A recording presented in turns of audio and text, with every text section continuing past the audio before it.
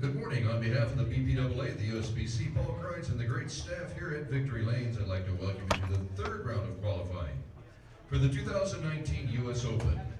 This is C Squad's third 8-game qualifying round. Tonight, after B Squad finishes its final 8-game round, our entire field of 144 bowlers will have completed 24 games of qualifying over the last 3 days of competition. We will then make the first of 3 cuts when the top 36 bowlers return on Monday morning tomorrow at 10 a.m. for an additional 8-game qualifying round. Then, after 32 games of qualifying, we'll make our second cut to the top 24 bowlers, who will return tomorrow evening at 5 p.m. for the first round of match play competition. The action continues on Tuesdays with 2 more match play rounds. Then after 56 total games of qualifying and match play competition, we will make our final cut when our top 5 players advance to the nationally televised championship stepladder finals live on CBS Sports Network. Please join us here on Wednesday at 8 p.m. when we determine our 2019 US Open champion. Now, I ask that everyone please join me while we honor America with the playing of our national anthem.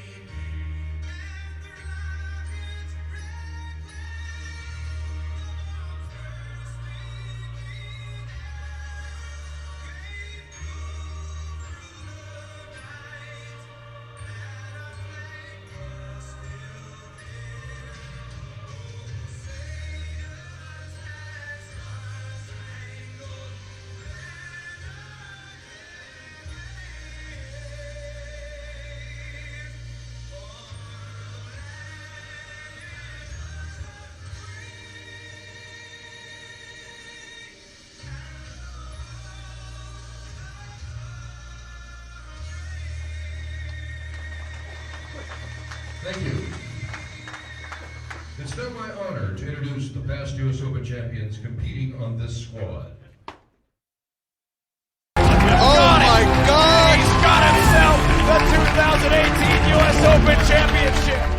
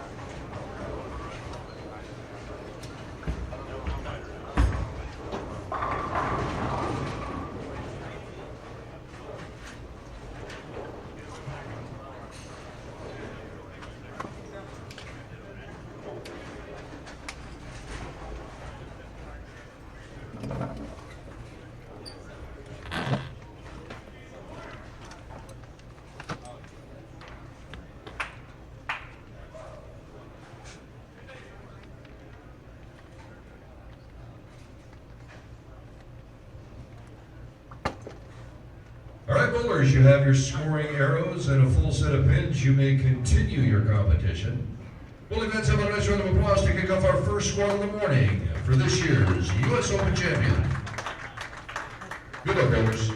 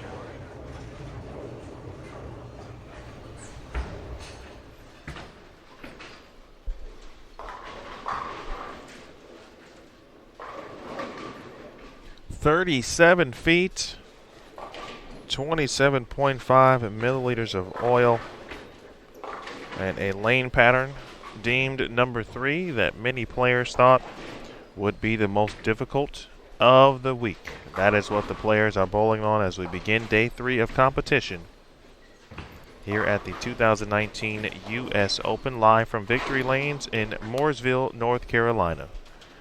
Good morning. My name is Emil Williams Jr. and joined as always by Daniel Farish. As C Squad is on the lanes, it'll be CAB, C Squad, A Squad, B Squad. Your 3 squads in order for the day. Of course, this is cut day as the top 36 will advance.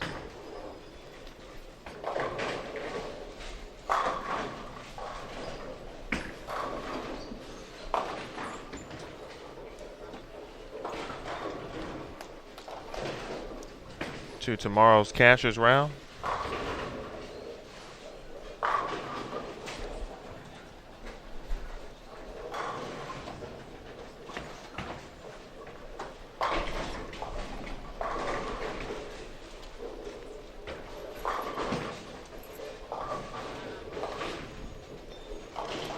We saw some, although the scoring pace not as high for some squads as we thought.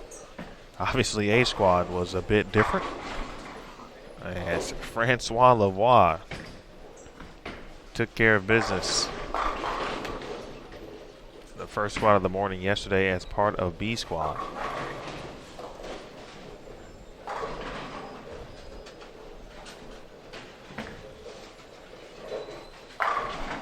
To capture the overall lead, of course, at plus 379, I believe his number, plus 368 during his 8-game block yesterday. Impressive stuff. Goes without saying. Almost equally impressive was what Anthony Simonson was able to do as well. Simon now in the books overall at plus 214. Jason Belmonte third at plus 195.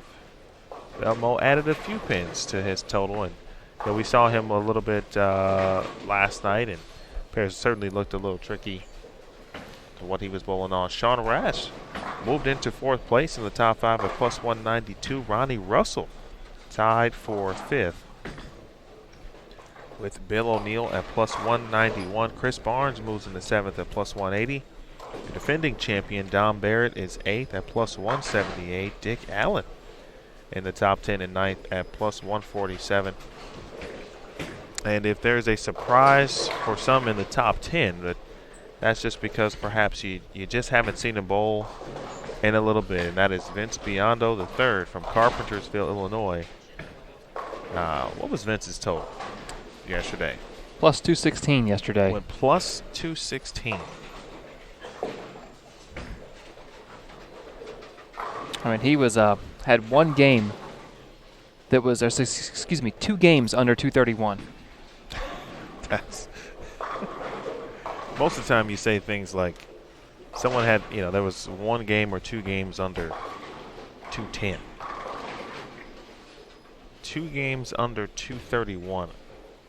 What a block for Vince Biondo, and then obviously great position to advance to the top 36 for another 8-game block, which will start tomorrow at 10 a.m. Eastern Time. The schedule does change tomorrow.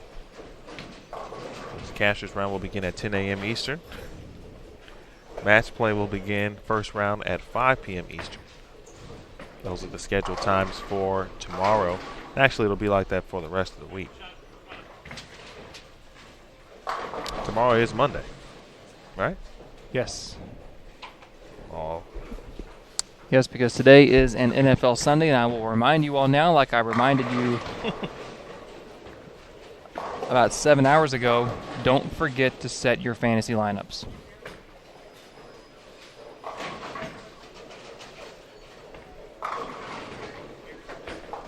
So let's look at your top 10. The cut to 36th after 16 complete games is Verity Crawley right now at plus 49, which is an average of 203.06. And Verity, of course, is on B squad, so she will be bowling the final squad of the night. I'll ask you quickly, Daniel, before we get into our players here on our featured pairs. Would you rather be the player who puts the number up, you set a number for yourself, and like this squad, for example, or would you rather be the player who bowls the final squad and knows what you need, et cetera, et cetera? I like to know what I need. Certainly, it's less stressful if you, let's say, go plus 200 in the morning to put yourself in a good position rather than feel the pressure or the stress of trying to go plus 200 at night. But I like the idea of knowing what I need and then going in and executing and hitting that number or exceeding that number.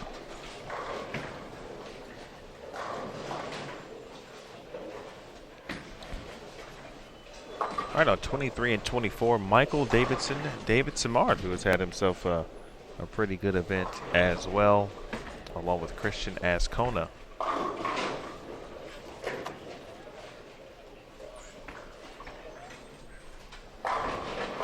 And Mitch Hupé. And on 25 and 26, Jesper Svensson, Greg Young Jr., David Kroll, and Tim Foy Jr.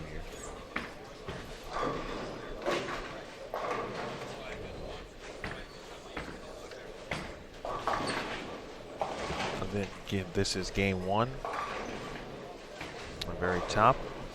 Good morning to you all watching on Bowl TV and Flow Bowling. Thanks to the PBA, their staff, as well as everyone at Flow Bowling.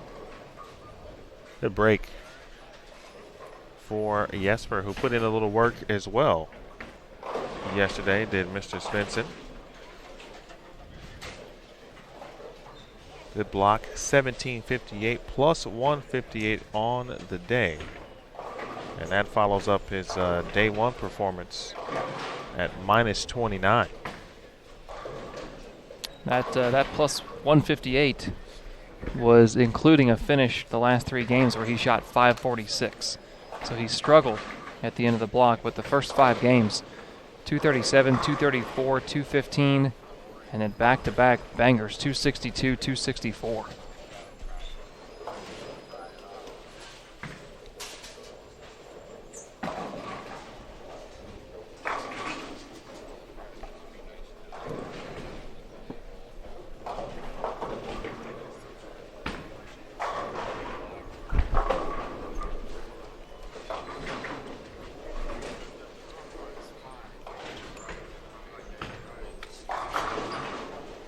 So this pattern, again, 37 feet, and again, we've talked about it a little bit, but when I watched some players bowl during the practice session, I thought, well, the outsides might play very well, but then I watched this morning's practice range, and I know players have said that they play a little different over there when they come over to the competition lanes, but I saw a lot of hook, and I know it's 37 feet. But there were already players kind of trying outside portion of the lane. Some were in, certainly. But any anticipatory thoughts, I should say, on what you believe might take place and how to be successful. So I guess 2 things. 1, what do you think is going to happen? And then 2, perhaps your detailed plan on how you might attack these lanes and how you expect the players to do so. Well, 1-2 doesn't really hook all that much, and it hasn't throughout the course of this tournament. They may just be a characteristic of the house. It may be something built into the patterns by Nick Hoagland. I'm not sure. But they don't have bounce off 1-2. When I say they, I mean the field. You might have a couple guys, let's use Ryan Simonelli, for example, heavy-handed that throws a lot of surface. Yes, he can bounce it off 1-2, but it's not the ideal place to play. That's more of a mistake area. You miss there, you're going to come in light type deal. But you don't really want to play 1-2. We haven't seen it work all week. What I would do if I was this field is there is a lot of hook out there, but I would try and work out breaking down 4, 5, 6, and then move left from there. You do have a little shape to the pattern in the middle, so there is a little bit of length built into the middle of the lane. Not a lot. It's 37 feet. But enough that you could break down 4, 5, let's say 4, 5, 6, 5, 6, 7, kind of between first and second arrow, really, and then just make a jump left from there. That would be the ideal way to break this pattern down. I don't know that urethane's going to work all that well as opposed to what my game plan would be, but we do see some urethane out there, more than we've seen all week, but not as much as you might think for a 37-foot pattern, because where they're trying to throw this urethane, it's hooking so much, it's difficult to get those balls down the lane on both sides of the lane. So my thought process, break down between first and second arrow and move left. But that's kind of how I would look at it if this was, say, a 5-man team or a 2 companion teams working together. This is a field of 48 players with 48 different interests at heart. So cooperation is not very likely.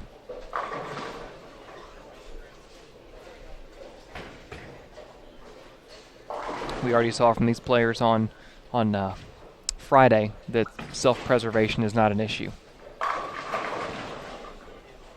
What do you mean? Preserving the pattern. Good.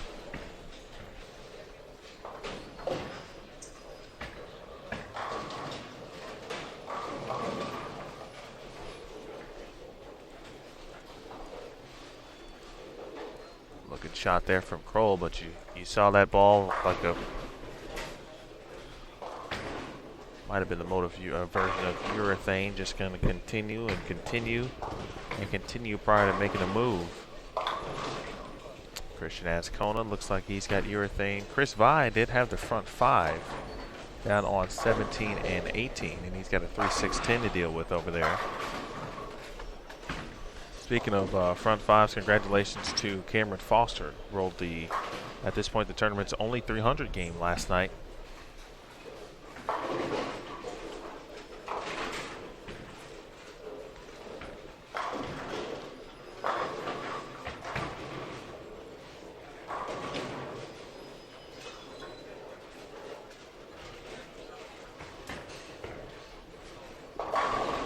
Over 2 hour left. Nick Christie with a little urethane.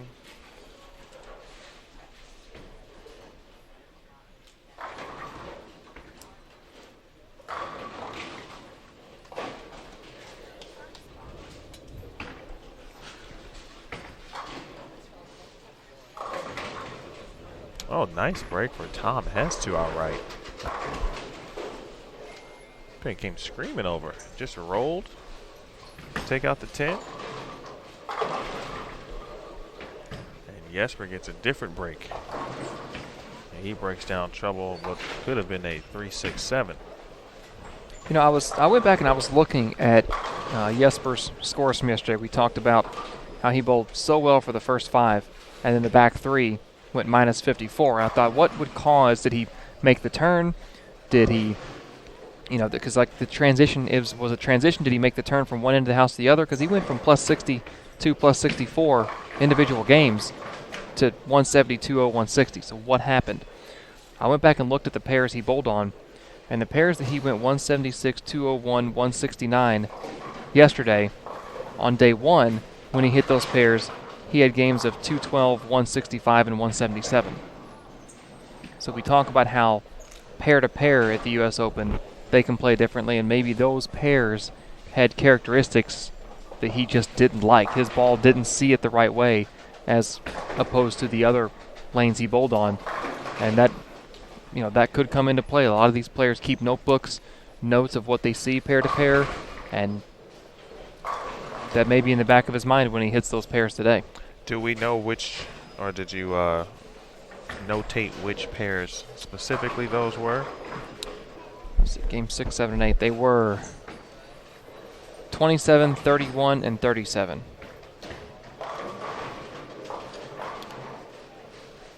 (27, 31, and 37). Yes. Okay. Well, I'll tell you what. Let's keep an eye on that. We'll try to remind ourselves. Looks like he's what, 30. And he doesn't hit any of those pairs today. How about that? that actually even helps to keep track even further, because you can completely eliminate those pairs, and obviously still different pattern, but those same characteristics, at least on paper, may suggest that, as you mentioned, there could be something on those pairs that just didn't vibe with what Jesper and his equipment saw or was trying to do.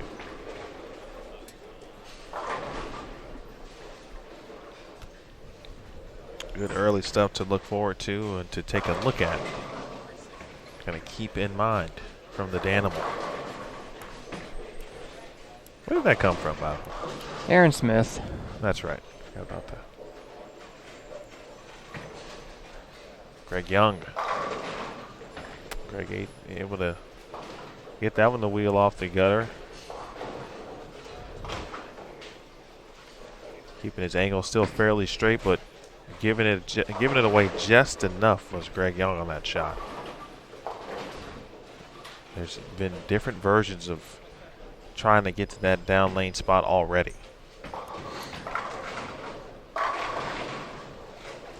You really have to, as a spectator, retrain your eyes, because I'm watching shots come off people's hands and I'm thinking, oh boy, that better hurry, and I forget that we're on a 37-foot pattern and we're not on what we've been on the last 2 days, where if you got it a little right, you just might as well turn around. On this, if you get it a little right, the ball's going to have a chance to get back, and you just have to retrain yourself to think, okay, remember, it's different pattern, different shapes. You've got mistake area in different parts of the lane. The patterns have gotten shorter as the days of qualifying have gone on. We went from 45 to 41 to 37. We're just speaking of distance. Yesterday's pattern actually was the highest in volume of the three on the 41-foot pattern. Today's volume 27.5.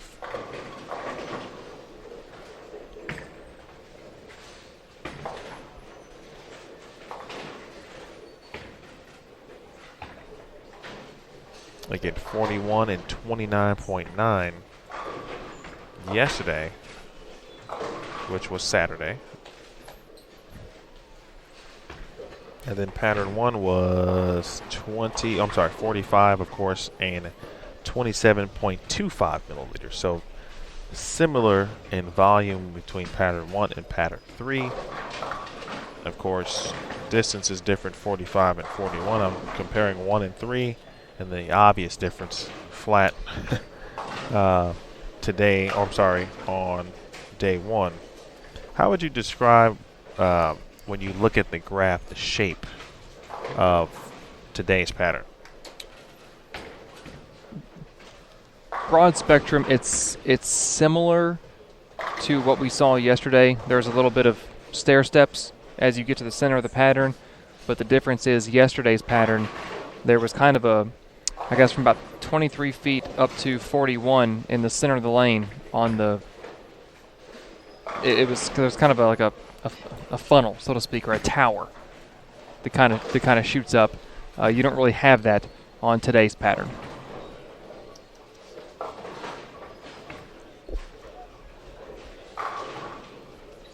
Which would indicate to me less hold in the center of the lane.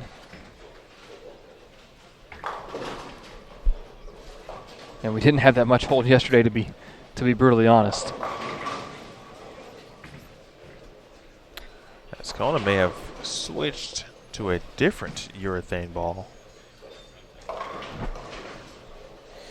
It looked like he might have been throwing a purple hammer a few frames earlier. That last ball certainly does not look like a purple hammer, No. so because he did start with one. You are right. If I had to guess, I'd say black hammer.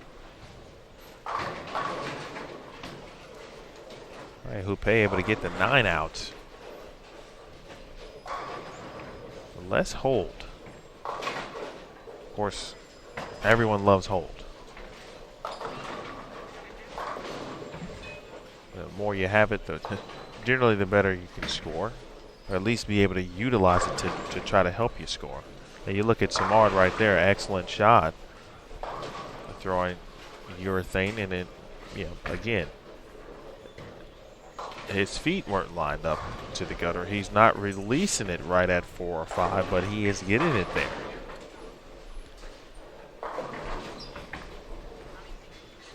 Talked to Brad Miller last night, and he expected to see a lot of urethane on the lanes today as well. Be sure to check out the pattern. Lower third, click.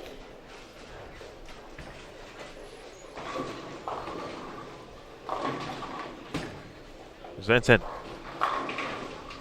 7 out. Covering up that open in the 5th frame.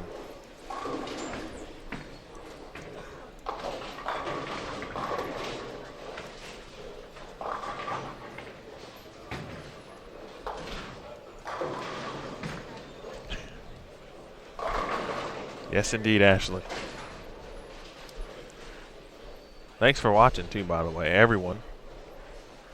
We've seen a lot of the same names this week in the chat, and at all times of the day as well. So we appreciate you tuning in. Thank you to Bowl TV viewers as well as Full Bowling viewers.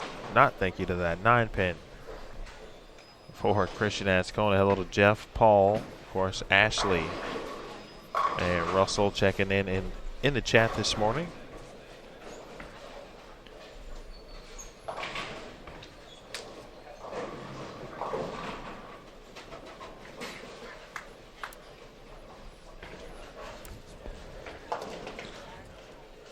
Just an early reminder, we do have some great giveaways planned for today.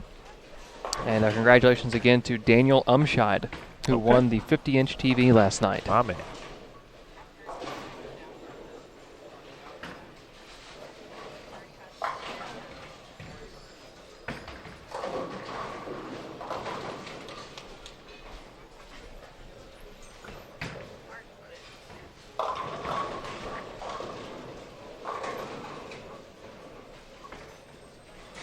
Watching Mitch Houpe, I feel he has thrown it better this game than what the score indicates, but I feel it's, while there's a couple of different ways I think you can get there, and we've seen that just from the bowlers on these pairs actually. But it is, in a sense, touchy. If you miss right or left, and you talked about the hold situation, and especially, thinking about one shot each when you get over to this pair. So, this is still relatively fresh. At this point, we're almost through game one. If you miss, if you just get a little too much on it at the bottom, I could see a lot of designs happen today. A lot of balls going through the nose potentially could spare for Hoope. We're going to see, I like the word you use, we're going to see a lot of designer splits today. I really gotten tired of seeing 2, 4, 8, 10s. And I don't think we're going to see too many of them today.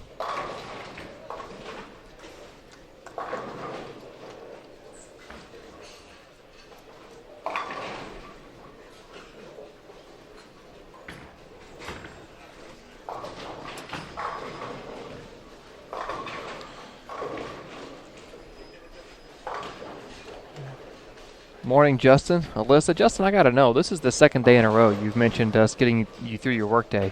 Why are you working on the weekend, man? I got to know, what do you do? If you can share. Yeah, if you can share. Chris Vi is going to be in the 270s to open up this block.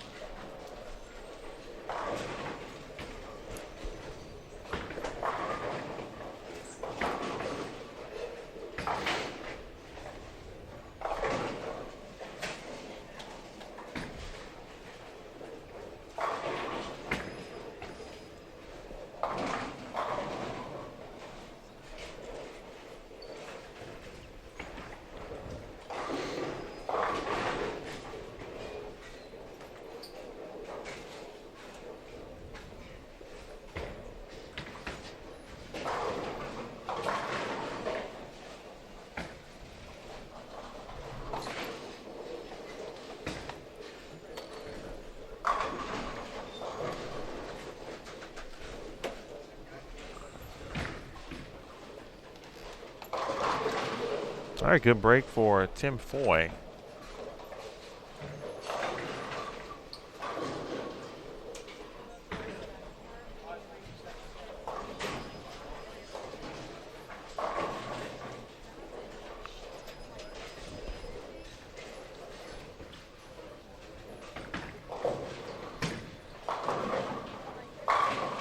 Mitch made the switch to urethane on that shot. Moved way out on the lane. It's like he's been fighting that resin ball to keep it off the head pin the entire first 9 frames of this block.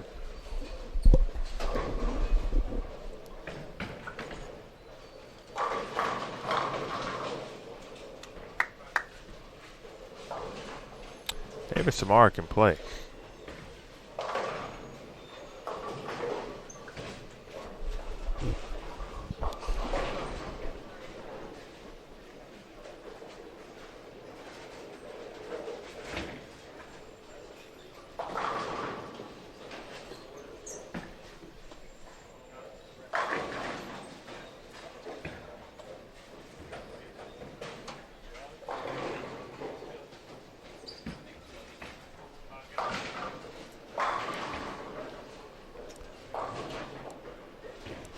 .277 officially for Chris Vi, game 1.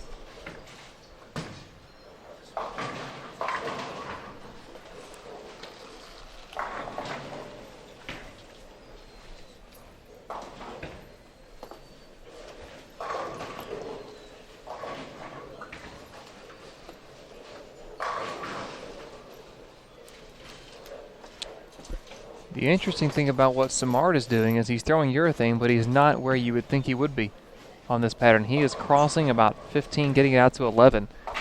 He is 7 boards further left at the break point than where you'd expect someone to be if they were trying to throw urethane on this pattern. The only issue he's going to have, at least from the get-go, is that when he misses, it's going to be a big miss. Meaning the result is going to be bad. It might be a small miss physically, but the result is going to be ugly because of where he's at. But when he does hit his target, that ball change there, that didn't look bad. Switched to Resing, moved a bit. Looks like he paralleled right a little bit.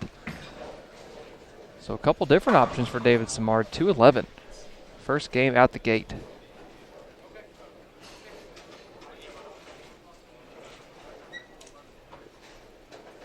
Simard was in 22nd overall coming into today at plus 79.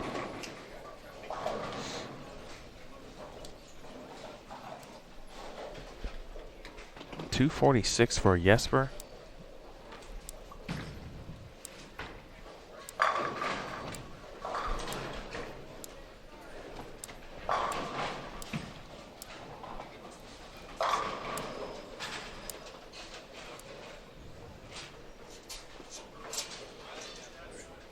Greg Young shoots .213, Tim Ford .197. Kroll .150. That .213 for Greg Young, his second highest game of the tournament.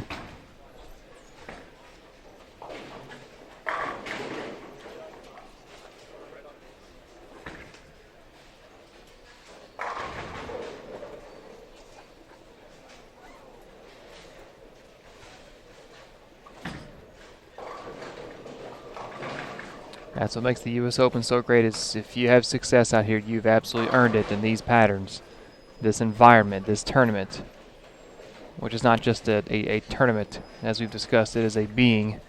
It is a living, It's a living being. breathing thing. It can turn gods of bowlers into mortal men.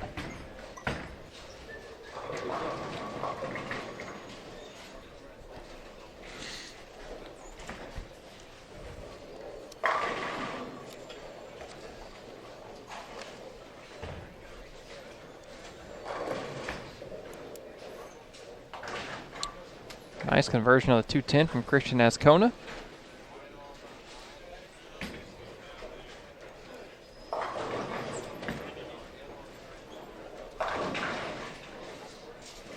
And Michael Davidson finishes out 192. Good finish considering the start. Gutter 7, split 1 on the attempt. Take a look at our guests for game 2. Jim Pratt, Michael Martell, Rhino, and Alex Cavaniero on 23 and 24, 25 and 26. Chris Vi, as we mentioned, just shot 277. Anthony Lavery Spar, 222 the first game. Jim Price and Thomas Larson.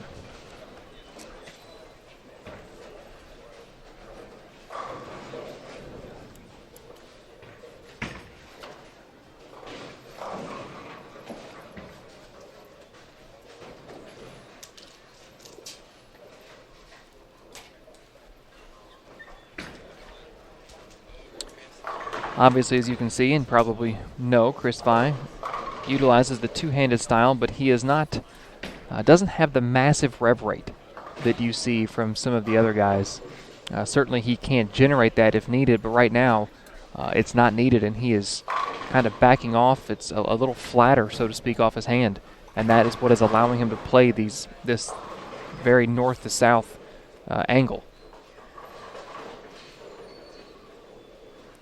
Justin, I work for a ticket company in Chicago and switched with someone, had to pull in some OT. Okay, well, if you're getting paid overtime to sit and watch Bowl TV. I was going to say, well, shout out to your bank account. That's what's up. Yeah.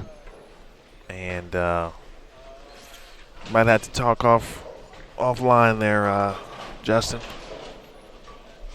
2 words stood out there: tickets and Chicago. Oh, well, yeah.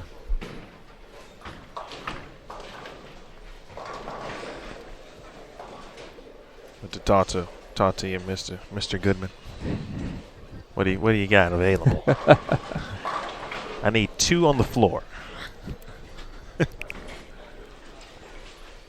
Hey, we talked about January 28th, Spurs at Bulls. Yeah, we could definitely take a look at that for sure. Better to take a look at it now. One, so I could put it on the calendar because my little guy keeps me busy these days. Game 2 official. Great shot by Rhino there. 158 the first game. Happened to glance down when he was up in the 10th. I saw a couple red frames and one missed spare, and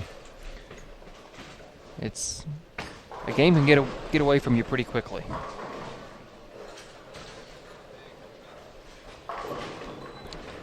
But Rhino did have some pins to play with. Not that you want to, give away too many.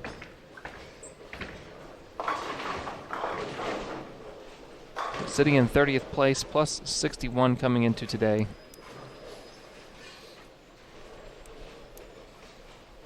So just about all the pins he had to play with, he gave up first game. So it's going to be a long 7 games of grinding and trying to exploit some of these patterns, some of these pairs for Rhino. Chris Vi, however, got one just a little bit right.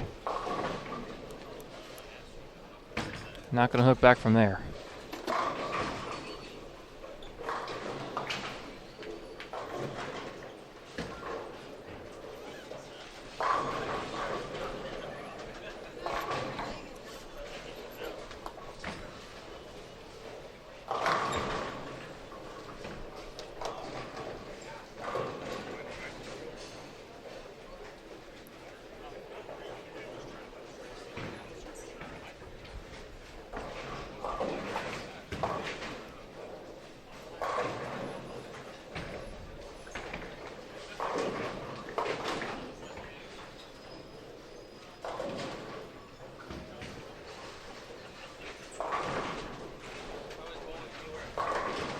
As you guys are watching, let us know any early questions. We touched on the lane condition this morning. I got Daniel's thoughts on that, and as we get a new pair, or a new cross, I should say. Wow.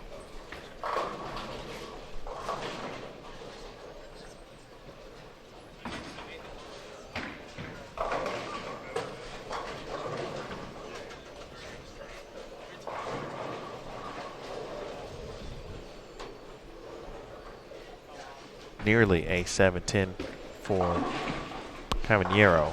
Thomas Larson.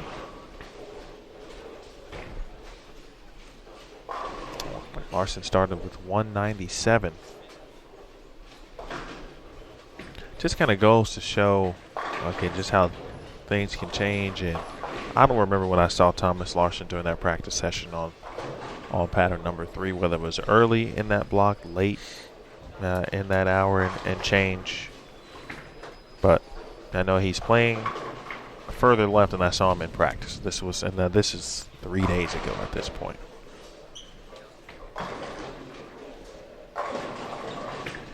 So when you formulate your ideas and your game plan, and then you go spend, a good half hour on the actual practice range prior to competition, and get a good look at what the field is potentially going to do as well. Might change maybe slightly or alter your game plan just a little bit in preparation. You certainly don't want to do too much thinking. Wow, that ball hooked immediately. Yes, it did.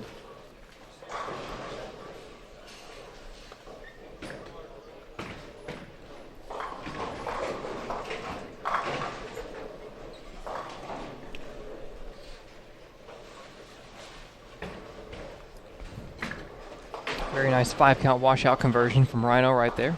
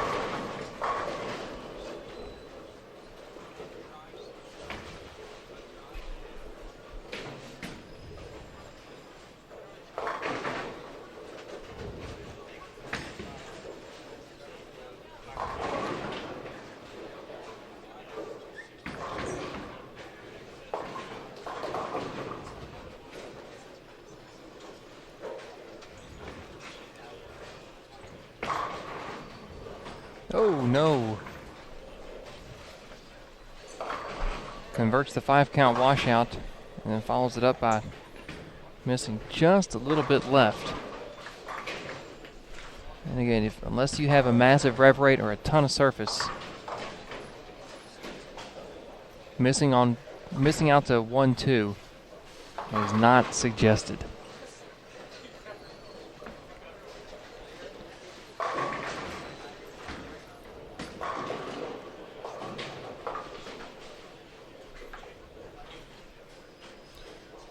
Well, game 2's already, I think, teaching us a lot here, just in regards to how fast these lanes just might change today.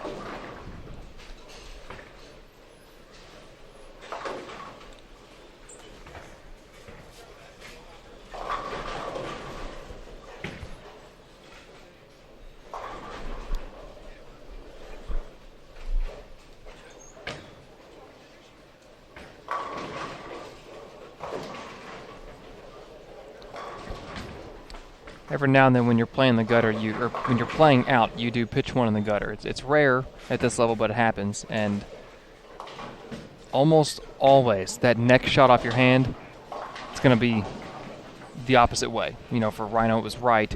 If you're a right-hander playing the gutter, your tendency is, okay, make sure I don't miss there again, and then you miss left. You miss in.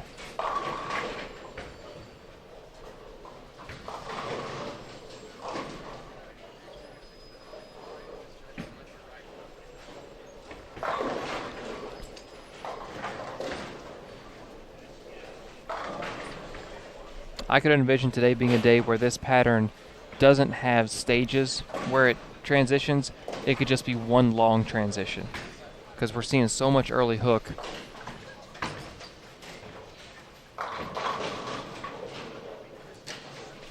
And guys can't play right on it. As a broad overview, the field can't play right. So they're just going to keep moving in and blowing up this track area, blowing up the middle of the lane. Heads are going to be gone.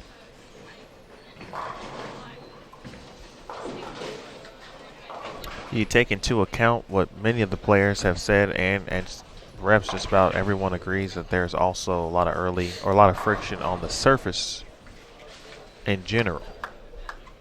You take that to account. How much does that then add to what you're discussing here? It's just another variable. It's another check mark in the this pattern's going to hook box.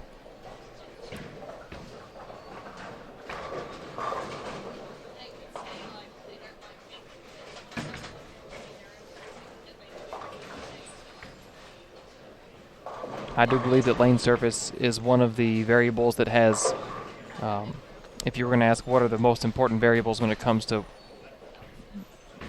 guessing how a pattern's going to transition or how it's going to play, lane surface is one of the top 2 or 3. Because I've seen patterns on surface A that just do not hook, flat do not hook. And then you put them on surface B and guys have hook 2 games into a 5-game block.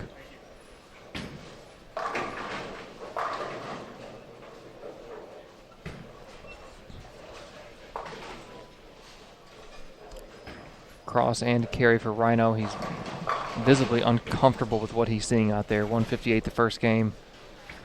Flush strike in the first shot, in the first frame this game. PBA washout, converts it. Gutter, Brooklyn, Brooklyn.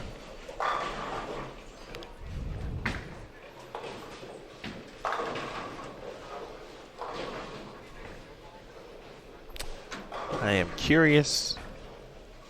I want to be Chris Vi right now, and just kind of wondering what the moves might be for him. Not only this game, and it could just be this pair. Because we've talked about pair to pair, certainly different. But that some of that early hook that he's seeing and how he is going to attempt to navigate.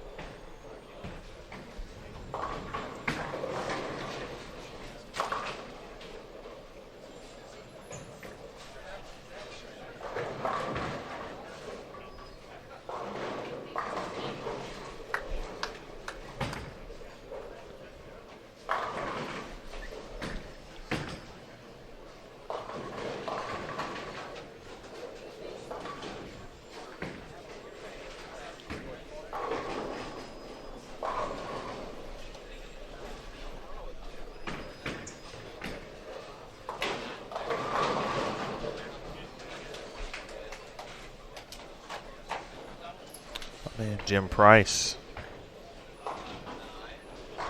Strike, 9 spare, 9 spare strike. Michael Martell. I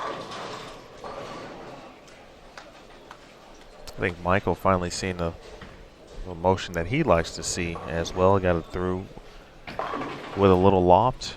I know that's something that he has in his game. Nicely done. How did you describe Vi's role so far today? You mentioned earlier was... It's, you know, obviously he's a two-handed player, Right. but he's not creating the rev rate right now with this two-handed style that you might see from a, let's say, Kyle Troop. So it's allowing him to stay a little bit further right. And I haven't watched Chris bowl a lot, but from the memory I do have, I know that he can create a higher rev rate than Sure. what he's generating right now. So I think he's a little flatter off his hand, just taking some hand out of it, so to speak, and trying to help himself play those straight angles. Worth noting on 17 and 18, Caroline Thazier on the front 6.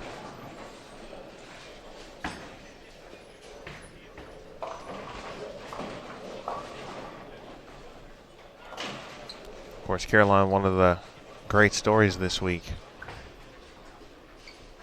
The U17 Junior Gold Champion just a few months ago in July.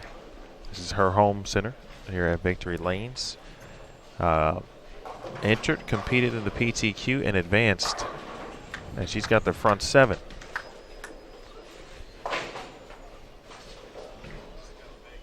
She was the final spot, 53rd.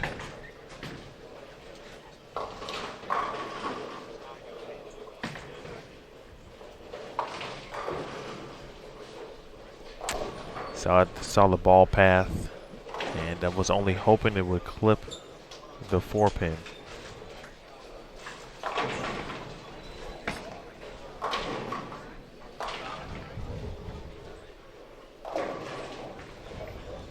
Speaking of Rhino Page in the 5th frame, Rhino got some work to do here to try to save and salvage here game number 2. Again, 6 channels, 15 through 18, 21, or excuse me, 19 to 22. We are here 23 through 26, then 27 to 30, 31 through 34, and 35 through 38.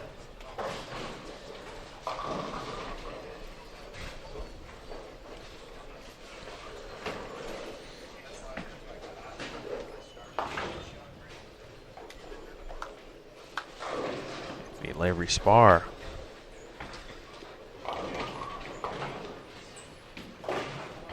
And probably just a hair right as well down lane. But double 9 spare double. I'm now hoping to take care of the 2-8 here. Decent start from Lavery Spar. Michael Martell. And slowly but surely looking to get comfortable.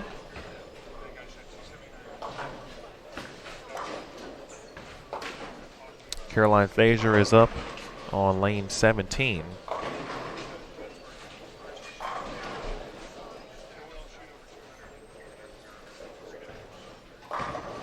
High flush. Out there getting it done. Last 2 shots we've seen have been just dead nuts. I mean, boom, boom.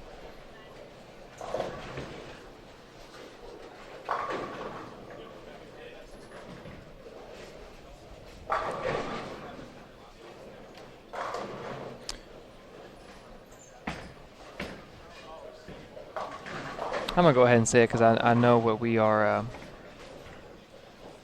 what we're talking about down there. You've shot 300 before. Yes. What point in a 300 game do you get nervous? Well,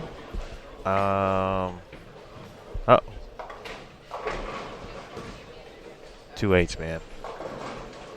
So difficult If you make them on this, it's a double. on these conditions.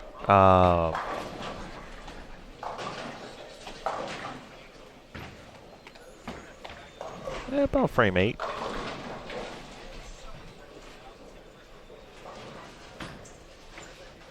Now, considering I only have one, I thought you had more than that. perhaps I haven't been able to You've taken time off, obviously. continue my still. nerves, keep them in order.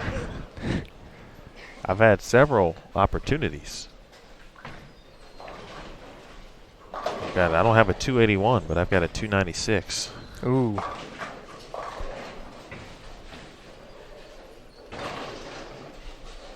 I got several 280 games, as in, 87, 88, 89.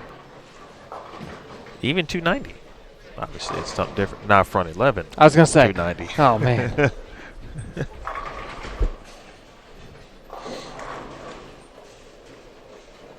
We got to get you back on the lanes, man. Yeah, I'm overdue. Push.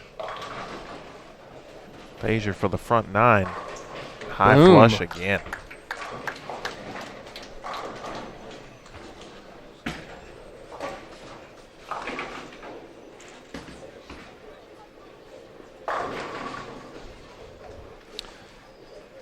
All right, take a look at some scores after game 1 this morning. Top 5 in the house. Based on this block. Chris Vi, 277. Jesper, 246. Wes Malott, Big Nasty, 246. Caroline Thaser, 238. And Ryan Burks, 226. Now look at the field. Dom Barrett, 177. Jesper Svensson, 175. Chris Vi, 143. Vince Biondo, 127. Fifth place, Thomas Larson, plus 98. Sixth place, David Samard, plus 90. Kyle Troop, 69 over. Christian Ascona, 57 over. Anthony Lavery Spar, 25 over. Rhino Page in 10th at 19 over. And the only other player plus in the field, or in the squad, Packy Hanrahan at plus 15.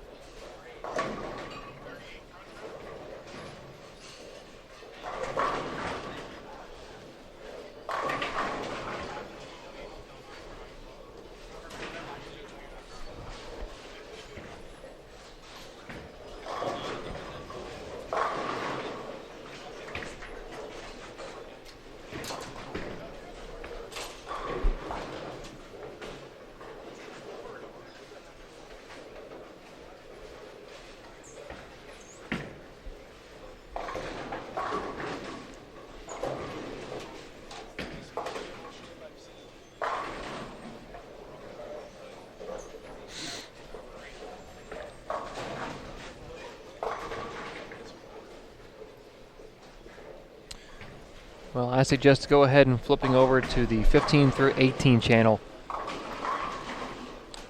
as Kevin Williams delivers his fill ball,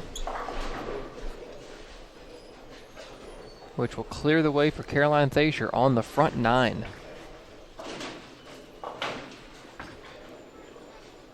Third player this week we've had generate the front 9 strikes. Fourth player, Anthony Simonson. And the front 10, 4 count through the middle for a 281. Thomas Larson had the front 9, left a flat 10 in the 10th. Of course, Cameron Foster last night finished it out, 300. Now Caroline Thaser in her home city and her home house trying to do the same thing. She needs the first right here in the 10th.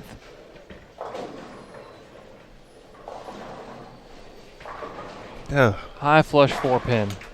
Good shot.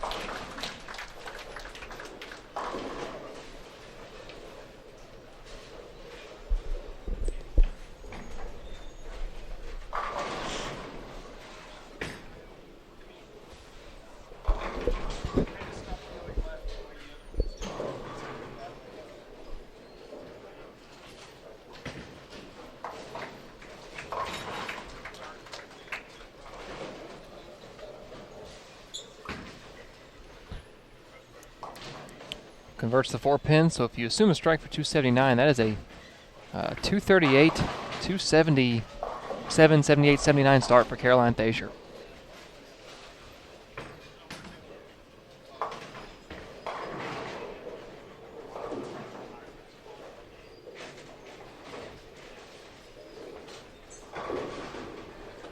Wait, say that again? 238, 277 start.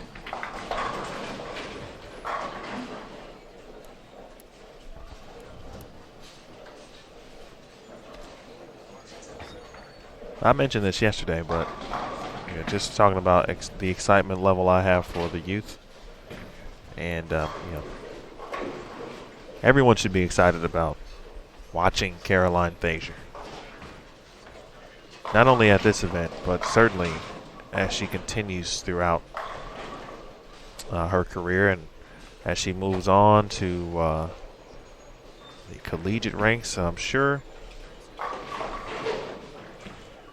And then, if she's bowling this event right now, I guess that she probably wants to be a professional at some point in her lifetime. I think that's a good bet.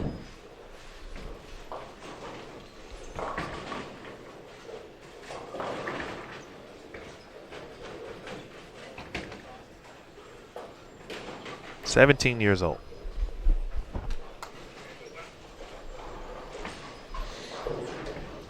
Second youngest competitor here this week.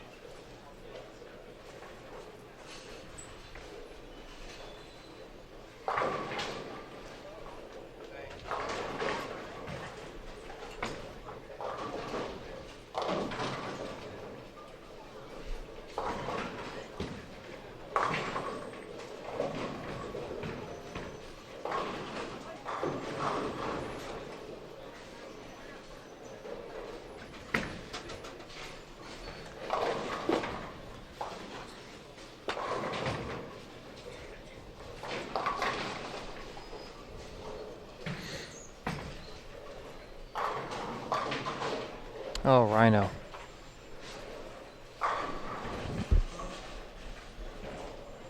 Certainly developing into that kind of game, unfortunately, for Rhino. Thomas Larson. When Thomas has struck, he has split the 8-9 each time. Haven't seen the splits, but 2 splits in frames 3 and 5, which have been on the right lane. Well, he was your pick a couple days ago. Or was it early yesterday? No, I was in once I watched him practice on this pattern. I thought he could really have a good day.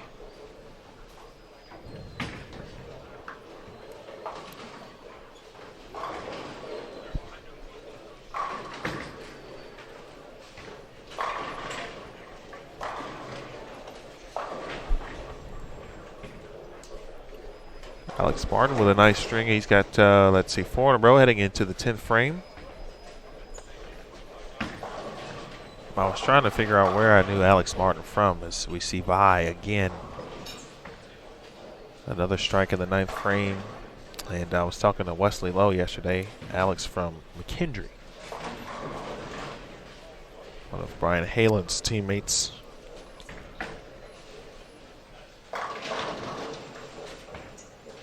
Whoa.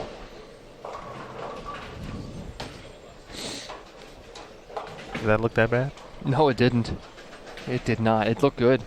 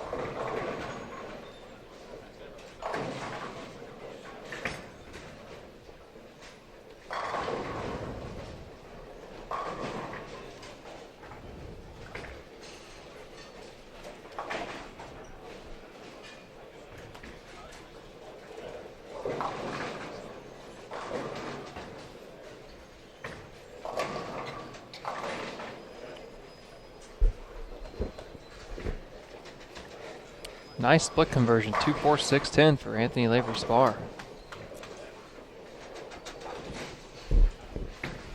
Gives himself an opportunity to stay, to get plus for the game.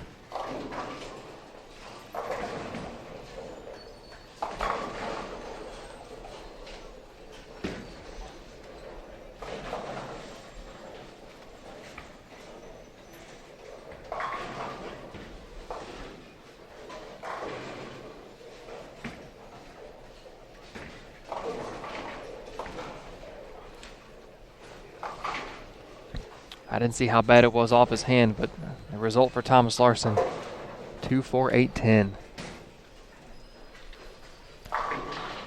The right lane has been where his splits have been on, and it got to be something there that obviously is not jiving.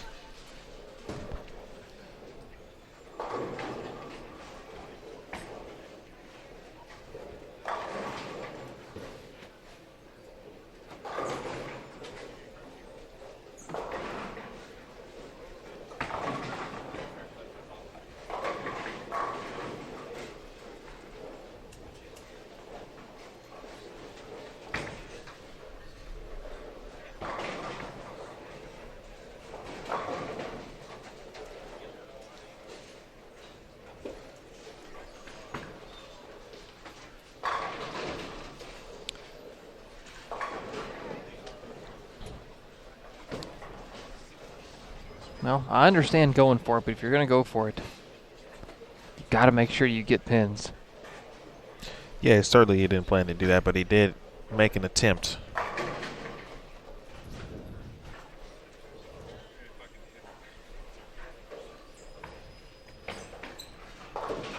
So Chris Vi can finish this thing out. Good spare there for Anthony Lavery Spar. The last few frames for Anthony troubling and battling a few splits as well.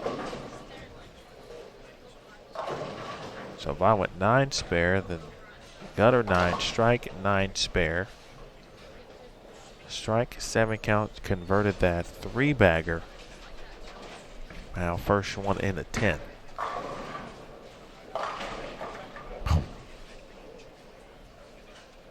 Nearly a good break, but he does break down what could have been a 3-9-10.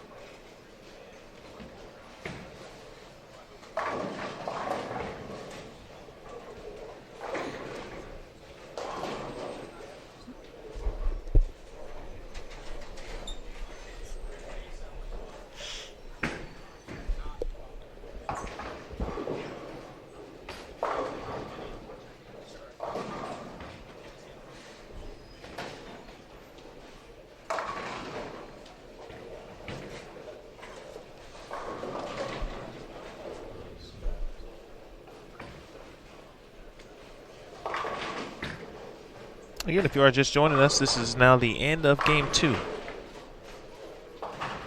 Day 3 C Squad, first squad of the day. We're going C Squad, A Squad, B Squad in that order today. Uh-oh. Big uh-oh.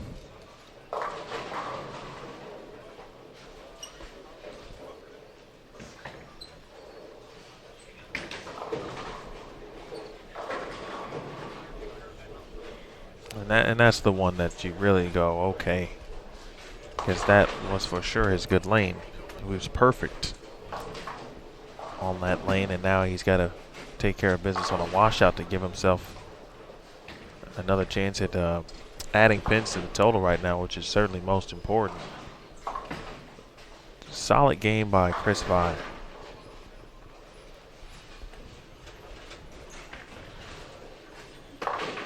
$197, $192 for Anthony Lavery Spar. Nicely done. Huge, huge spare for Thomas.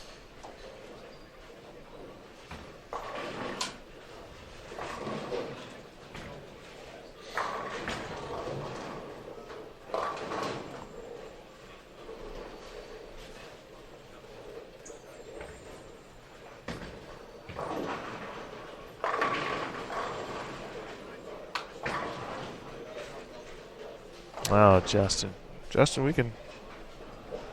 we'll have to talk about the Bears. We'll have to get together. We'll have to do that, man. Rhino. Oh, he worked probably through about at least 3 balls this game, maybe 4.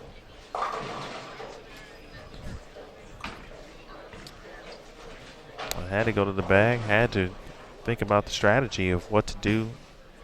He had to get himself comfortable again as he moves on in this event, moving to game 3.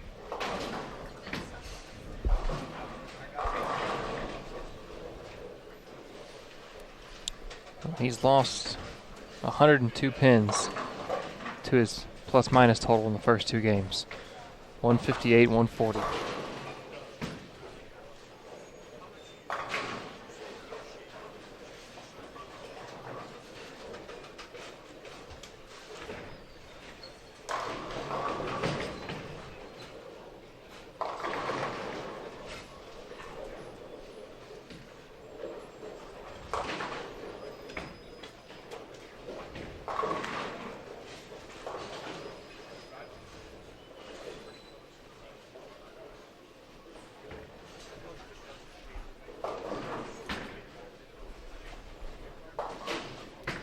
Jim Pratt, 3610 to handle, 183 for Jim Price.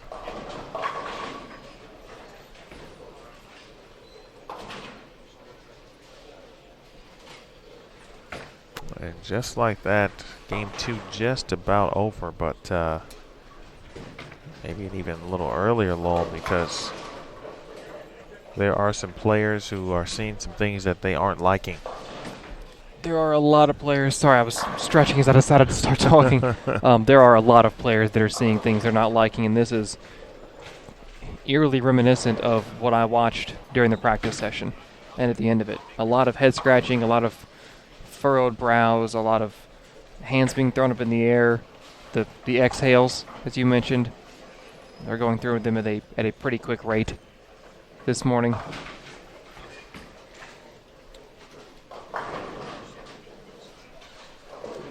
I'm looking.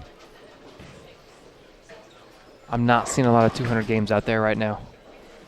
I'm not seeing a lot of players plus.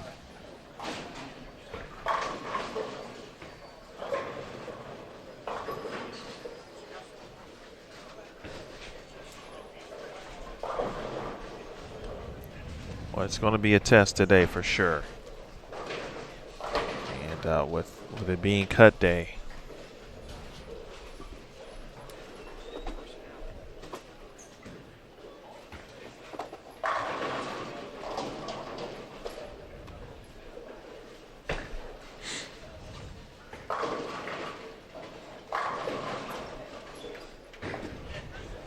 I'll tell you, one person who's not having too much trouble early is Caroline Thaser. She has moved to 19 and 20. 6-pair strike. No, she is. She's very much in the nothing to lose camp. Just come out, have fun. No pressure. You know, you don't. In Caroline's position, you don't have to worry about, I didn't cut a check and didn't make a hotel bill. Don't have airfare. I mean, you're at home. You're in your home house. There's, you know the staff, smiling faces everywhere. It's a very relaxed environment.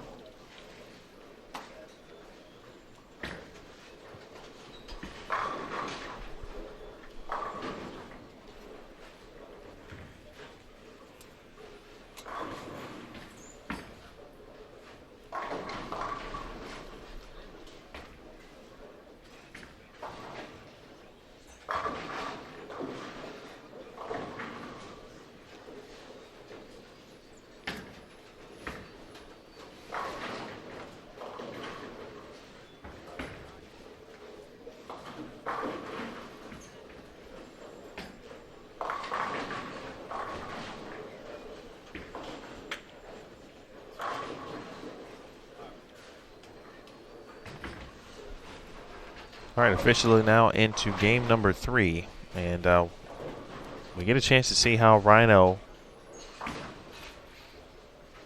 will handle this game 3 and see what this pair will present by way of challenges here. You watched them obviously in game number 2 next door.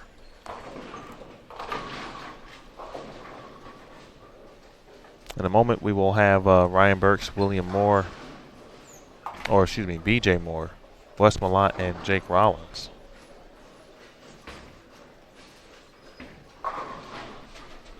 They are on 21 and 22 and finishing up.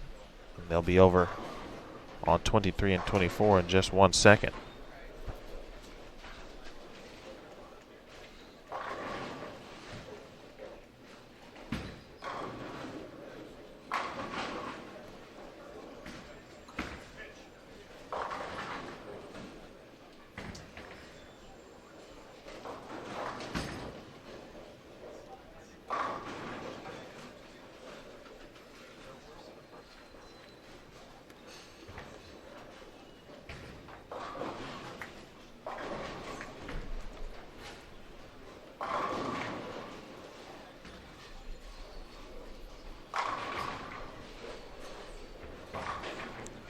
Good info, Chris. Keeping track of the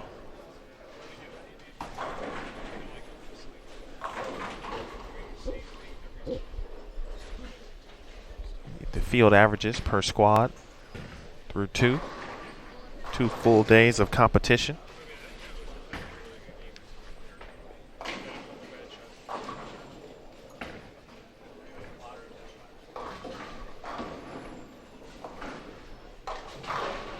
Nice shot there from Cavagnaro. Now he's made a ball change on this pair.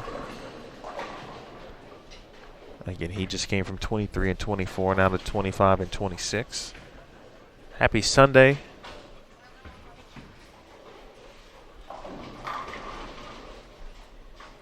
Last Sunday I was in Wichita, Kansas. Doing the same thing I am doing now in a bowling center, watching at that time the best collegiate athletes.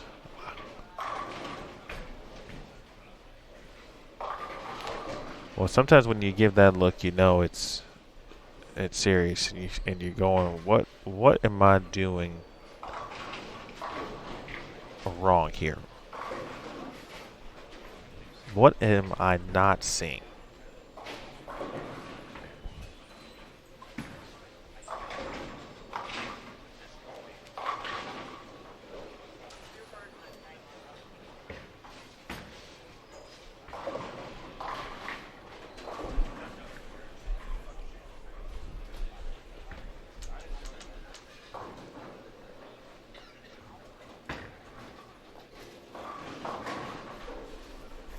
It is moving day, ladies and gentlemen. It doesn't mean that it's just a move toward the number. Sometimes, and unfortunately, it can be a move away from the number, out of the number.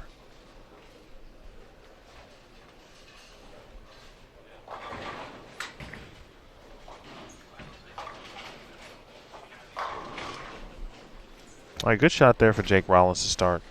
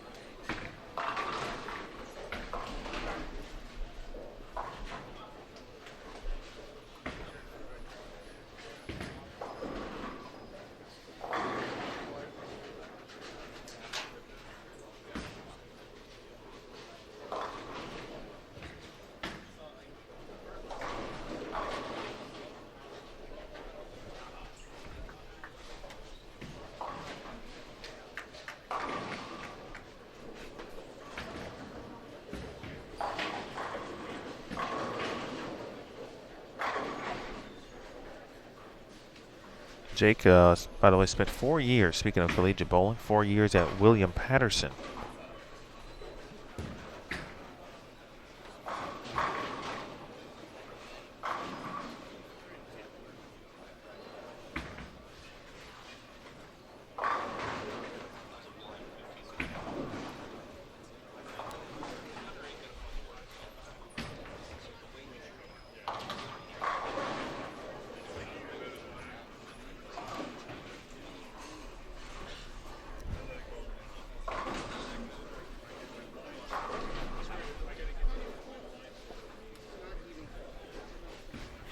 Jeff, I see you. Good morning. Hope all is well in Meridianville, Alabama.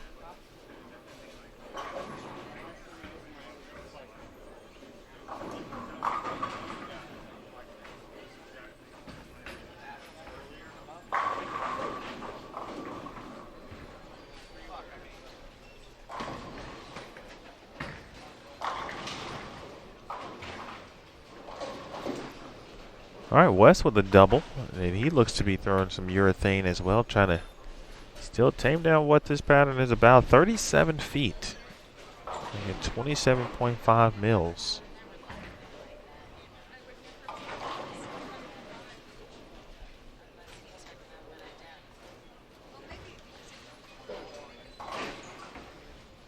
Uh-oh.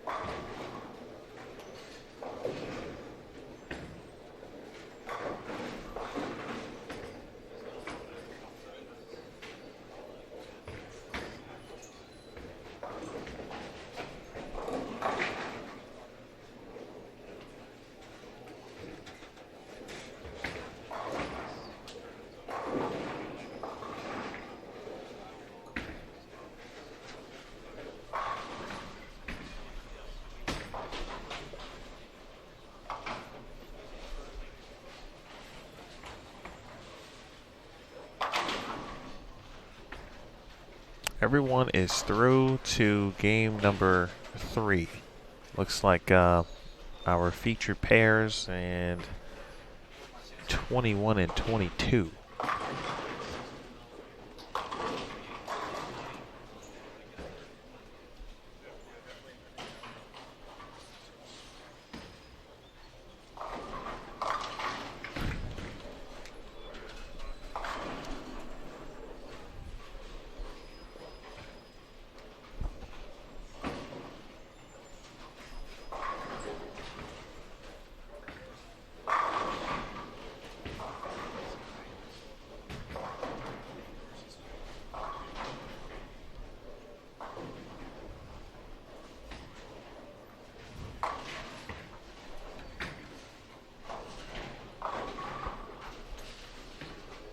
Seeing someone with the front 6.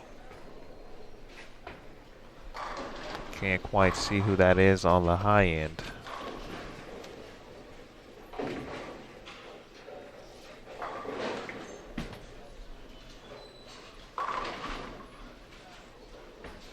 Looks like it's 35 and 36. It is, I think it's Jesper.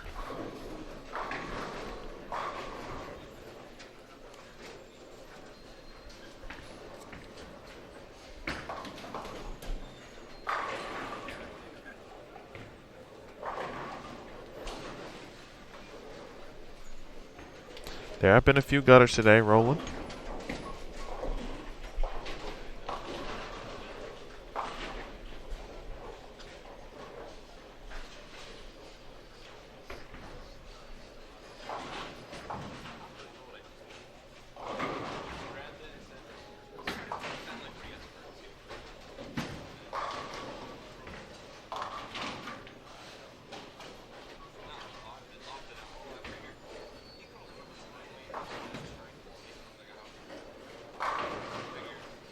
Yvonne, thank you very much for tuning in. Bill, hello.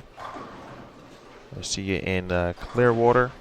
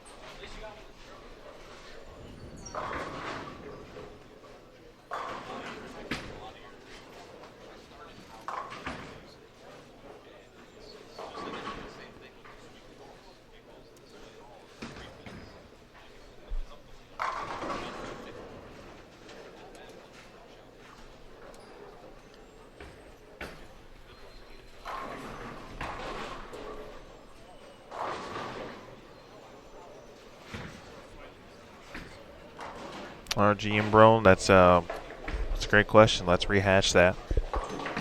So today, 37 feet, 27.5 mils. And, well, from the behavioral perspective, I know, Daniel and I talked about this, and we'll get into it here right now. I thought from the practice session that we'd see more players playing out. But when he was watching the practice session, and I'm speaking of all the way back to Thursday at this point, he watched what we're seeing now, which is the players, the story is on the players' faces right now. It's unquite sure, maybe some false reads, but it looks like there's a clear blueprint. But then you go and do something you think is right, and it's not right. And so, since now we are into Game 3, Daniel, your thoughts coming into today again, and then now since we've got 2 games on this pattern, what have we seen? What I saw during the practice session was a lot of hook on both sides of the lane. When the right-handers tried to use urethane up the gutter outside of 5, it didn't look great. They couldn't really control it out there. And then when they tried to move in from that and shape it, you really can't shape urethane. You can't throw it away from the pocket, because when you do, if it picks up too soon, it faces up from that point in the lane and just rolls from right there. So if it doesn't face up when it's pointed towards the pocket or headed the right direction, then it's not going to carry. It's gonna be ugly. It's going to be no different than throwing a resin ball. It's just a different kind of bad. So what the right side should have done is, again, perfect world, start on top of, I believe, 6, 7, 8, and just migrate in from there. This pattern has some shape built into it, and the great thing about how talented these players are is they can break patterns down to make them from being difficult or moderately difficult to easy. But this field didn't break this pattern down. They've started all over the place. The left side just had a lot of hook from the get-go during the practice session, and I talked to a couple of left-handers about that. They were like, yeah, urethane hooked a lot. It was difficult to keep it on the left side of the lane. Certain players like Jesper, like a Gene Perez, guys that really get around it and create a lot of rotation, might be able to have some success looping urethane, and Jesper has this morning. He's looked pretty good so far, and I want to see what Gene does later today. But even throwing urethane up the gutter on the left side was inconsistent at best. And I think Alex Cavagnaro has a good hold on what this pattern's doing right now. I think he's playing them correctly. Cross between 15 and 20, get it out to 6, 7, 8, and just move in from there. That's the best way to play this pattern. The back ends aren't going to carry down all that much. They're going to stay fresh. So as you start to migrate in, you shouldn't have an issue, especially these players with how heavy-handed they are and how much, how strong their ball rolls are, and how high their rev rate is. They shouldn't have a problem getting the ball to turn the corner. The back ends should stay clean. This pattern is hittable if it's broken down correctly. If it's not broken down correctly, it's a mess. And we're kind of seeing the mess side of it right now.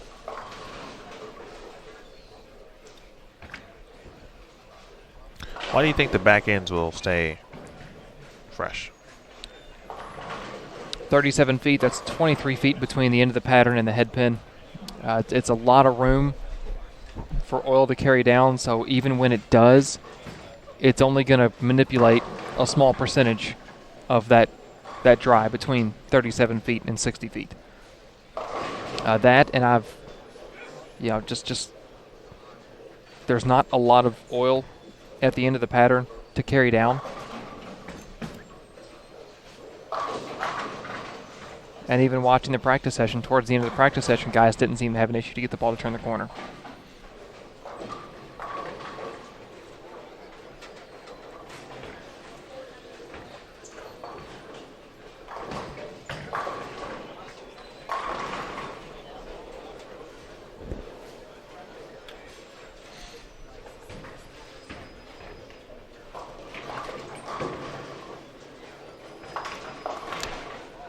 was a good move, it looked like, from Rhino. And I think he might be inching closer and closer. Sometimes you don't see it as clearly as you'd like, and certainly quick enough or early enough.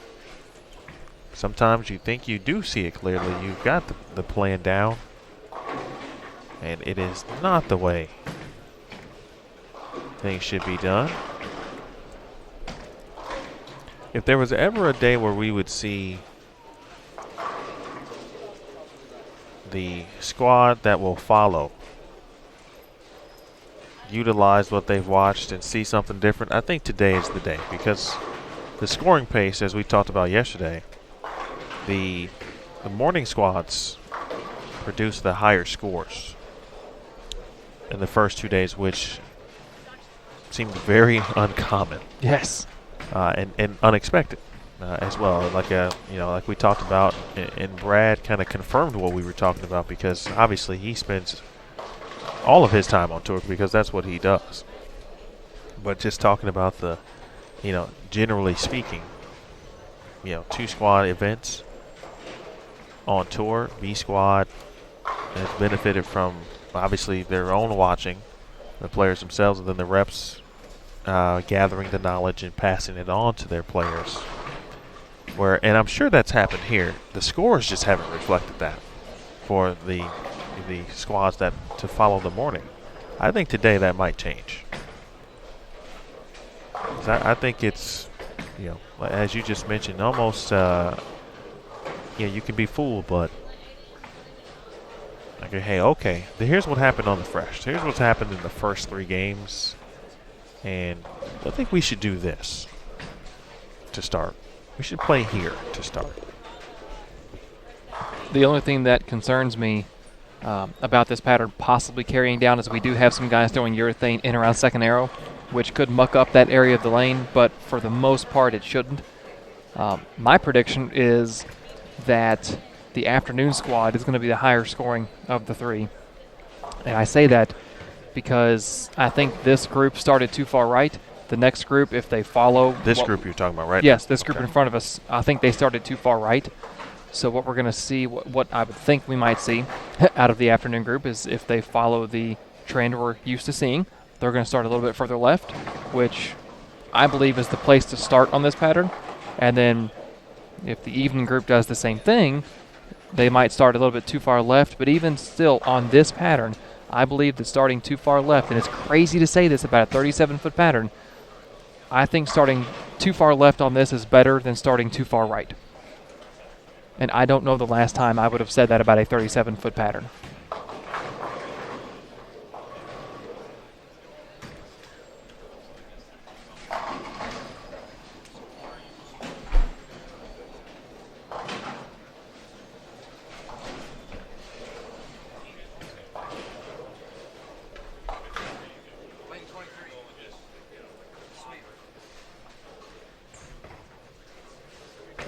Oh, Wes. Now, you don't have a lot of slide, if I remember correctly, on your approach. Correct. Could you do that? Yes. Okay, see, with my slide, I can't. There's no way. Yes, I could have stopped. Wes saw the sheen come down. Oh, is that why I stopped over on 23? I'm almost positive. I think you're right.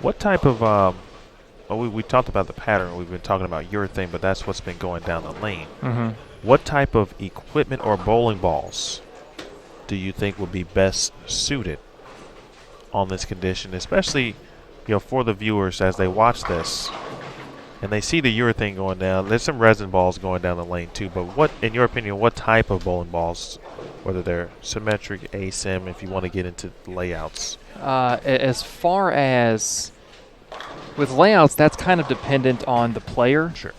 Same with core shape. I prefer throwing symmetrical stuff. It's a motion that makes sense to me. And other players like asymmetric. So really those two things are kind of up to your personal preference. But as far as what type of bowling balls, because the back ends stay so fresh, you can use something that, who are we talking to yesterday? Was it, I think it was 2 days ago, it was Rob. He mentioned bowling balls that have a slower response, which means they're not going to give you that big jerky motion. Sure. So bigger balls, stronger covers, maybe stronger cores, and you could kind of stay with those as you move in. If you start to lose the motion or lose carry with one, if you have to make the big jump, you could ball up because you don't need that ball that is going to skid jerk. You can use something a little stronger because the back end stays so fresh, and you won't have to worry about giving up that motion in the middle part of the lane,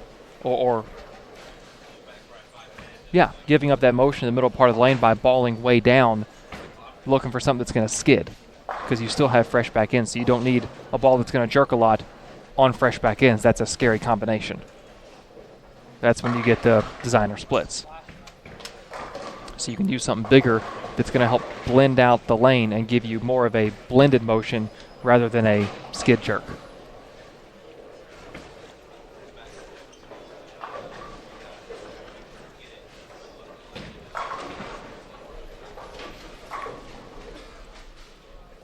Well, you talked about Alex, and he's got a very nice game going. He can get to 239, and I think one of the keys we talked about, we've seen a lot of multi-pin spares left on the deck, a lot of splits, but only single pins are Alex's non-strikes. Generally meaning you've got a good handle on what's happening.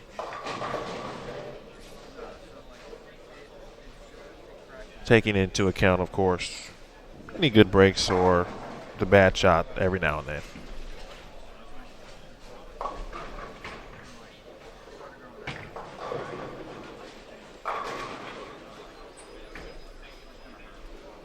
I think Chris Vi has just been really consistent so far. He started big, 277, so that allows you to kind of be a bit freer and with some pins to play with in that regard. Comes over to 25 and 26 and shoots a very nice 197.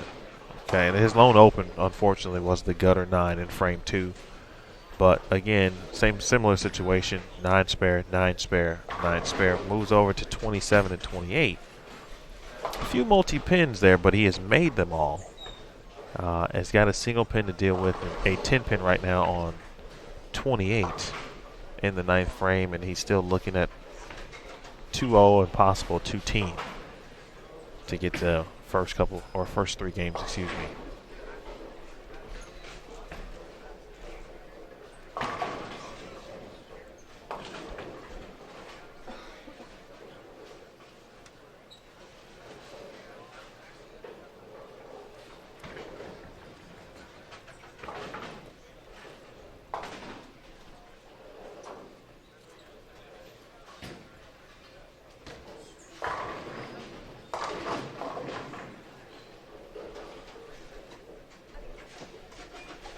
Emil Williams Jr., Daniel Farish, Game 3, U.S. Open, moving day. Final day of qualifying. Thomas Larson, just to our right, he's on 27 and 28. He can double and get into the 250s. Jim Pratt was working on a 3-backer and leaves a 10 pin. And that urethane for Jim. Sometimes it's kind of making the corner. That time it kind of stopped and you saw it kind of deflect and leave that 10 pin.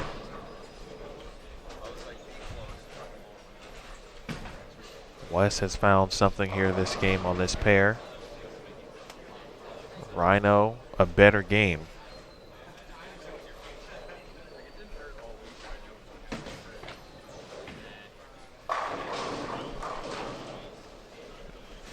didn't get a chance to see where that ball crossed. That ball crossed left of 15. It got out to about 7-8.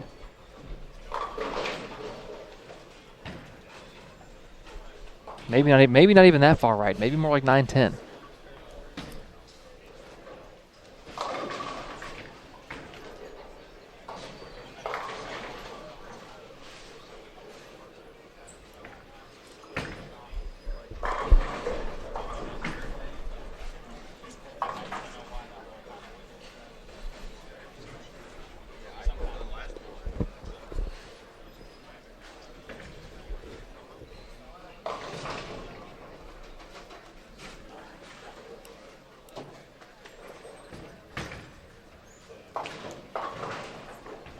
What's going to get players in trouble is watching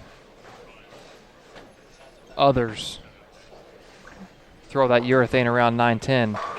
Great shot by Alex there. First one in the 10th puts him in the 220s. Because you have to have a certain amount of touch to throw that urethane in around 15, as we see West just cuts one short. Ball had no chance.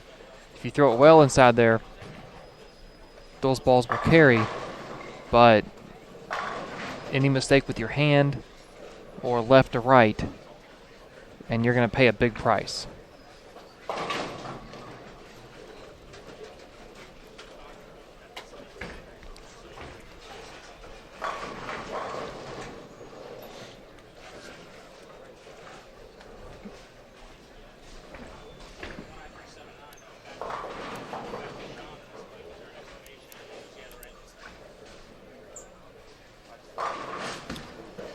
Can't put it there, Alex.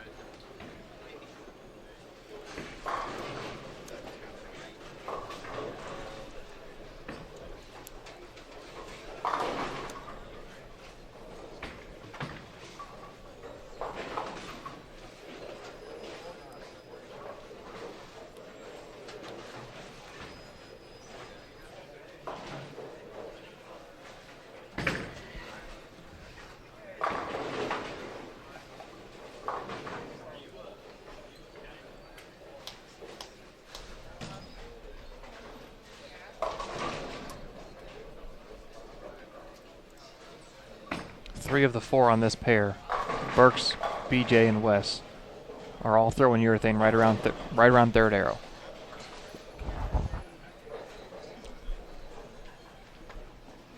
If you're, let's look ahead to Game 6. Okay. And you get to this pair, and I'm sure the players, because they're very good at coming down in between shots and kind of scouting their next pair. So I'm gonna go ahead and assume that most players will know probably that this pair may have had a lot of urethane use in the middle of the lane. Mm-hmm. How might someone adjust? What are you thinking at that moment if you know that information later in the block? And obviously it's Game 3. We still got 2 more games before we even get to that point.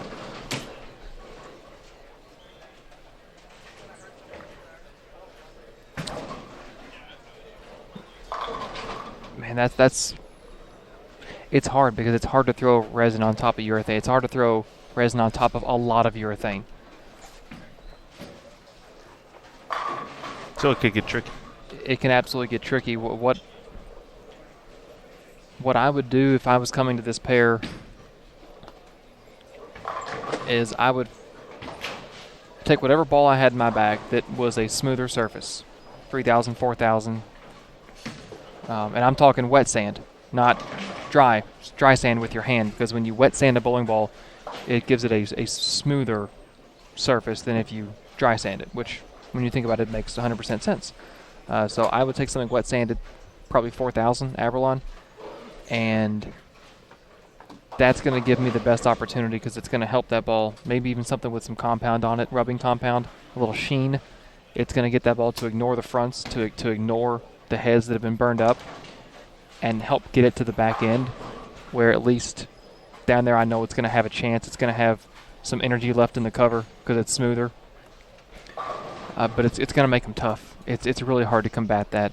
I mean, I don't want to say the only way, but the most sensical way to combat urethane is to throw urethane.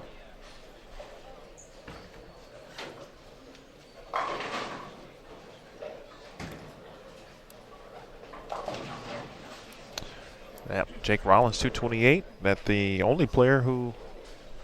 He was the only one, right, of that pair? Of that cross? You said 3 of the 4? I know Wes has. BJ was. Ryan Burks was, right? Uh-huh. But I didn't see anything but that particular bowling ball that was going down the lane for Jake.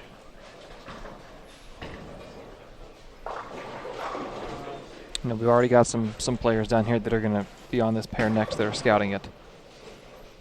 Zach Doty, Mike Wolf. We're also going to have Dom Barrett and Adam Zimmerman. I don't see Dom anywhere, but that's not to say he doesn't already have someone down here scouting it for him or giving him some information.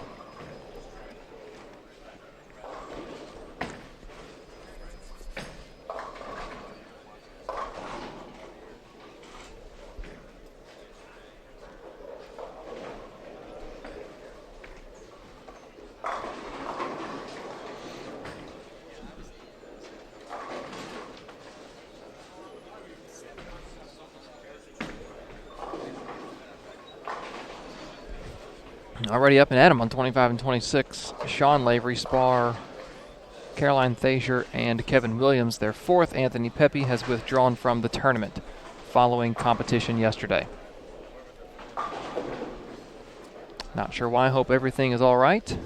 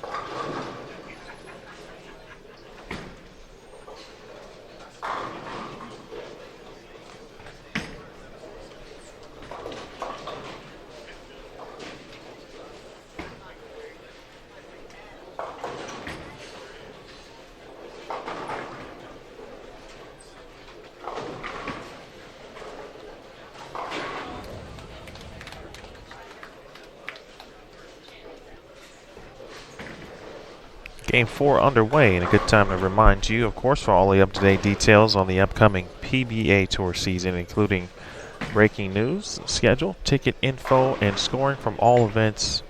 You'll definitely want to head on over to pba.com to follow the action live, especially on the PBA network. Again, for all up-to-date details on the upcoming PBA Tour season. That includes breaking news, schedule, ticket information, scoring from all events, and other items and details. Head over to pba.com to follow the action live on the PBA network. Game 4 underway. Emil Williams Jr., Daniel Farish.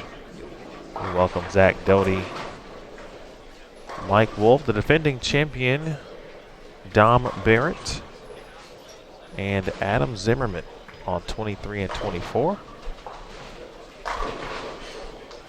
Then to our right next door, Sean Lavery Spar, Caroline Thaser, and Kevin Williams.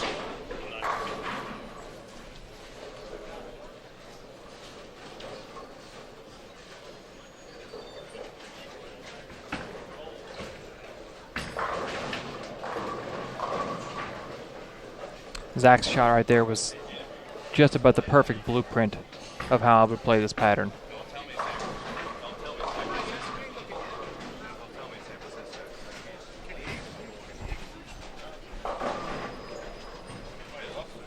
He had that ball in around between third and fourth arrow, maybe more on top of fourth arrow. Got it out to about 7-8. Thing came wheeling back. He got around it a good amount that way. When it got to the end of the pattern and got to the dry, it was rotating in a direction that would make it go left.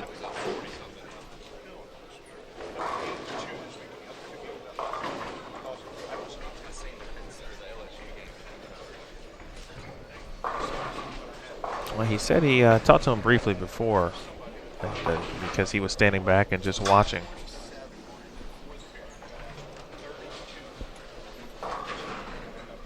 See, I saw you talking to him. What'd he say? And watching, and he said he was playing around 15, 16 or so, and he was using, of course he is on motor staff, a Forge,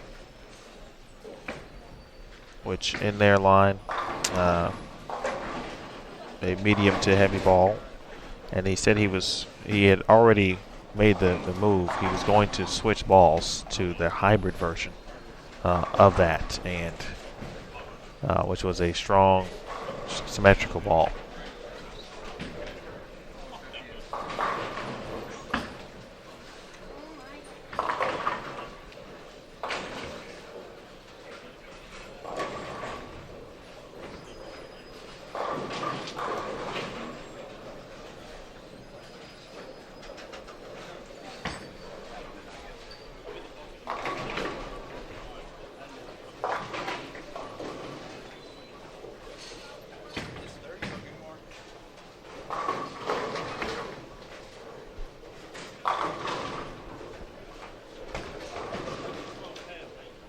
Mike Wolf can still strike a lot.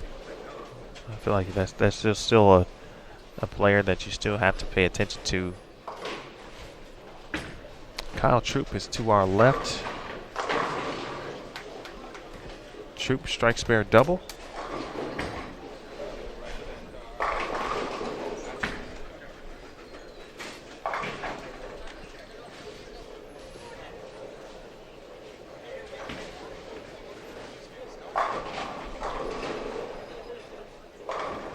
I want to touch on something real quick. Yeah. What we're watching Caroline Thaser do on run 25, she's playing out. I mean, she's on top of 4, 5, 6. The reason that she can do that, and you're not seeing a lot of other players in the field do that, is twofold. One, lower rev rate, and two, she is more up the back of the ball than probably anybody in the field.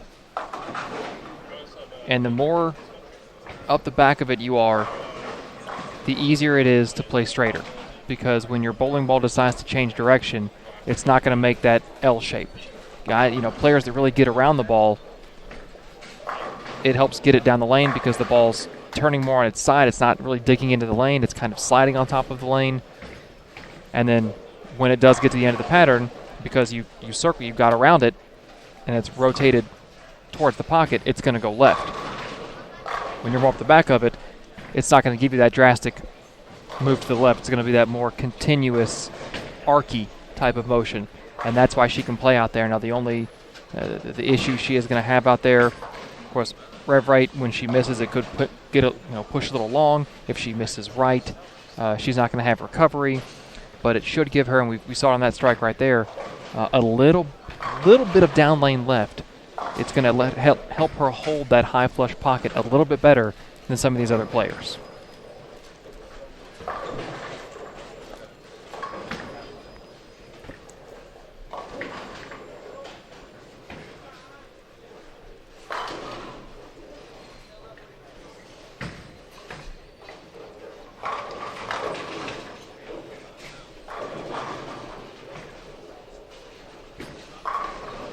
I have to check Zach Doty's scores the first couple games, but he has come over to this pair again with a plan.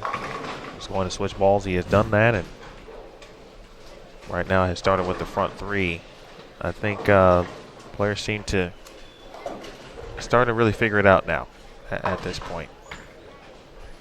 I'm looking around and seeing several strings at this moment in time.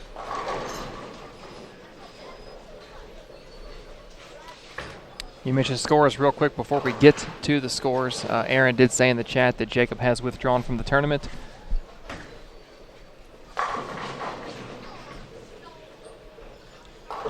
That is indeed breaking news. I do know that he was not feeling well last night. He's okay, but he's just decided that it's just best to take care of your health. Worry about yourself first.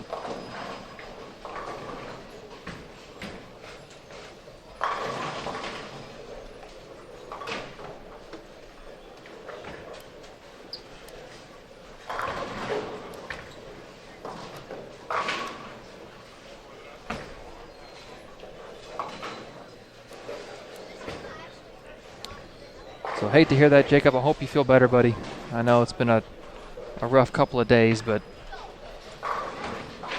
we have no doubt you'll bounce back. Health is indeed first. Absolutely.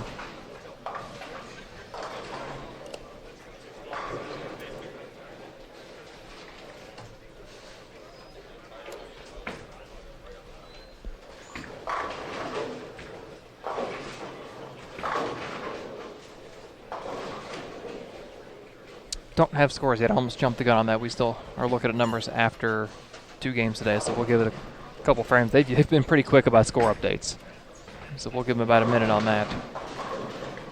A good opportunity to thank all of the staff members here, the tournament staff.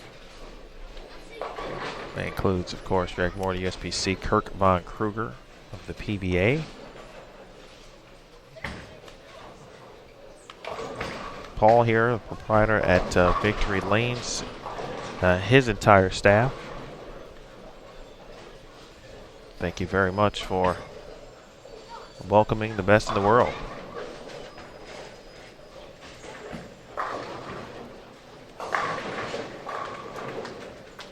We do still have basically 3 days of competition left, as well as the TV show on Wednesday. So with all that time left, I do suggest if you are coming up here to New Victory Lanes, I'm going to suggest you try anything from the snack bar, because everything we've had for lunch, that's all we do for food is eat here. We can't go anywhere else. Is get something from snack bar. They are top notch down there. We expect fans have been great too just throughout the week thus far. That we talked about last night. Of course, Saturday, the weekend, and both parents and kids certainly available to come on out. And we saw that Belmont had a nice following last night, and we expect the crowds in general to only grow as we get further into the event. Michael Holloman looking for 6 in a row, and he has it down on 19 and 20. Stephen Earhart Go very well during the PTQ. He's got the front 5 just next door on 21 and 22.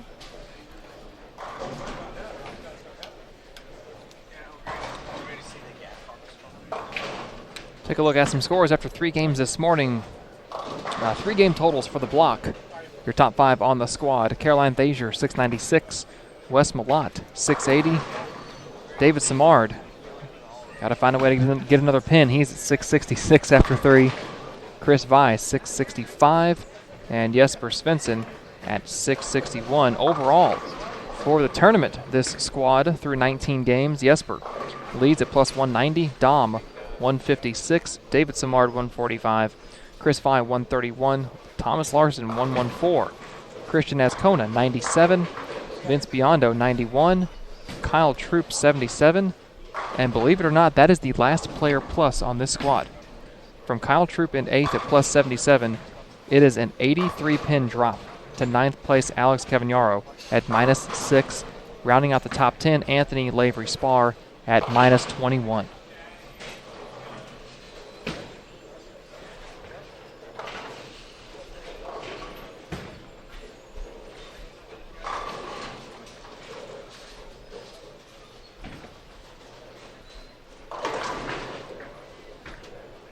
To give you an idea, when we started this block, 12 players were plus, and now we're down to just 8. So it looks like the prognostications of some of the people we've talked to about this being the hardest pattern. How are you going to stop me in my tracks, man, with a picture like that? I'm sorry.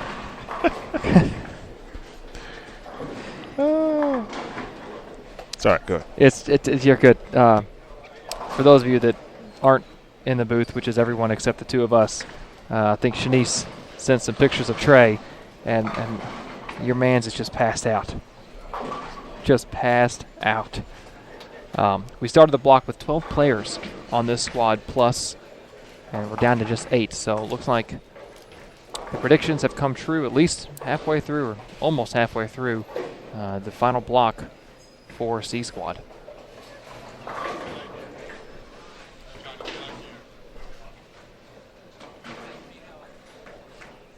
Stephen Earhart now in front 7. Michael Holloman.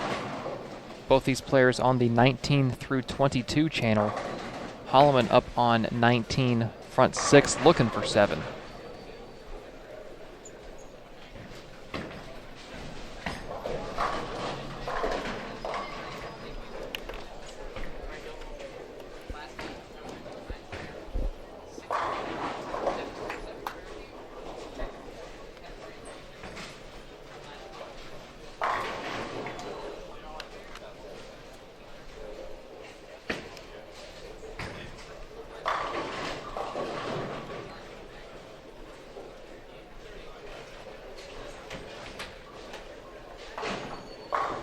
Couple of front 7s.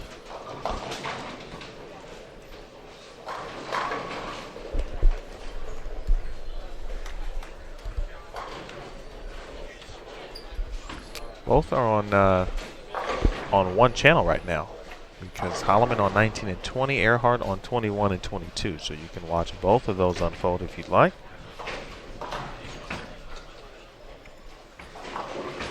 Should we get closer, we'll cut away and check out that pair, or those pairs respectively also.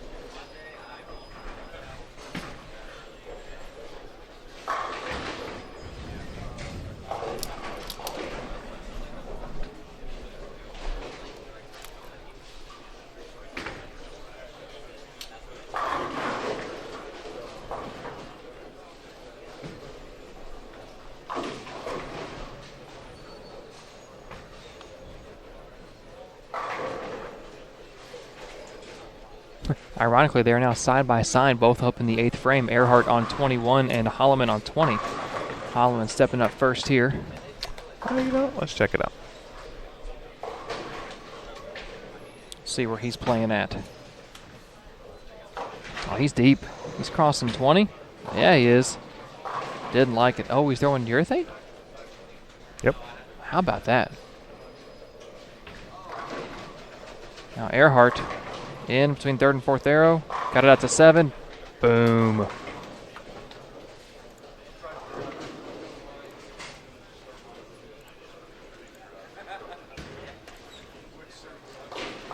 Yes, Joe. Yes, it is.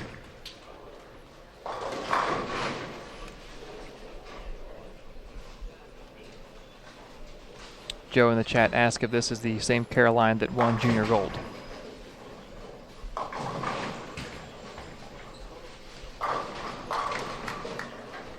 Uh-oh. Holy moly.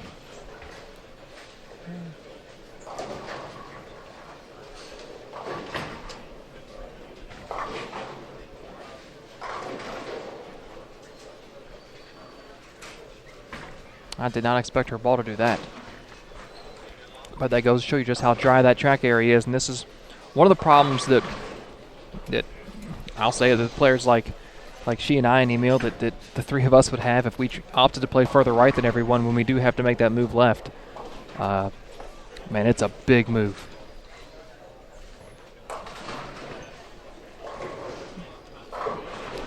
Holloman did pick up the 1.369 that he left.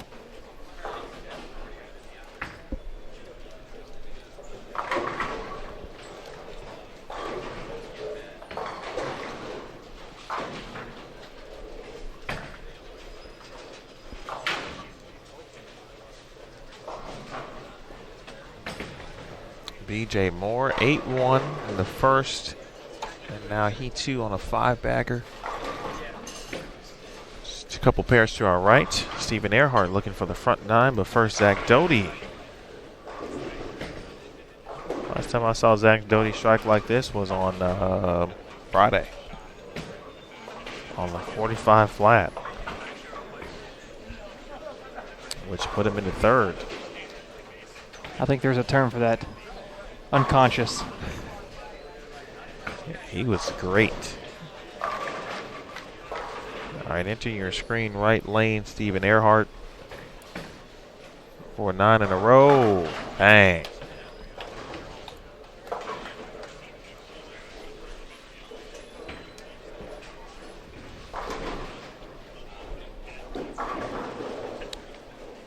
Stephen Earhart finished 4th in the PTQ at plus 95. And he hit our featured pair once or twice and was around us once and hit us once. Either way, we saw a lot of him throughout the day, and you even exclaimed at some point and said, "This, Stephen's looking very impressive today."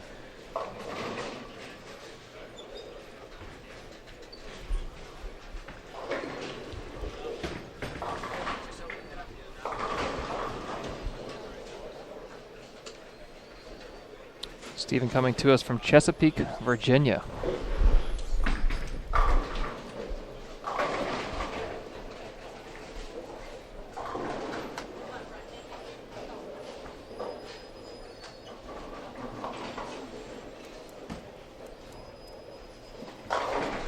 Chesapeake, for those of you that don't know the geography of Virginia, is not far from Martinsville, which is only about 115 miles away from us here in Mooresville. And Martinsville is where NASCAR is at today. And it's killing me because that's a track I've always wanted to go to, and I'm 115 miles away. Man, I'd love to go to Martinsville. Well, I feel like you just got to find a way now at this point. No. I'm Not this week. Oh, I'm not leaving the U.S. Open, man. No. I'm saying, like, you basically got teased because you were here during the week. And exactly. So now it's like, okay, I have an idea of just how close it is since I'm in the area. I'm going to plan a trip.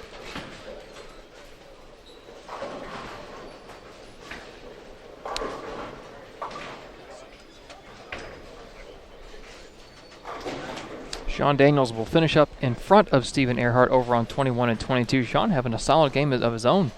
Split the 9th. Still has a chance for 231, so he was looking at a possible 260 before that. That was upended there in the 9th frame with a 6-count split.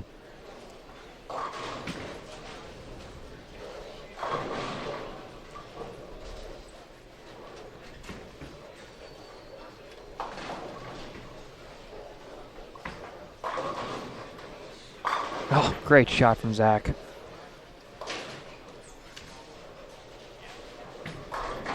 That's the blueprint to this pattern right there, ladies and gentlemen.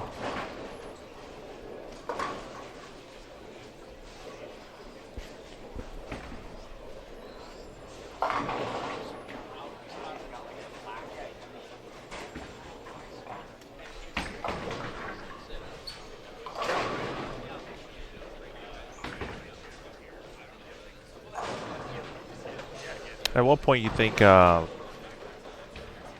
players started to see the pattern for what it was and where they should be on the lanes? Because Game 4 this has been overall looks like it's going to be one of the highest scoring game overall as a squad. Yes. For the players that started too far right, they probably didn't see this until about maybe Game 3. I would suspect they spent 2 games trying different things in that outer area of the lane. For the players that started in what I would call the right area of the lane to start in, I think they've had it all day. They've just had to manage being in the right area of the lane with people throwing, resin and urethane all over the lane. Once the field settles into this, I think scores could go up. Not a ton, mind you, because this is still a very tough pattern. But comparatively to what we saw the first couple of games, I think scores will go up.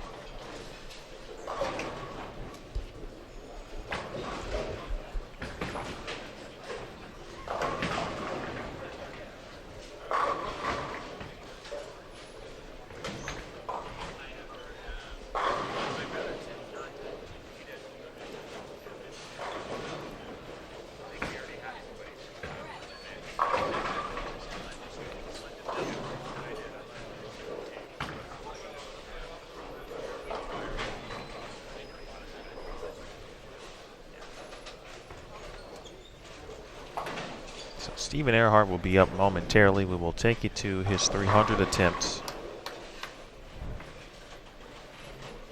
You will see Fazier first, then on to Zach Doty.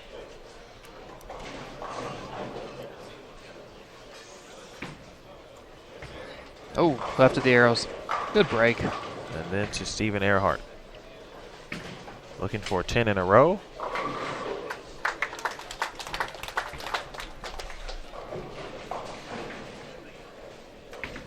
Ten for 10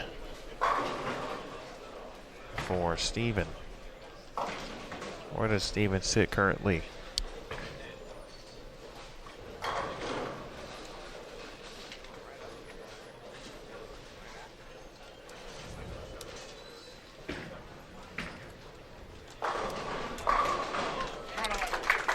Right, 11 in a row.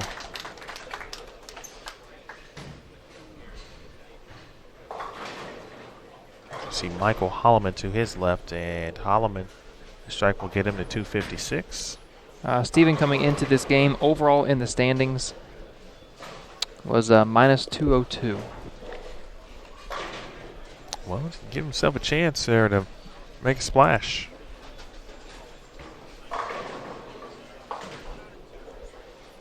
For perfection.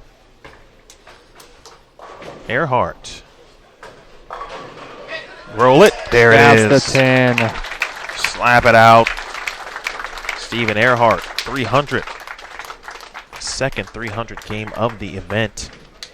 First last night for Cameron Foster. Today, this morning, Stephen Earhart with 12 in a row.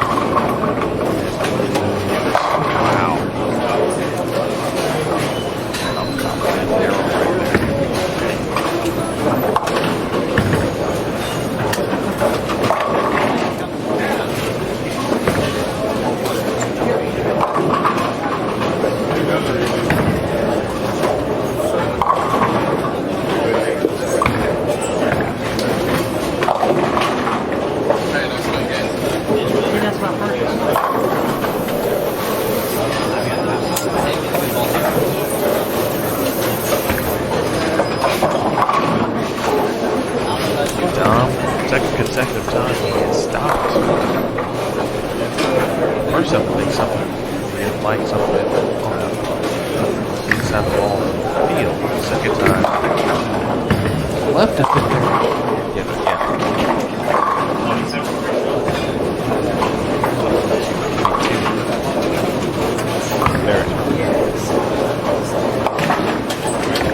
And there's been times this week, right, where he's struggling.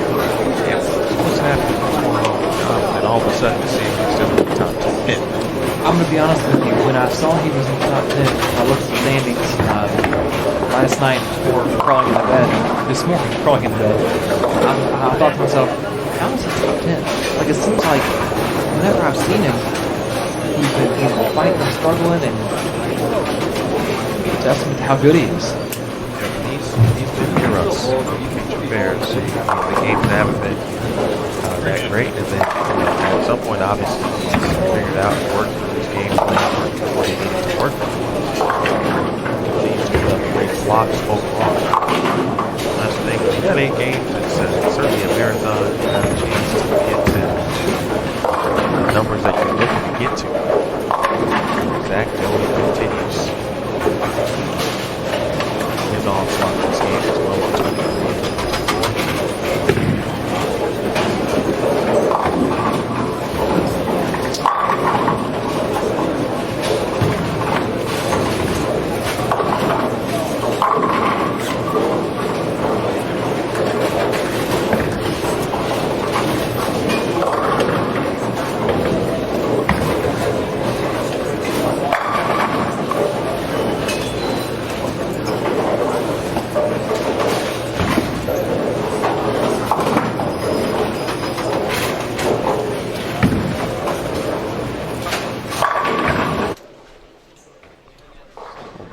Okay. Okay, well, maybe I can explain some of our confusion about Dom.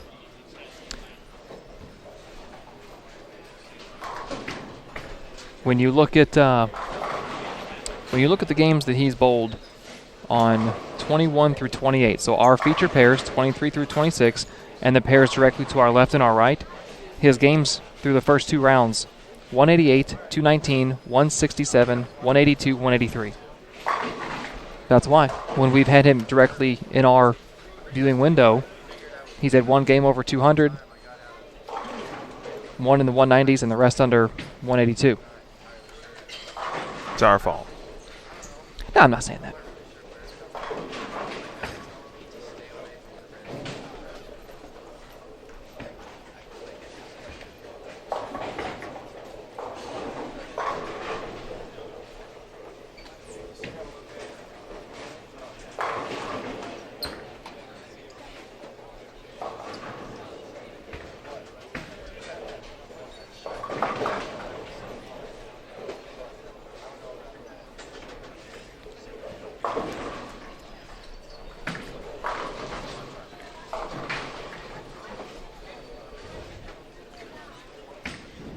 All of a sudden, we are halfway through this morning block. I would say it's gone by at a relatively quick pace.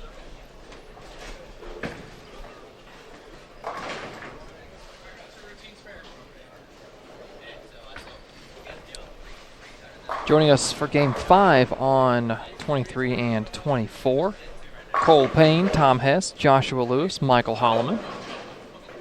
One of those 4, Tom Hess, is plus for the day at plus 33. Over on 25 and 26, Stephen Earhart, Brent Boho, Sean Daniels, and Kyle Troop. 3 of those 4 are plus. The only one that is not would be Brent Boho, but he's only minus 22.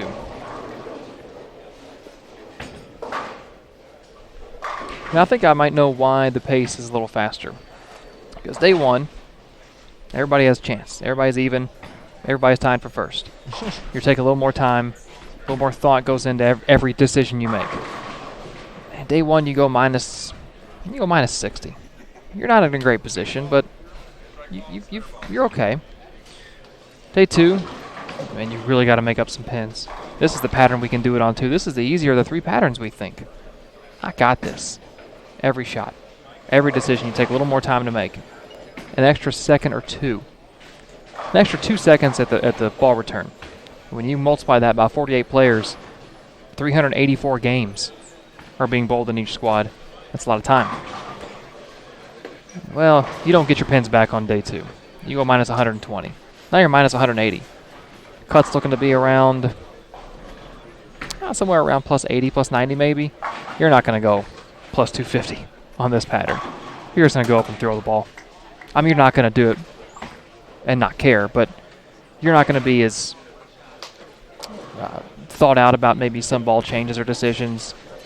If you've got terrible motion or bad motion, you might stick with it a little longer and just deal with it and just throw shots.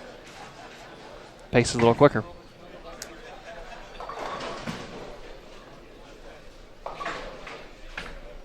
What have you done when been in experiences like this where if you have been in an experience like this at an event where unfortunately it did not go your way, but you still got to bowl another squad to finish qualifying or something similar to this? How do you handle that?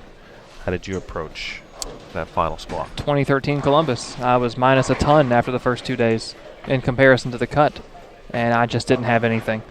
So day 3, we came up with a game plan and said, we're going to try this. And my third day was as thought out as the first 2. So I don't want to say rush through it. I'm not saying these guys are rushing, but I treated it as if it was day 1 because in my mind, it was day 1 of a learning experience. God, that sounds so cliche and so fairy tale. Oh, he learned, but I did. We tried something because what we tried the first 2 days did not work. So because everybody was starting on 4th and 5th arrow, and I was like, man, I don't have the tools in my bag right now to do this. So on day 3, we said, okay, we're going to play an area of the lane that no one else has tried. So short of getting down and looking at the ball tracks on the lane, we went to an area of the lane we knew was untouched and tried to play there and treated it as if it was day 1.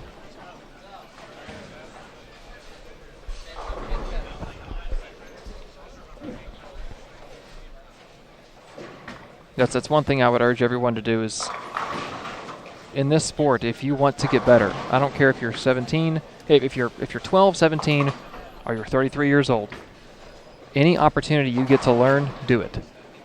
When I was out on the PWBA tour with you guys, 90% of what I did out there, questions, interviews, videos, was entirely work-related.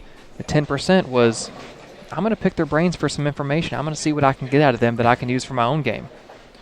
Some of the videos I took, I went back and watched. I watched timing. I watched footwork just to see if there was anything that stuck out from those players who were more similar to my style than the guys out here are, that I can incorporate into my own game. Even talking to the players out here, talking about the 10-ball process, selecting for the tournament, how you play the lanes. When we're listening to Rob Gottschall or Brad Miller or Matt Russo, I'm just pulling little nuggets of information out, and I've actually made some notes in my phone of stuff I've learned that I want to go back and listen. I'm going to go back and listen to the Rob Gottschall conversation from Friday when I get home and listen to what he said about lane play. There's so much you can learn if you're just willing to accept the fact you're not as good as you could be. That's right, folks. He's talking to you. And you. And me. And myself. And him. No, but you are correct. For those who want to learn, and I do know from having conversations and talking with our good folks in the chat and others who we meet on the road, learning certainly for the majority is what they are looking to do. Whether they're watching the best in the world, certainly, or even to some aspects, they pick and choose in regards to when they can watch or when they can listen. They're always trying to figure out something, and then most of the time, we want to further that education and ask certainly some pointed questions and can be very specific about what we're looking for or what you guys are looking for, especially when we have guests, because that is really the best chance or opportunity in a sense to, if you got a question that, hey, maybe you wanted to ask a professional about something that may be able to help you, it's a good opportune time to do it.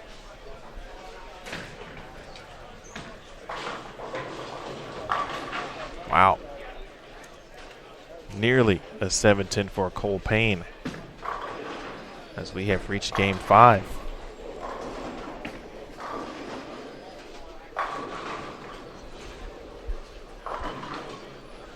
This is, again, moving day. The top 36 players after the final squad tonight will advance.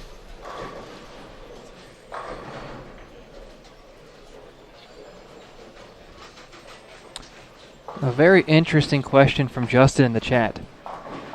One shot.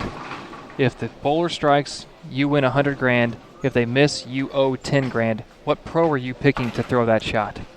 Wait, repeat it one more time. Okay. 10th frame, one shot. Okay. If the pro strikes, you win $100,000. If not, you owe $10,000. What pro are you taking to shoot that shot?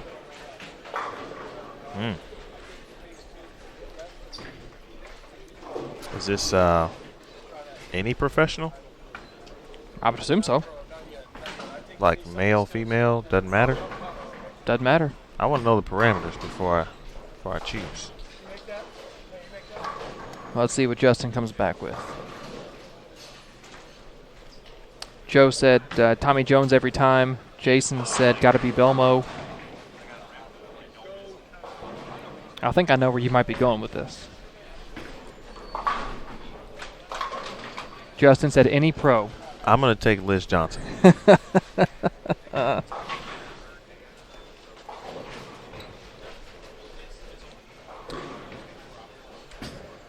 Why Liz Johnson? Well, I've watched her do that very thing. Obviously, there was no 10K on the line for me or 100K, but I have watched her perform in those type of situations.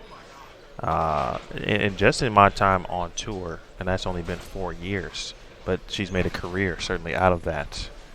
If I could, Tommy Jones certainly came to mind for me as well. I think not being there, but watching him double to win a gold medal a few years back at the World Championships just stands out. And that wasn't his first time in that situation, because that's why he was in that situation, because it wasn't his first time.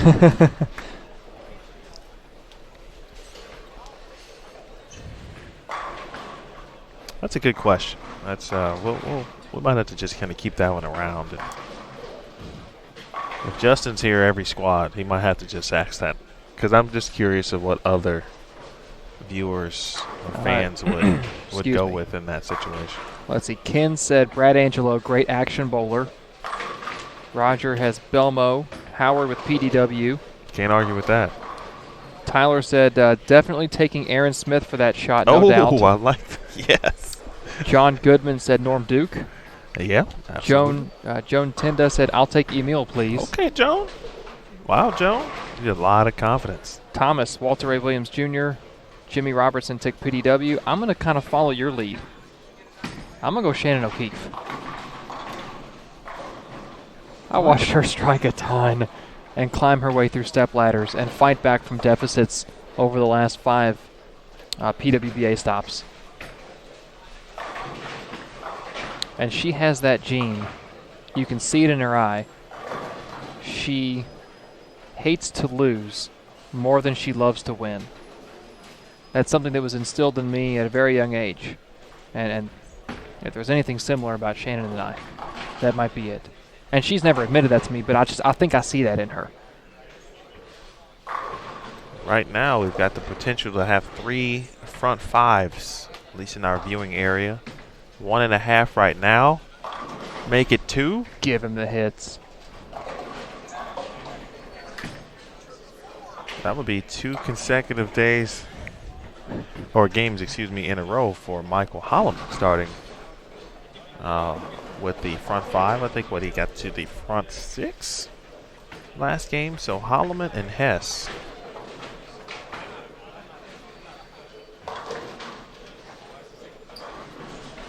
And Brandon Runk down on 17 and 18 on the front 6.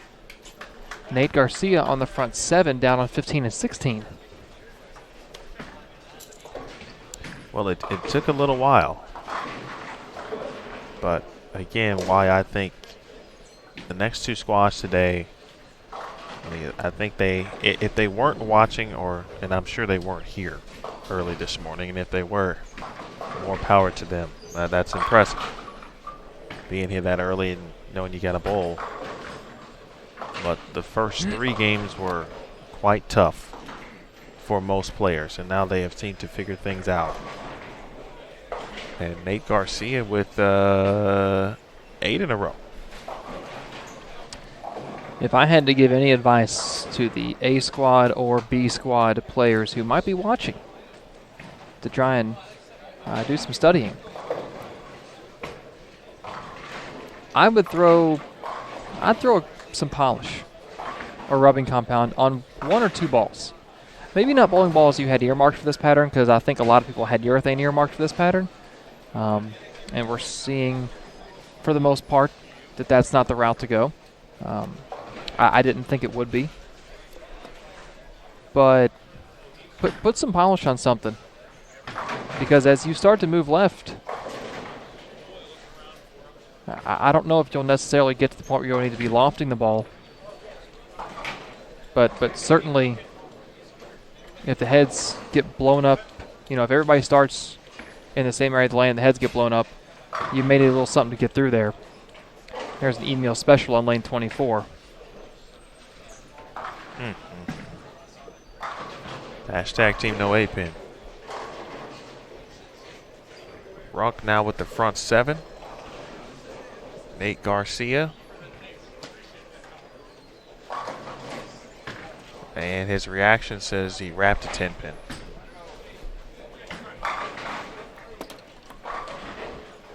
Michael Holloman, as I say, talking about wrapping a 10, he leaves a 7.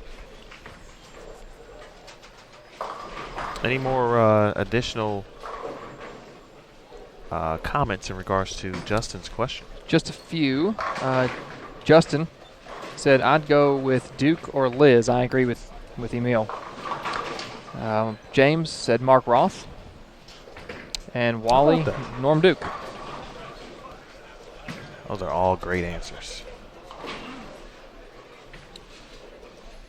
Take a look at some numbers. Halfway through the block for this squad, your block leader, David Samard, 886, again, for 4 games. Stephen Earhart, 871, compliments of a nice 300. Chris Vi, 869. Mike Wolf, 851. And Wes Malott, 850. Overall for the tournament, 20 games down for this group of players, 4 games to go. Dom is your squad leader at plus 198. Jesper, 173. David Samard, 165. Chris Vi, 135. Thomas Larson, 113. Vince Biondo, plus 97. Christian Ascona, plus 73. Kyle Troop, plus 70.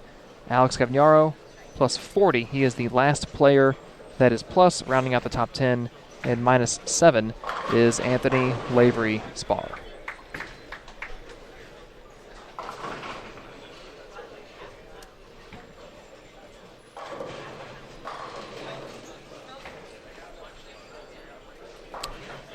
Tell you, Daniel, it was touch and go earlier. it was going to be either. I feel like it was only going to go 1 or 2 directions. The squad overall through 3 games. There were going to be a couple people who will figure it out and have something that everyone else doesn't because of the way the pairs were shaped and created based on the first couple games. It was going to be that, or obviously what's happening now is the majority now has figured out either something that they make them feel more comfortable with what they see on the lanes, with how they feel, combination of equipment, whatever it is. And now we're again starting to see the scores trend upward, which makes moving day that much more interesting. I'm curious to see what this field is going to do in 2 games, because we're midway through Game 5 right now. At some point they're going to run out of room. Right. And I don't know what the answer is going to be. Peaks and valleys. Hopefully this is not the scoring peak for this squad overall for them. for those who are, I feel like you're never really comfortable overall, but if you're near the top and you're in the squad, in the overall standings, trying to just, minimize any potential damage. It depends on how comfortable you are with your look. But exactly, the word comfort is used a lot in that situation. If you don't like, let's say for instance, you're Don Barrett. After 4, you're plus 20. You don't have a great feel for your look. You're leading the squad. You're top 10 in the tournament. You don't want to be too aggressive because you don't want to give away too many pins to the top of the field. Granted, 24 games of match play with bonus, I mean, that's a lot. There's 720 bonus pins alone out there to get. So you can make up a lot of ground. But you don't want to dig the hole any deeper than it has to be. So maybe Dom is being conservative with moves. But I know that players at this level, that's not the mode they operate on. They are almost always aggressive. Because they can be, because the scoring pace allows them to be aggressive. On this, however, there is a such thing as too aggressive, as making too bold of a decision, whether it's a big ball change, a big move.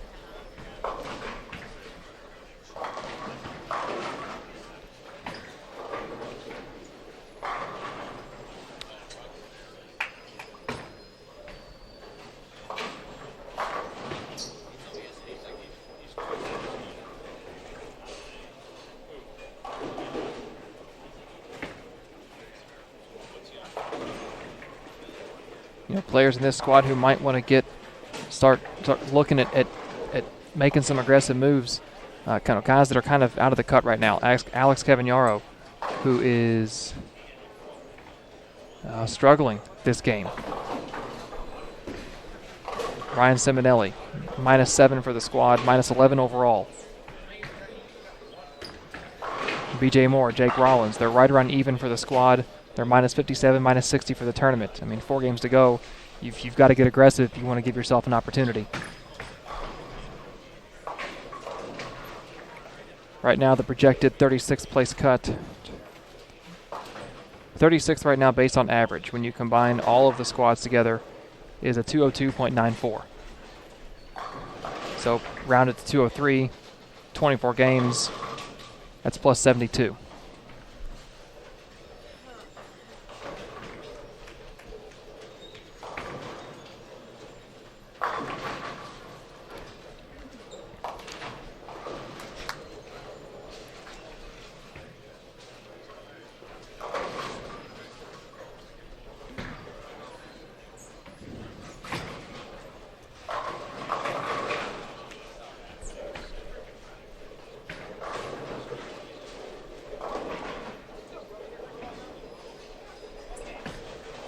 I didn't see what Nate Garcia finished with, but he did have the front 8, left a 10 pin in the 9th. So we'll have to see what his final score was. Did you see it? Strike spare 269. Okay. Uh-oh.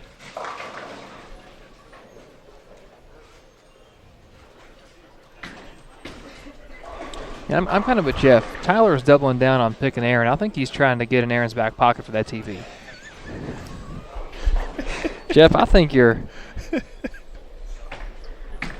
I mean, there was already some talk of collusion last night when the winner's first name was Daniel. Oh. So...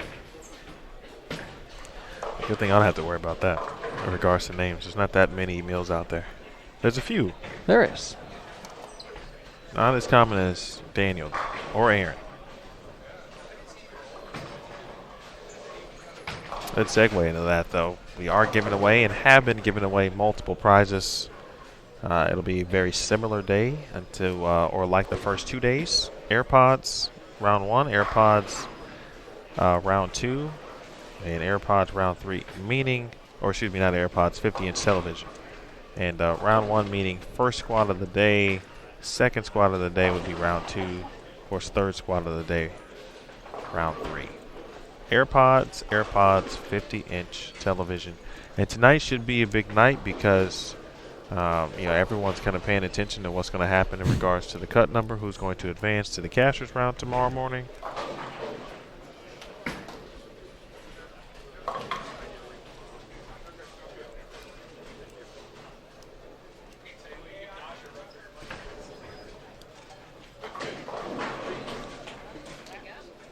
Nice job, Tom.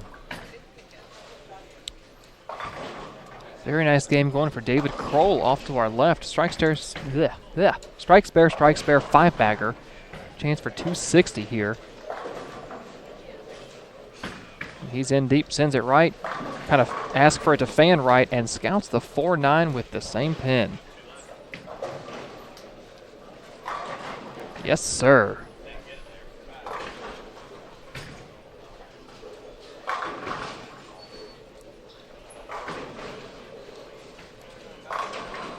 Where is Michael Holloman, standings-wise?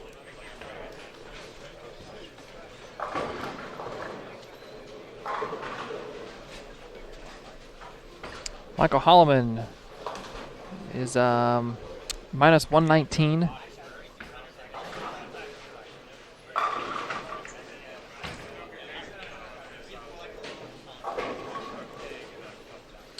In 80th position when you sort by average. So minus 119 with 4 games to go. If he finishes this out for a 258, that puts it at minus 61. We're thinking the cuts, I'm going to say it's going to be between 75 and 100. So need the big back 3. If he wants to get there.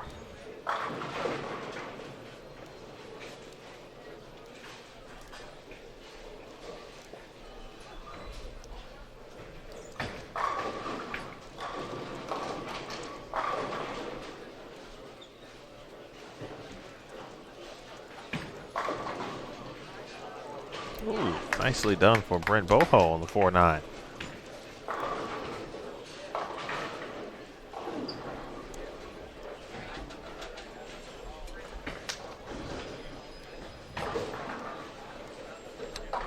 Kroll did not get the second one, left the 4-pin. 249. It's a good game for David Kroll.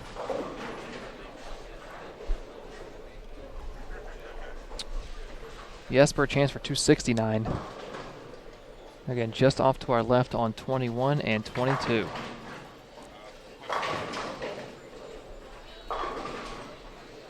Tom Metz has thrown it really well this game. Unfortunate missed 9 in the 6th. Then another 9-pin in the 7th.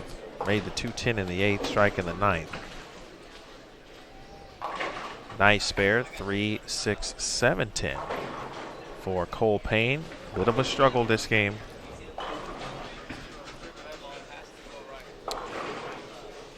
Shout out to Rhino Page, front 8, down on 33 and 34. Split the 9th, however. Or excuse me, 35 and 36. Front 8 split the 9th. Still a chance for 263 out there. An obvious major game needed there for Rhino. We saw his first couple of games in our area before he started moving right. Yeah, his day unfortunately didn't get, well, it did get better. 158, 140 to start. Has this since went 192, 179.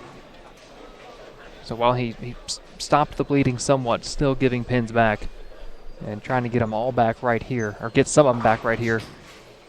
He's minus 131 on the day.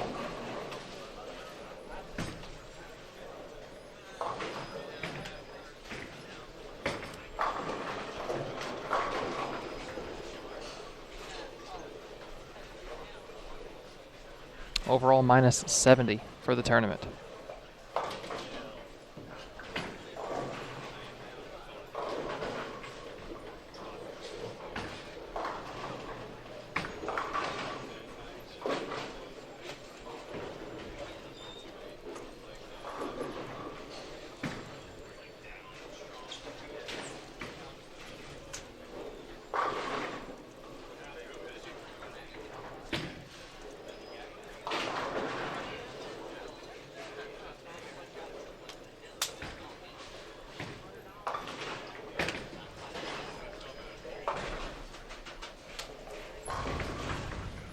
Jesper 258 on 21 and 22.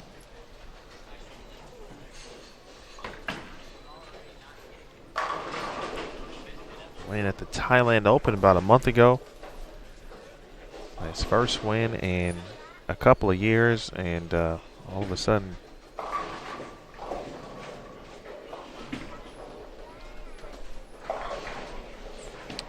well, he is going to pass Dom this game for the squad leader with 3 games to go. Holloman splits the 10th. I did not see that. 7-9. Yeah, that's, yeah. He motioned with his hand with his release. Missed that one. Yeah, with what he's doing with that urethane ball, you can't miss it. Excuse me, you cannot. You just can't. It's amazing he got as many shots to carry as he did. A testament to his shot making, really.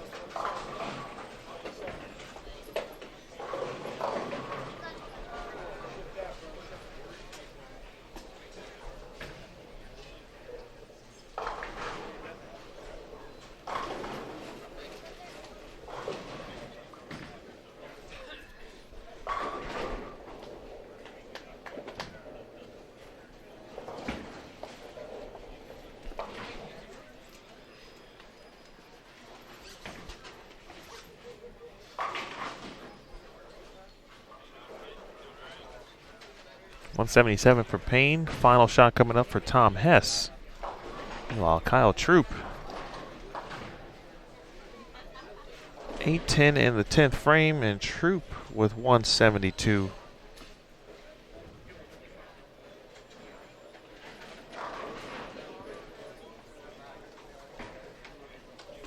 Well, not much going on here on 25 and 26. Yeah, it's Tom Hess going to shoot 245.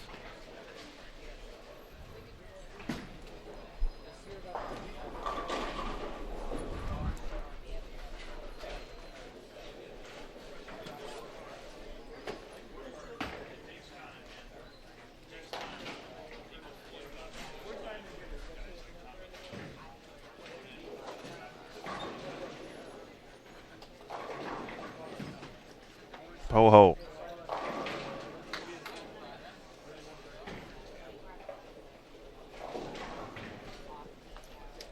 Stephen Earhart, a couple opens this game, coming off his 300 in game number 4.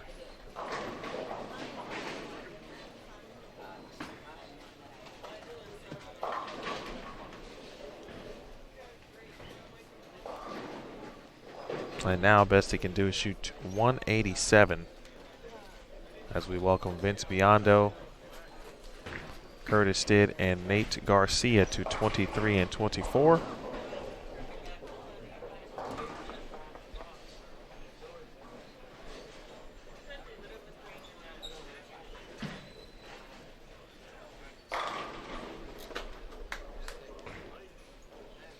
Solid 10th frame here for Boho, but only going to get to 188 with a strike as Curtis Stidd gets things started on 23 and 24.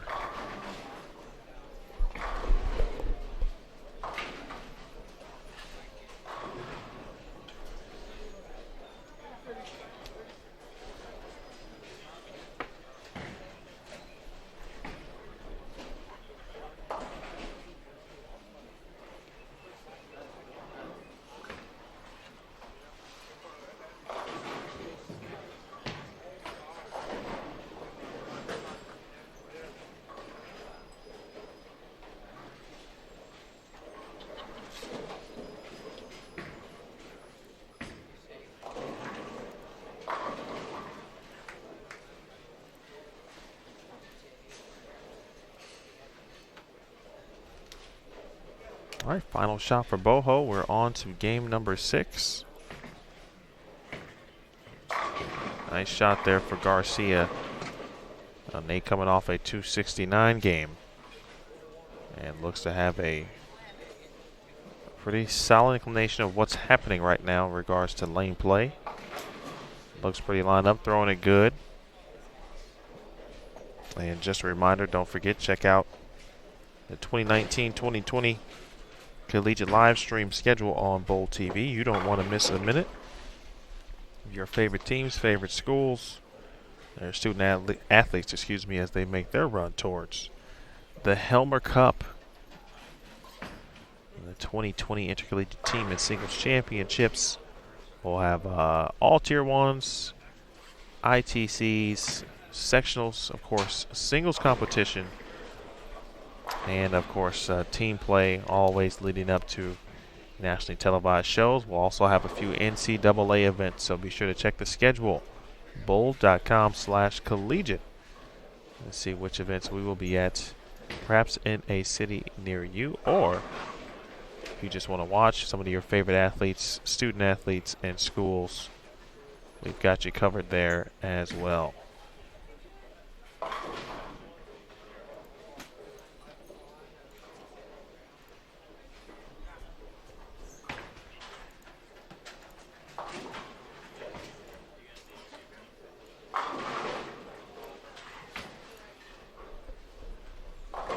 Next upcoming events, in fact, will be theoretically this weekend upcoming. We'll have the Brunswick Southern Classic 2-center event, men's division at one, women's division in another, at Bolero, Marietta, and Austell. Oh boy. 6-pin stands for Biondo, Packy Hanrahan, Matt O'Grady, Nick Christie.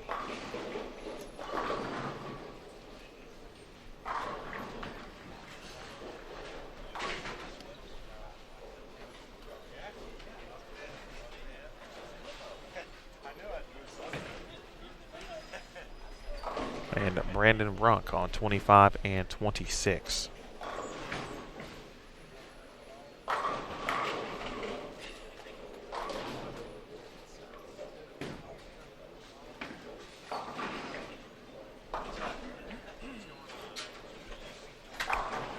Then the following week, speaking of the Bowl TV collegiate schedule, we will be from one of the best Tier 2s. That's actually probably the only Tier 2 event that's on the schedule. But the Leatherneck Classic in the Quad Cities, that event has turned into a 4-center event with a full JV and a full varsity division. So men's division or men's varsity in one center, women's varsity in one center, men's JV in one center, women's JV in another.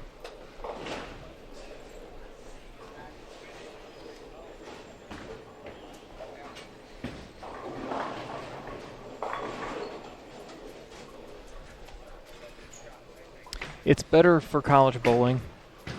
Oh. Nice. Curtis gets the 3, 4, 6, 10 out of the 3, 4, 6, 7, 9, 10. And left the 7, 9. Going to the varsity JV formula is better for college bowling. But I do remember it was the first year you were coaching, your first year of grad school, and my third year of bowling, when we took 2 full-size tour buses to Mid-States because we had 7 or 8 men's teams and 5 women's teams.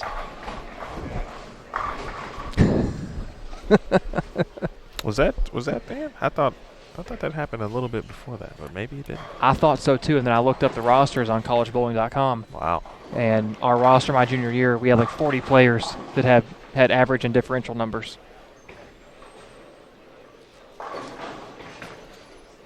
Yeah, the word on the street is some rules were deemed the Lindenwood rules.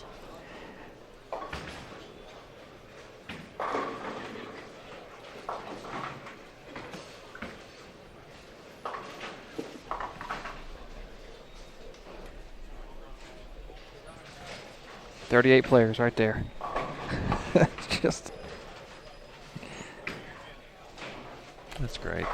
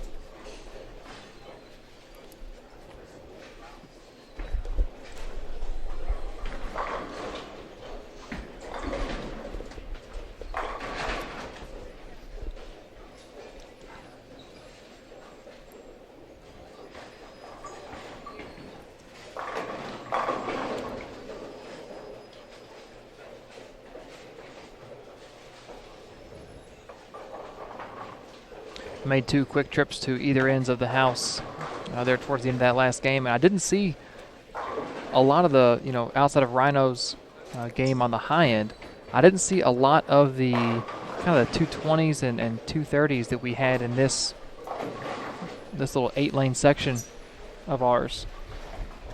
Saw a lot of 180s and 190s. Not as many 140s, 50s, and 60s as we may have seen on Friday, on day 1. But a lot of 180s, 190s.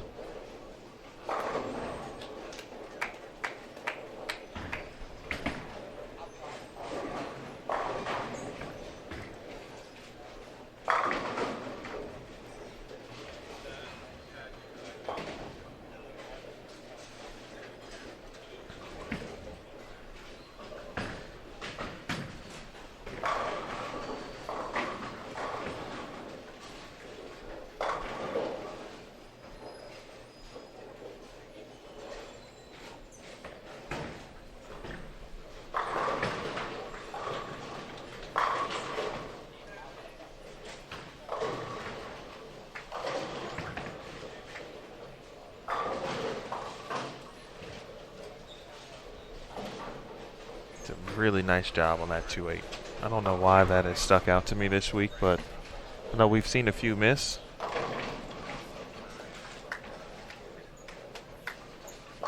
And the 2-8, that kind of takes me again back to college, a guy we bowled with, Ryan Council.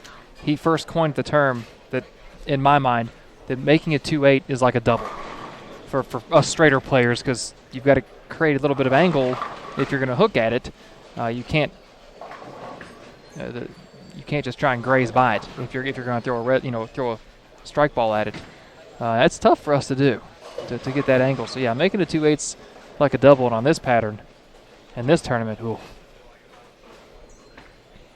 it's like a double and finding a $5 bill on the ground.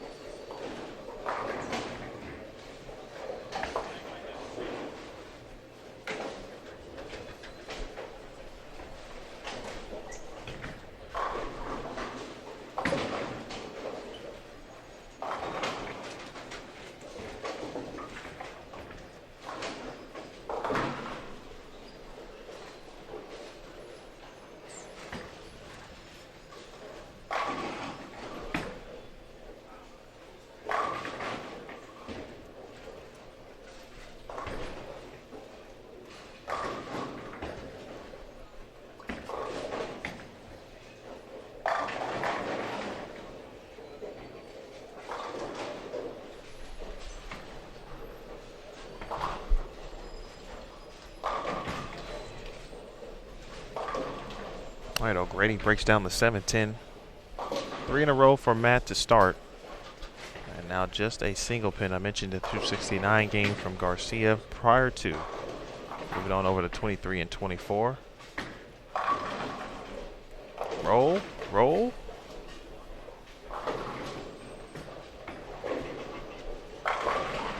Garcia, former Weber product.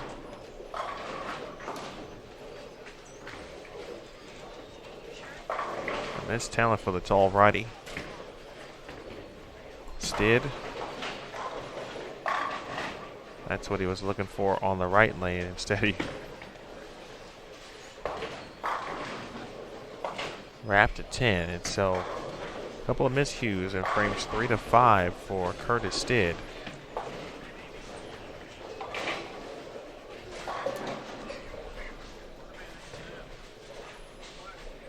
I want to thank Aaron Smith, our maestro this week, producer.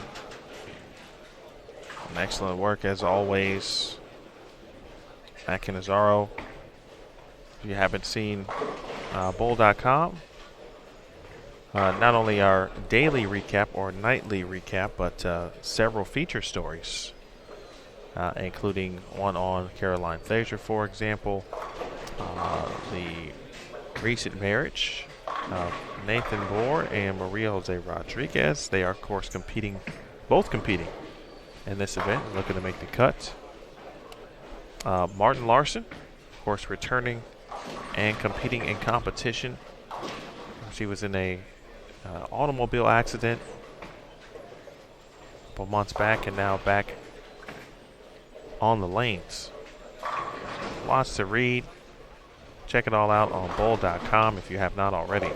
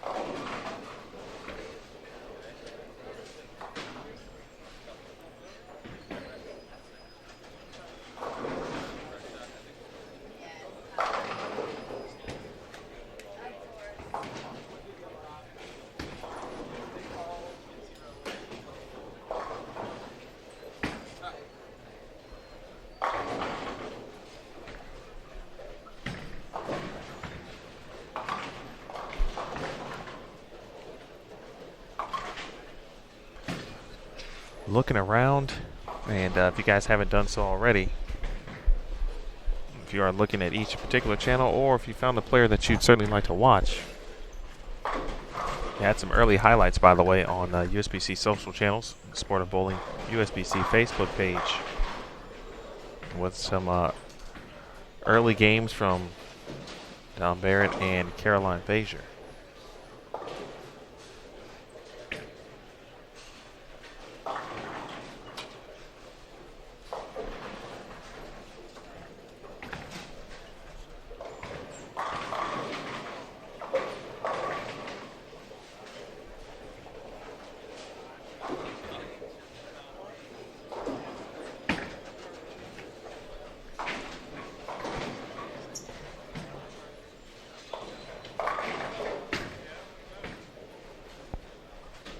It's really the first time in a couple of games where the early intense excitement from multiple strings of strikes is not taking place right now. I was looking up and down the house, and we had, 3 in a row over here, a spare 3 in a row on that same pair, but yeah, no strings to start games.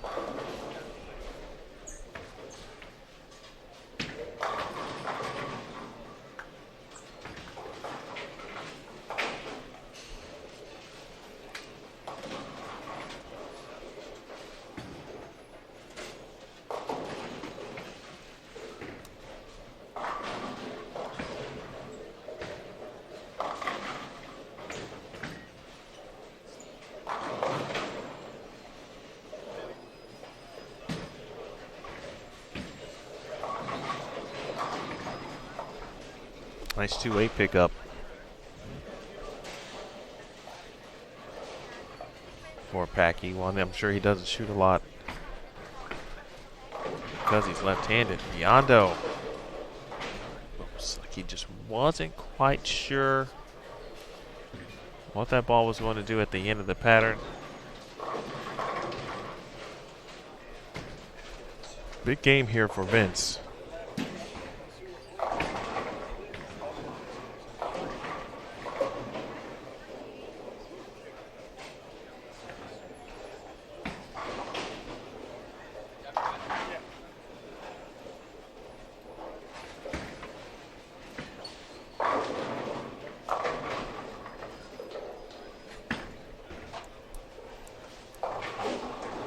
Vince is going 188,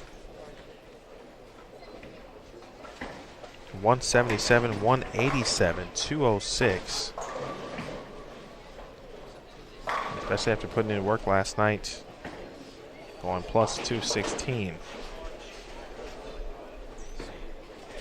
Right now he is 42 under on the day.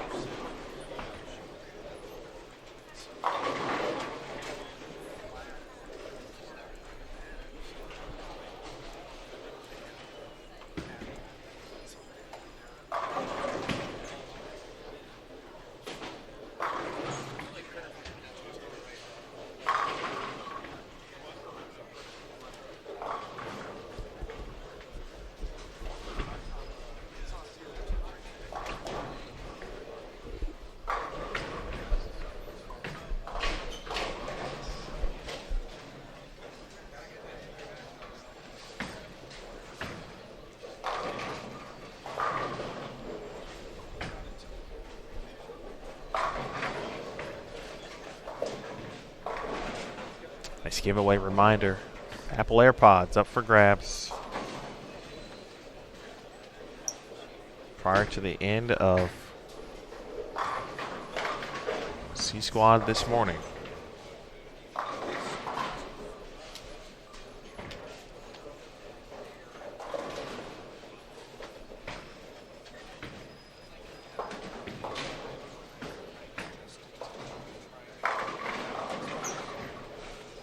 OG looks comfortable.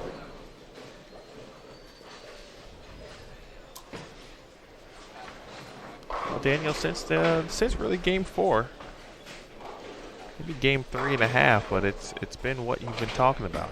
We've mentioned in best places to play on this lane condition. And now is it simply about making the moves left? Do you have to moving your break points too when we move left on this pattern as well? Not too much. If these guys can create the motion to get it back and not have to worry about bringing your break point closer to the pocket. Now, I wouldn't want to move it too close to the pocket because this pattern is still 37 feet. So while there isn't a lot of hold out there, you don't want to take away any hold you have by moving your eyes closer to the pocket.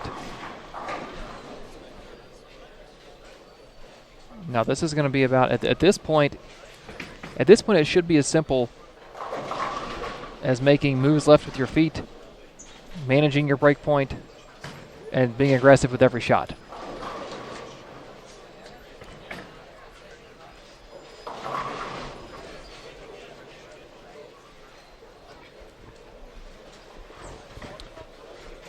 After 5 games on this 37-foot pattern, David Simard leads the block at plus 112. Again, this is for the block for the 5 games so far.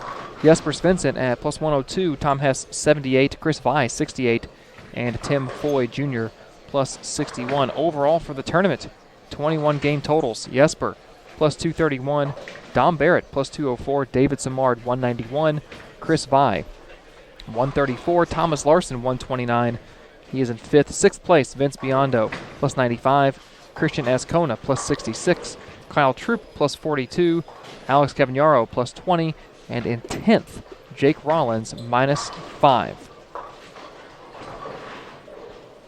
Rhino up to minus 17 with 3 games to go.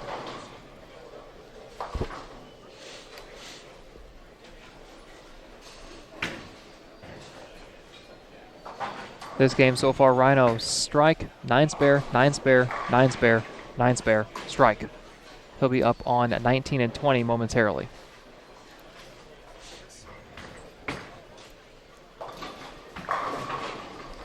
Let's check out Rhino.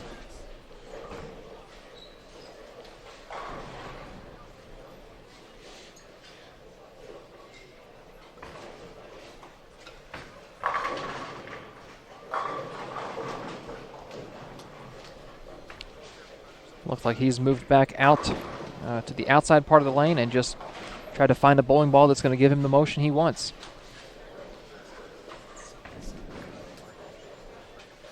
Carlson carry, Mr. Runk.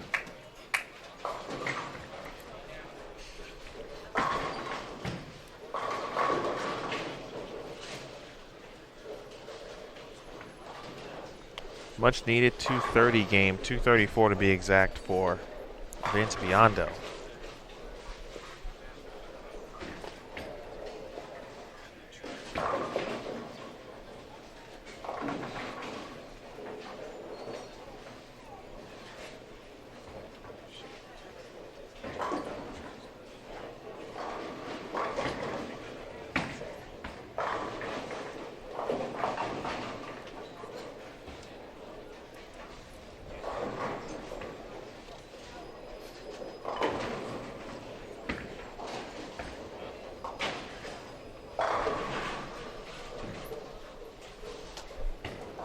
Great shot there by O'Grady, continuing his pace towards 279. Overall, Matt, minus 24 on the block, 43 overall.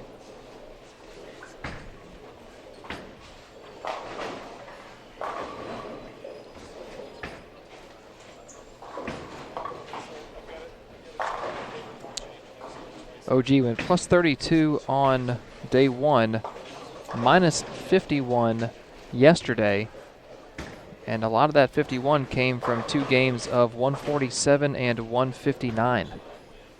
Otherwise, make that 2 147s yesterday. I did not see that. Yesterday, OG was all over the place. 220, 147, 211, 147, 248, 227, 159, 190. So he was unable to limit the bad pairs, which ultimately may end up costing him a shot at that top 36. Again, he is minus 43 overall with 3 games to go. 279 here, however, puts him at plus 36, and a lot closer to this cut that is hovering right around that plus 75 number.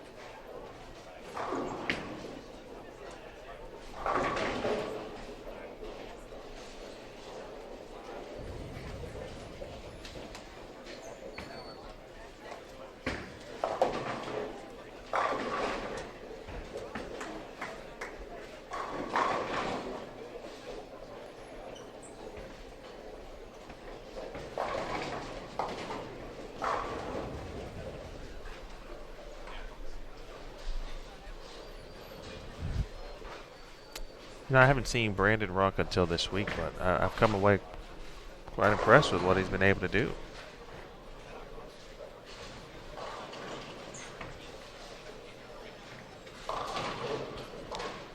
Now, Brandon's kind of he's your traditional lefty. He's a very, plays lines very north to south, kind of more up the back of the ball than what you might see from a Ryan Simonelli or a Michael Holloman. Similar to maybe an Andrew Kane or an Anthony Pepe. Give the major winner his hits. Come on. You gotta hate Stone 9 pins.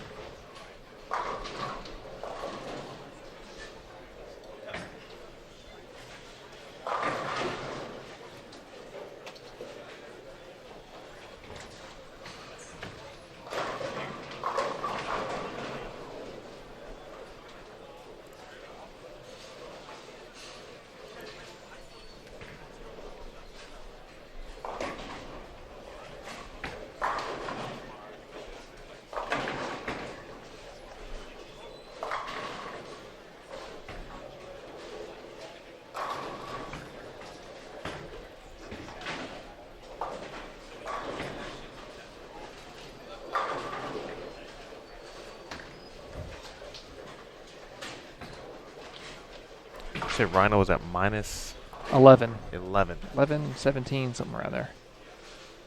pull it up real quick. 17. Sorry, minus 17 overall. overall, total.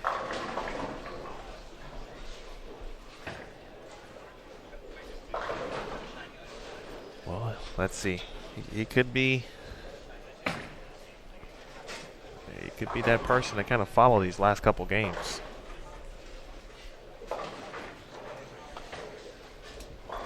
Talking about a testament of taking a few punches early.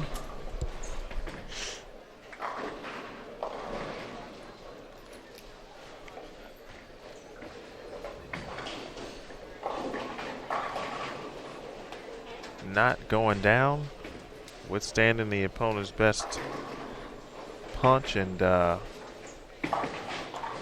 fighting back, and potentially could even come away with the win or the knockout.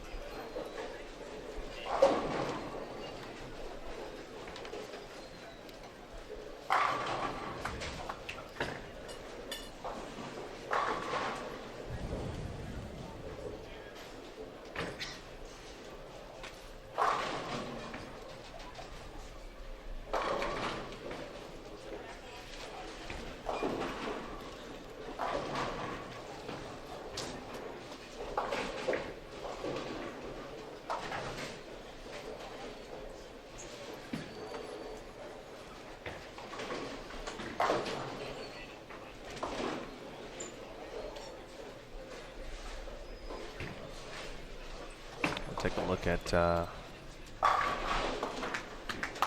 Chris Vi in a second. We'll also take a look at Rhino Page. Again, Rhino will be up here shortly.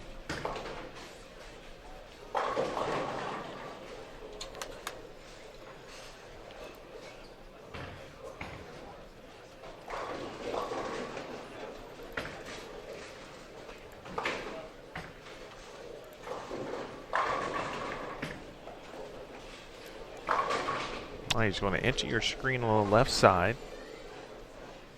Working on a four-bagger. Here is Rhino.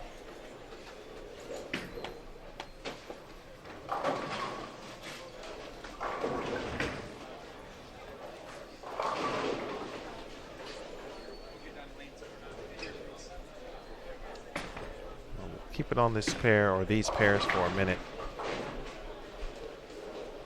OG finishes with 245.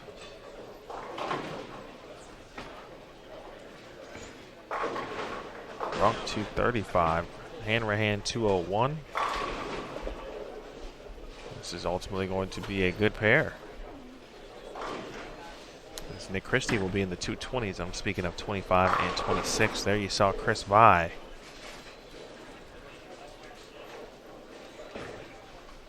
I talked earlier about Chris, and I'm just curious what moves he would make toward the latter portions of the round.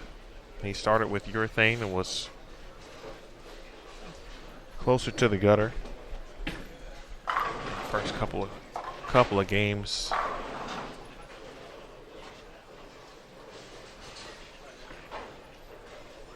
The first Rhino Page. Second shot, 10th frame.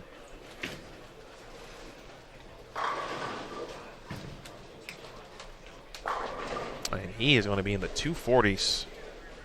Page is looking to make a major move here. And trying to get around what we don't know, obviously, what that number is going to be. Of course, 5 moving in with some reactive. But obviously, Rhino wants to be in the conversation. Daniel, you said somewhere between 75 and 100. I know I'm in at plus 89. We had several other guesses between viewers throughout the week. We did guesses from the viewers ranging between, you said you were where? 89? 89. The viewers are between, you're the low end. 89 to 120 when we originally asked. It's, I said 96. I was thinking a 204 average. 75 to 100 seems like a pretty safe window. But, certainly we'll know more after the next 2 games. And once we kind of see the scoring pace of the afternoon block and see what they choose to do to these lanes.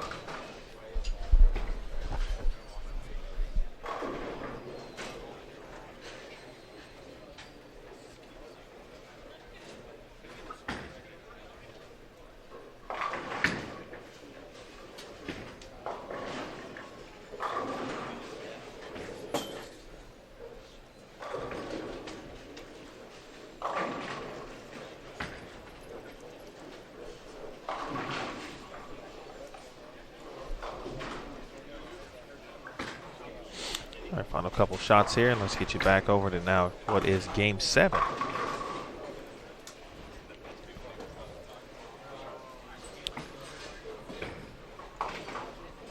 Joining us on 23 and 24, we saw this was foursome, now this threesome, this group. Back in Game 4, Caroline Thaser, Sean Lavery-Spar, and Kevin Williams. And over on 25 and 26, the first time we've seen this group today, Alex Martin, Ryan Seminelli, Jonathan Norman, and A.J. Chapman.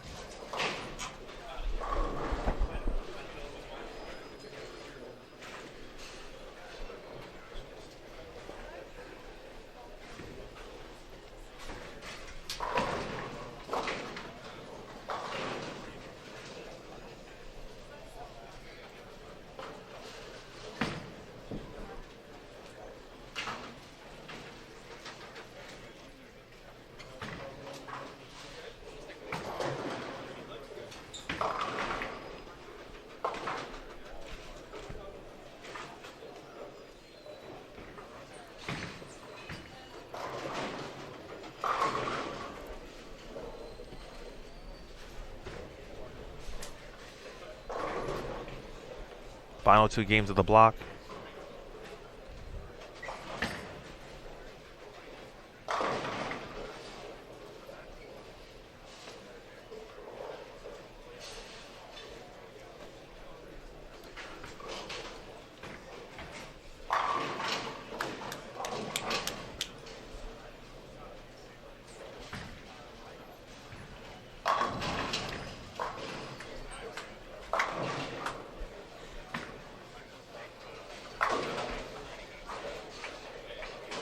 All these players on 25 and 26, right around even or better. The only one that's not is Simonelli. He's only -4. The other 3 players, Norman's 45 over, Chapman 19 over, and Martin is 19 over.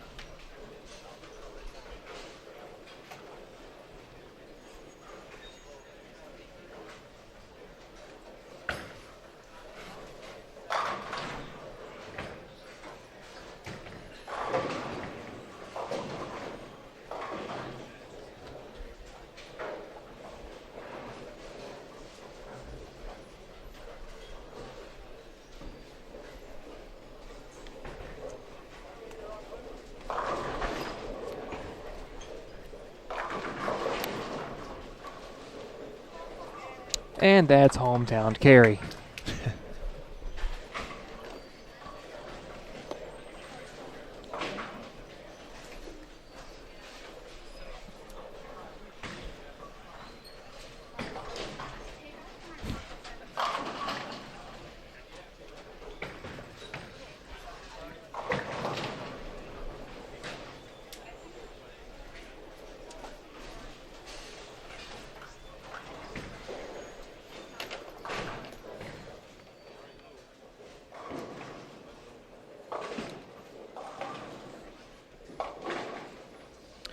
For anyone interested in following Rhino Page as he makes a run towards what we think might be possibly a cut number, he is on lanes 29 and 30 this game, and he'll be on 37 and 38 the final game.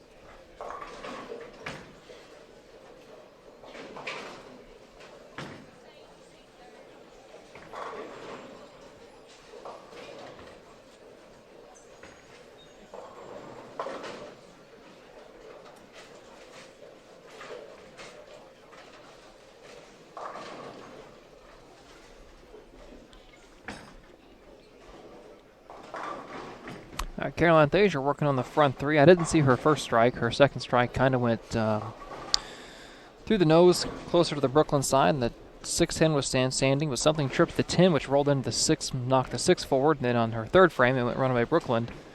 She came back and looked at her dad and said, "I've got to get that ball right." And I would say you need to get a lot further left because the area of the lane that she is in, I don't care how hard she throws it, that ball is not going to get right. She's got to make a big move in if she wants to see that ball get further down the lane.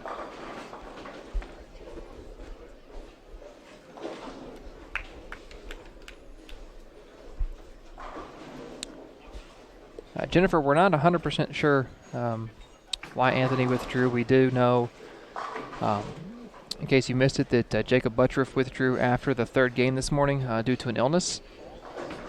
I know he was sick last night and didn't get a lot of sleep. Sick to the point of, I'm glad that he gave it a run this morning, but you've got to choose your health before any bowling. You got to choose your health really before anything.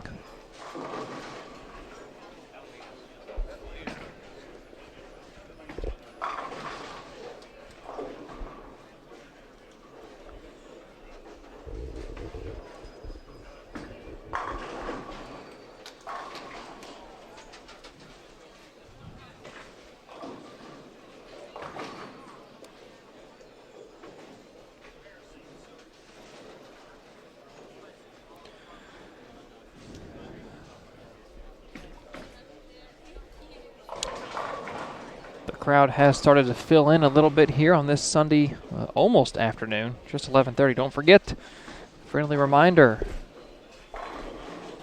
set your fantasy lineups. It's not something you want to forget.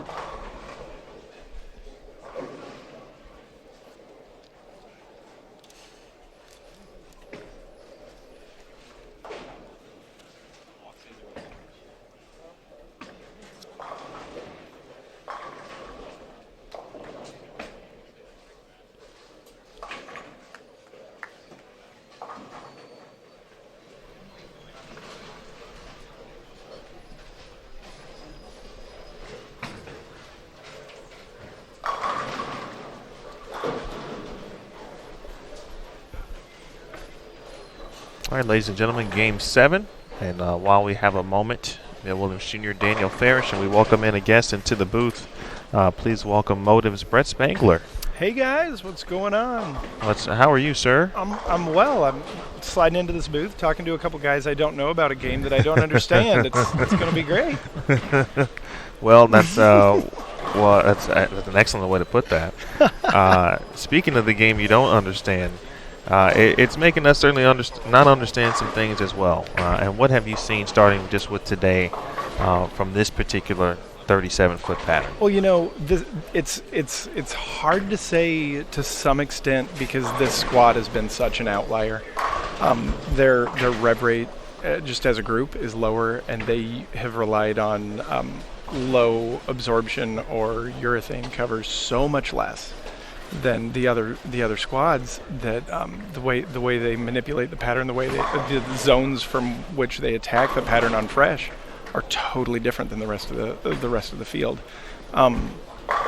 There were 11 urethane balls on fresh today. I would be shocked if there were under 20 the other two squads.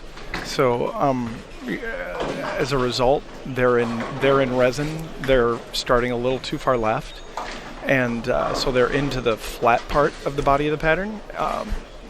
Since they're in resin, they feel like they have to project it away from the head pin on fresh, and when you're projecting that firm, it can miss it, and then you gear down or get the next one up the lane, and it runs away.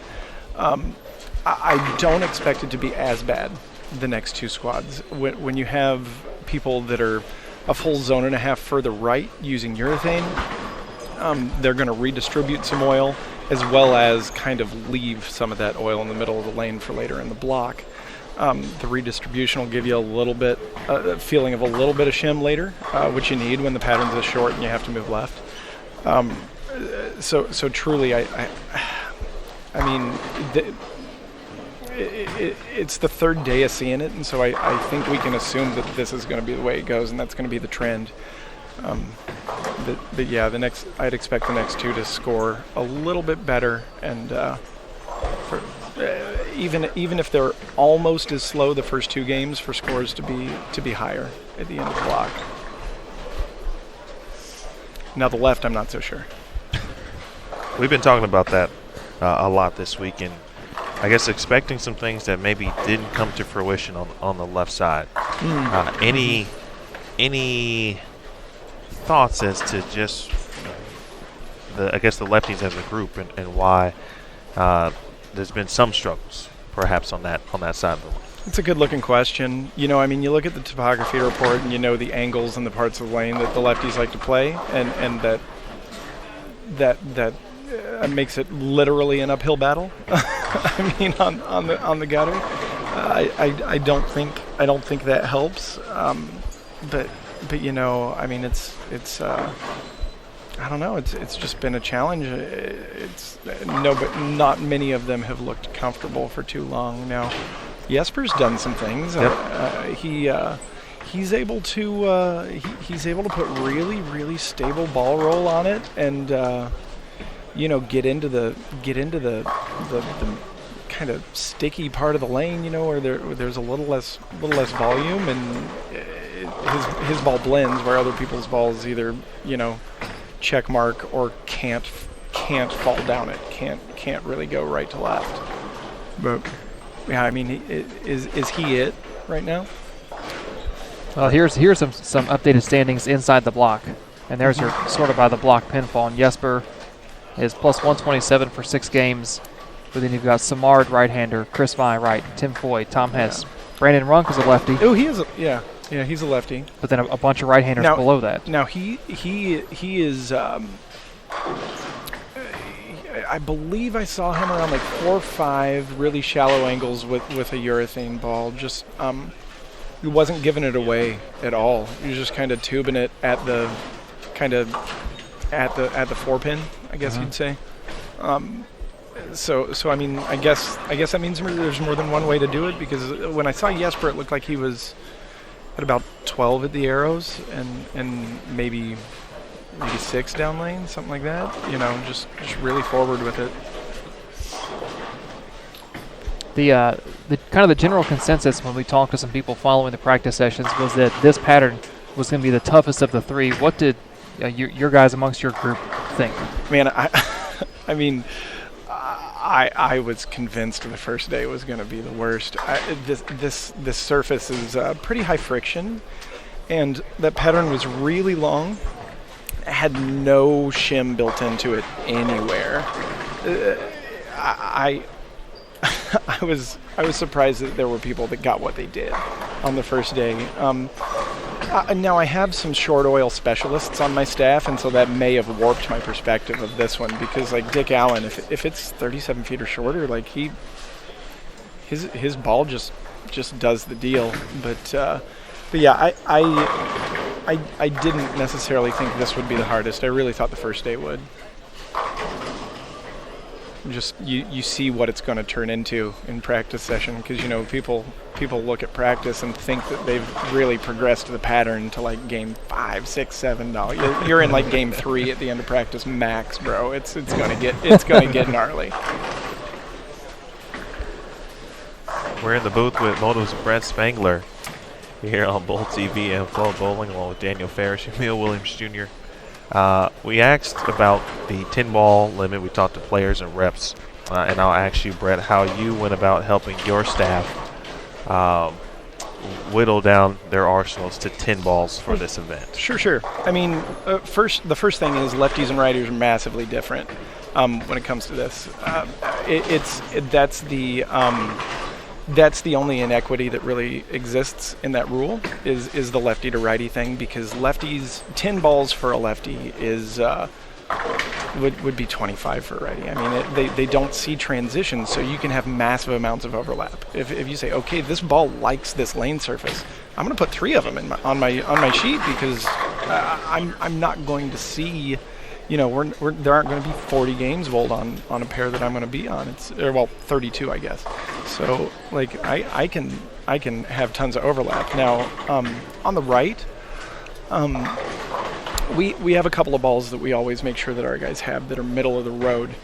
But the pieces with really versatile covers were big for me. We've got 2 balls in our product line that I feel like I can shine like glass, and they'll still hook.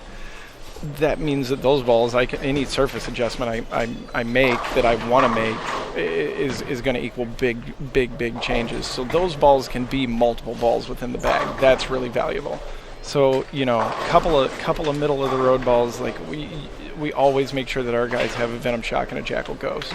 It's an ASIM and a symmetric kind of benchmark piece. We have, for whatever reason, for the last few years, it seems like at USBC events, low flaring, low or no absorption covers are valuable more than once in a week. So we have a new tank blitz that's low diff, low absorption. everybody has one of those at least on their sheet. And then, like I say, the balls that we could turn into more than one ball were invaluable.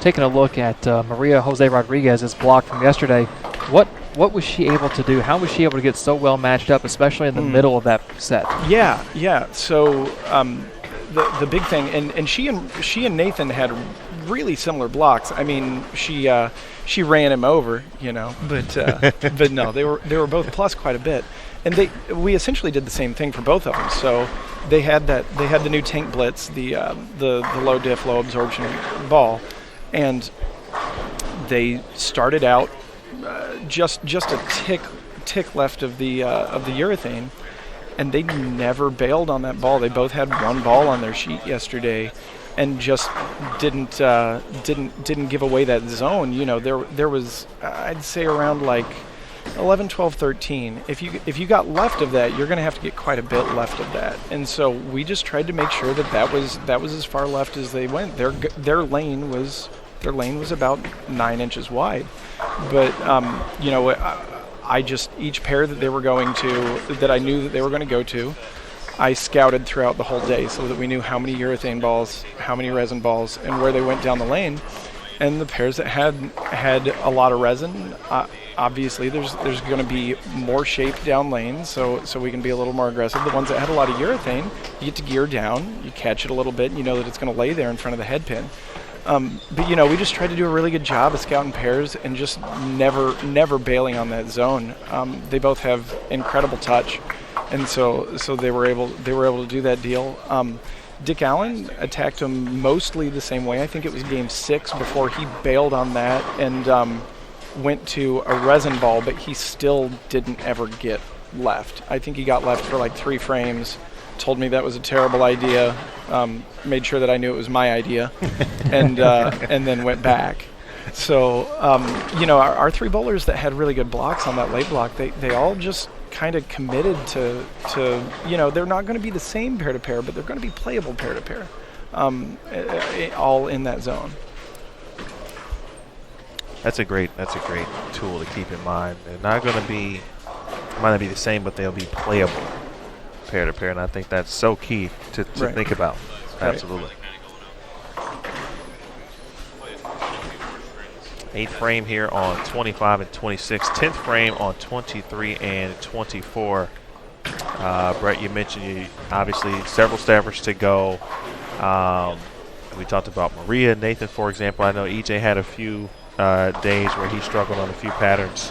How do we get, or what's that ultimately the game plan? Just thinking ahead for when EJ hits the lanes. For EJ, Yeah. well, EJ was chasing ball motion too far down the lane. Naturally, you're not going to want to do that on a pattern this short anyway. But he needs to he just needs to be into balls that are more stable in the front, and instead of getting tricked into the throwing the ball forever down the lane thing.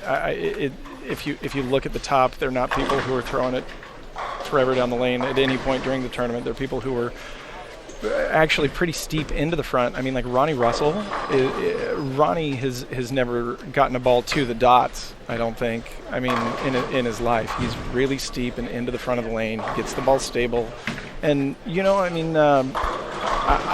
I don't foresee EJ struggling significantly today. I think about game 5 when he made that, when he finally saw that, carries something that is a little harder to control. Who knows? But he'll be in play today. He'll be in play, and he's a bulldog when he knows he needs it.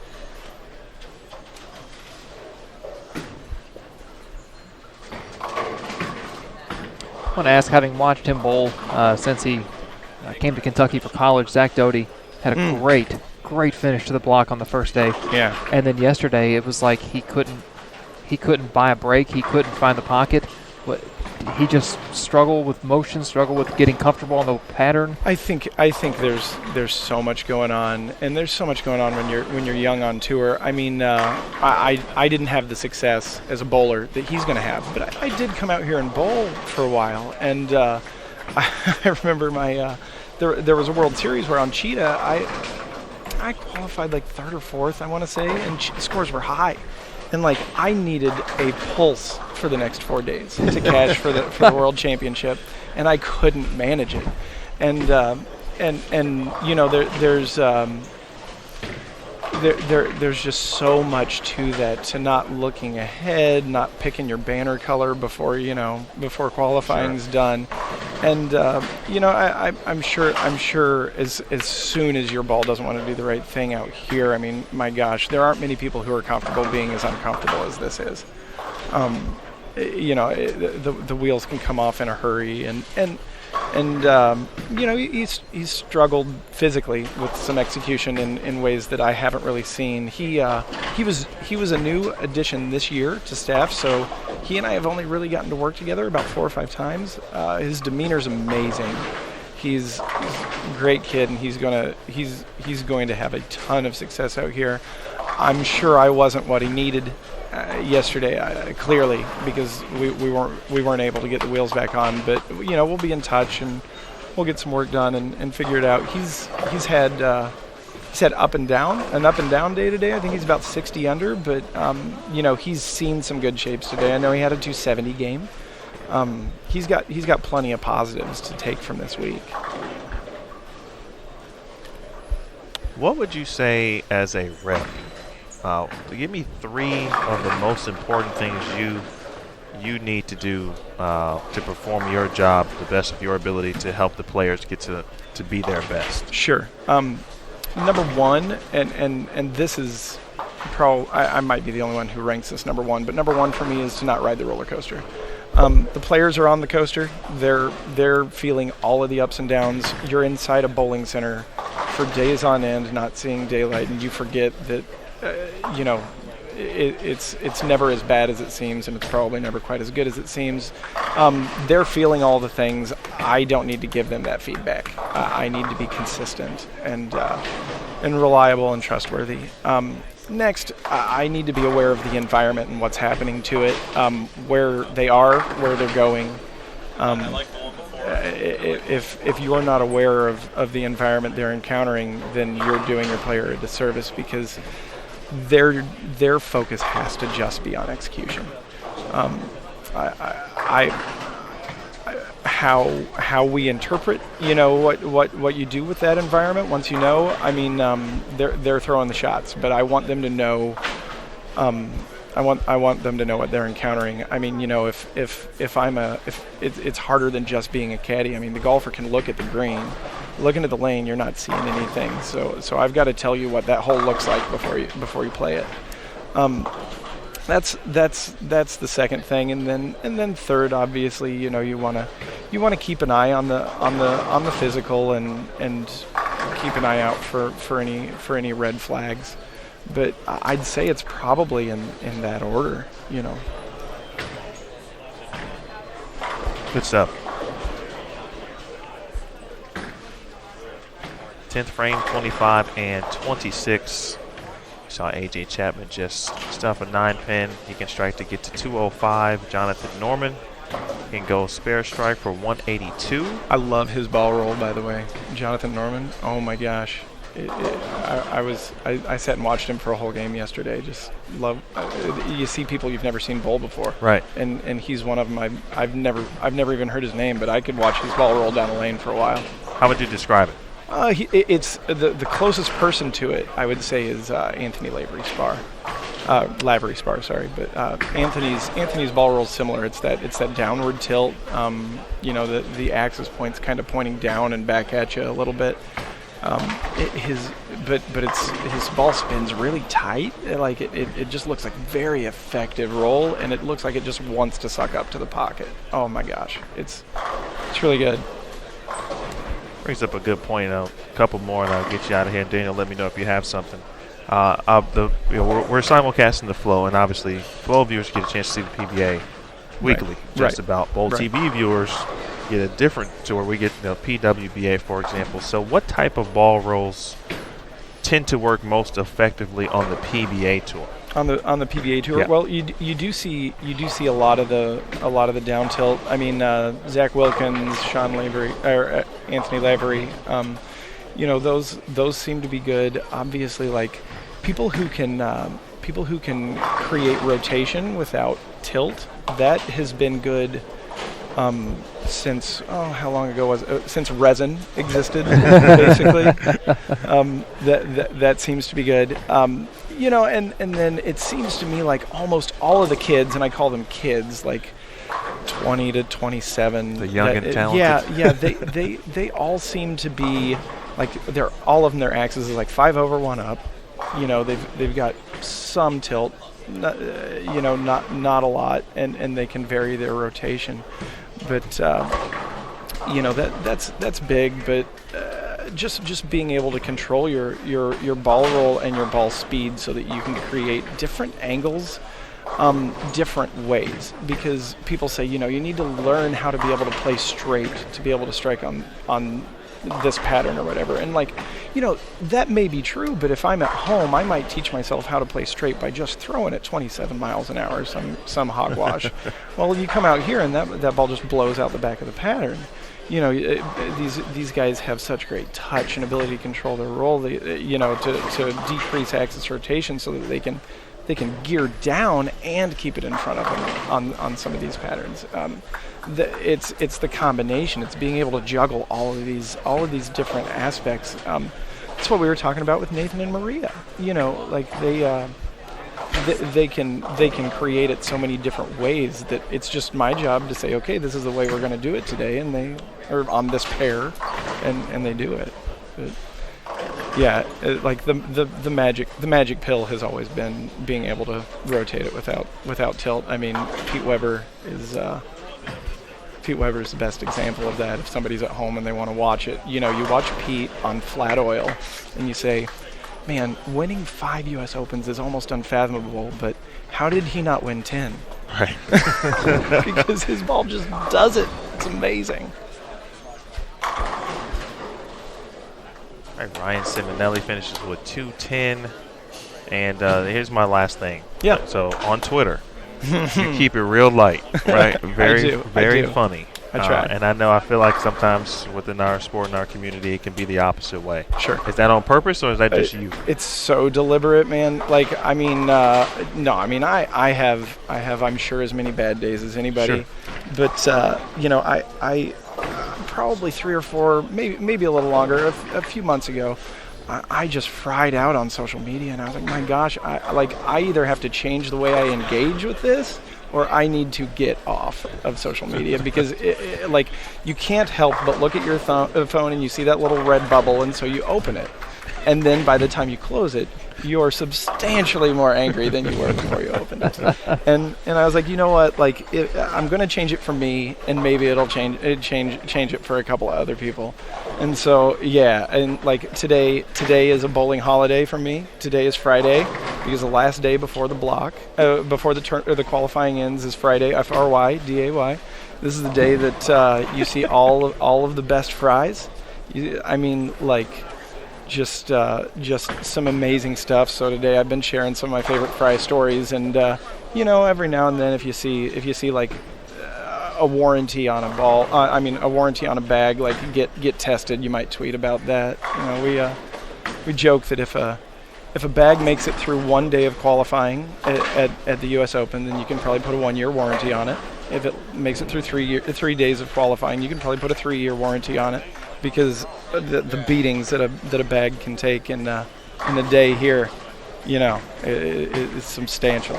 But yeah, so social media, just trying to keep it light, keep it fun. Excellent work, my man. You can follow Brett on Twitter at Motive Nation, and I would highly encourage you. Hey, happy Friday, guys. To do so. Thanks, Brett, for stopping by. Thanks, fellas. Thanks, man. That is Brett Spangler, ladies and gentlemen. You'll see him doing his thing throughout the day on Bowl TV and Flow. Game 8 is underway. We'll take a small break, step aside, back with you here momentarily. You're watching the 2019 U.S. Open here on Bowl TV, simulcast to Flow Bowl.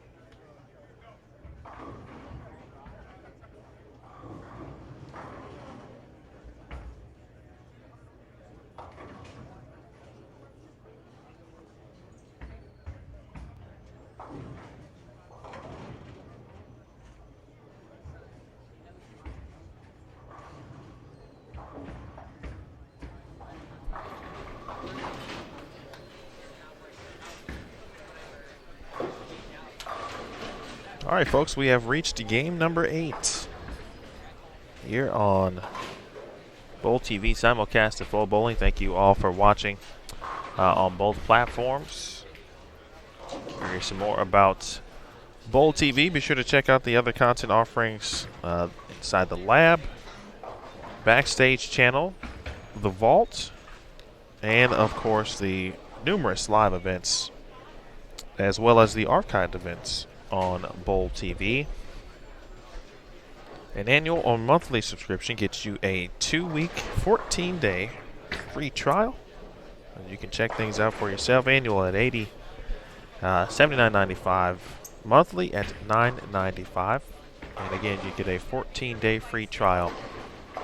So if you got any questions, be sure to let us know. We'll be happy to help out. U.S. Open continues on here. There are a few players. Obviously, there is no number yet to chase. This squad is about to set what will be the cut number for the remaining 2 squads. But I think there's a number in the players' heads certainly that they would much rather feel comfortable about as opposed to others. And we've talked about a few players like Rhino Page, for example. Kyle Troop might be now in that mix a little bit as well.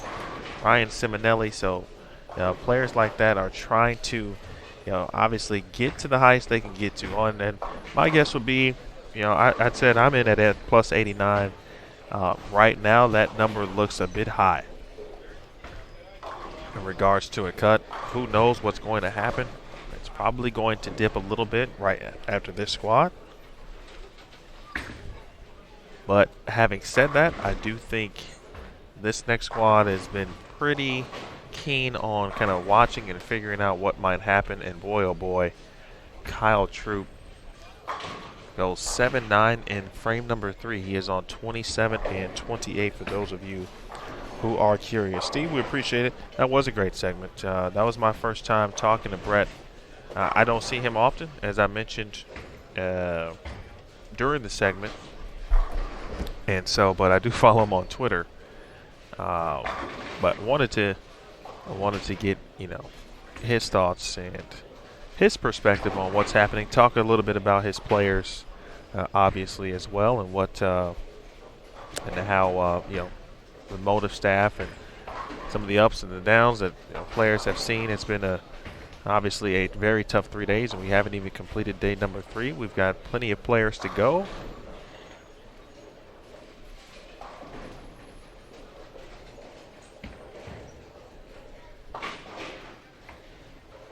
We'll get to scores in a moment. Just waiting for them to have them roll on through the screen here inside the building in just a second. Don't forget, in fact, very soon, Apple AirPods will be available, given away via raffle here on Bowl TV. In fact, just a couple of frames since 25 and 26 just in the game 2. We'll wait till frame number 5.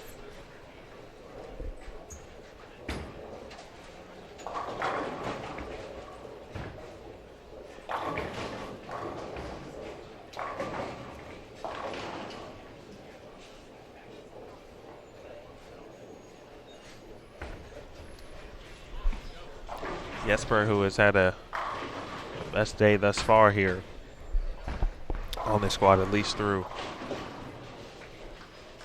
6 games before we know the 7th game update. He and David Simard here. Of course, Simard is a pair to our left. Michael Holloman on 25 and 26 again with Cole Payne. Tom Hess and Mr. Lewis Kroll, Tim Foy. 2 two-handed righties, a two-handed lefty on 23 and 24, of course, and Greg Young Jr.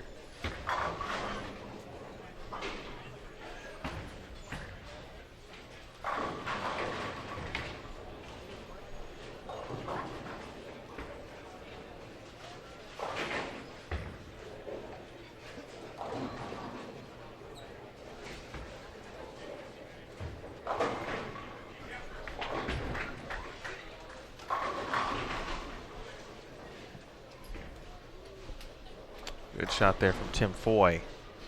As Daniel mentioned earlier, we were talking about Rhino Page specifically.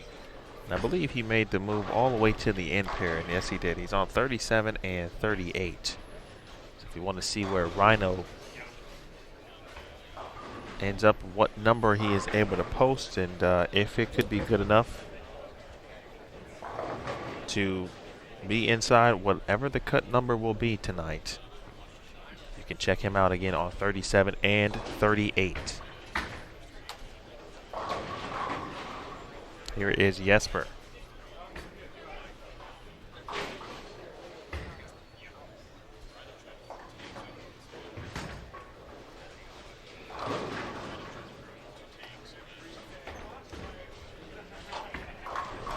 And a 6-pin there for Spencer. Good morning.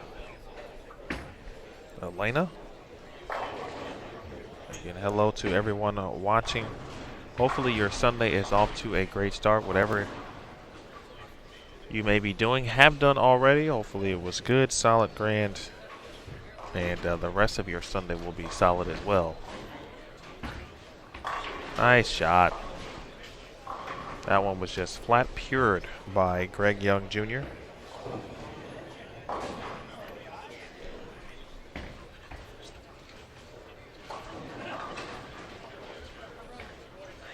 That's a good question, Ashley Woods.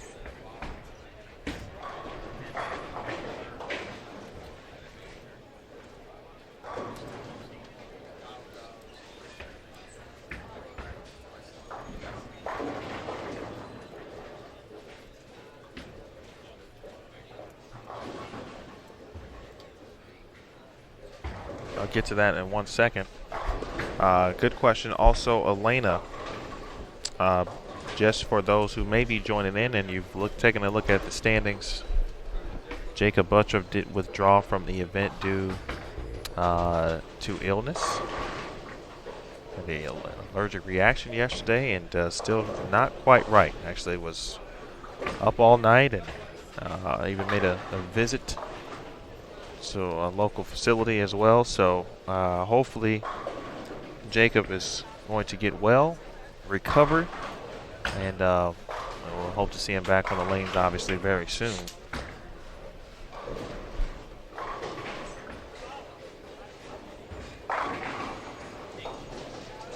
Daniel's back.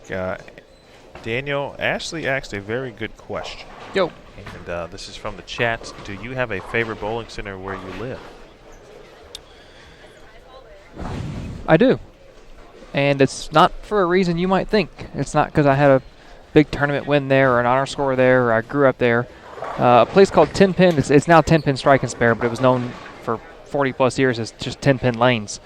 I love it because two reasons. One, the setup is the concourse is above the pit area. Like you take 4 or 5 steps down into the pit area, so from the concourse you can see everything. It's great for watching bowling. And the second reason is the acoustics. The acoustics in that building, when you throw a strike, you know it. And at 10-Pin, when you throw a strike, you've earned it because it's a tough house. But I've always enjoyed bowling there.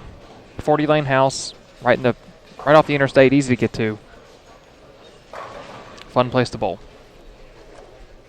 I would have to say I don't know if I have a favorite right now, because I don't spend enough time in a bowling center actually bowling. And so for me, I would probably just say Waveland Bowl, which is on the north side of Chicago. It was the center I bowled high school matches at, and it was really the center where I actually became a good bowler, if that makes sense. It's where I started to receive coaching, met the ball driller that I've had and personal coach that I've had since age 16. But that was really where I started to kind of really say, okay, you could be kind of good at this. And really had some good days. Talked a lot of trash to other teams, and backed it up. And like you, the house I listed, I bowled high school in, and there was a lot of that going on. But you know me, that would be normal for you. I'm a little feisty when I'm on the lanes. For me, that's a little different. It is. One more frame to go, by the way, and then it's giveaway time.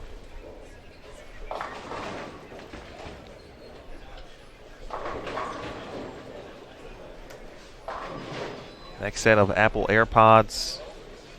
First set of the day. Good question, Ashley Woods. I'll ask you the same thing, Ashley. What's your favorite set? Please let us know in the chat.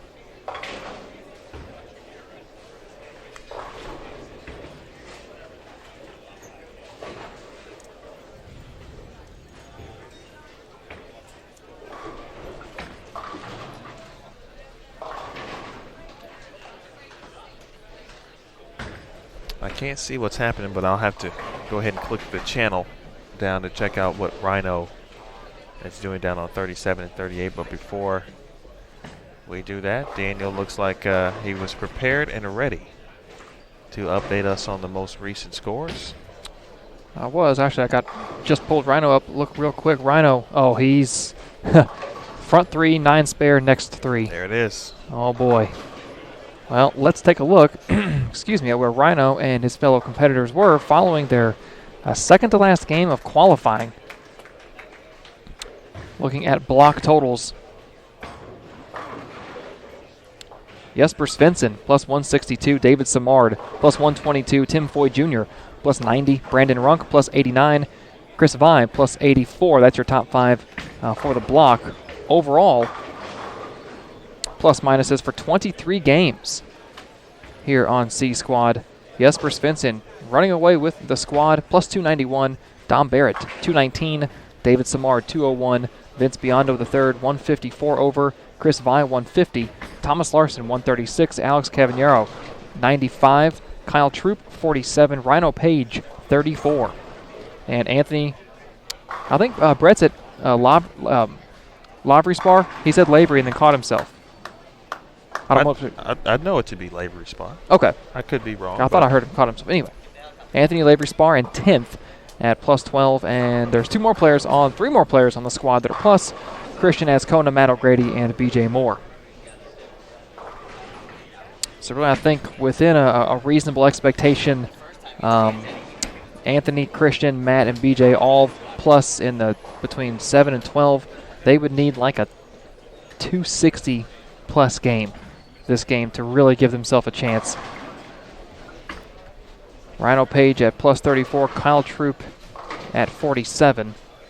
And Kyle, best he can do this game after this 10 pin here in the 7th, just off to our right, is 236. That would put him at 83, right in the thick of it. Rhino again down on 37 and 38. Front 3, 9 spare, next 3. I see him up on 37 right now in the 8th. He's set in his position.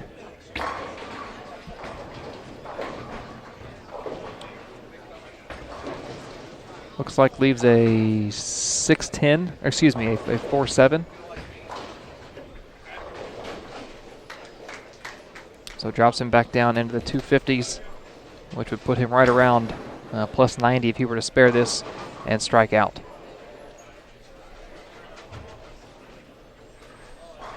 Guess what time it is? It's giveaway. Indeed it is.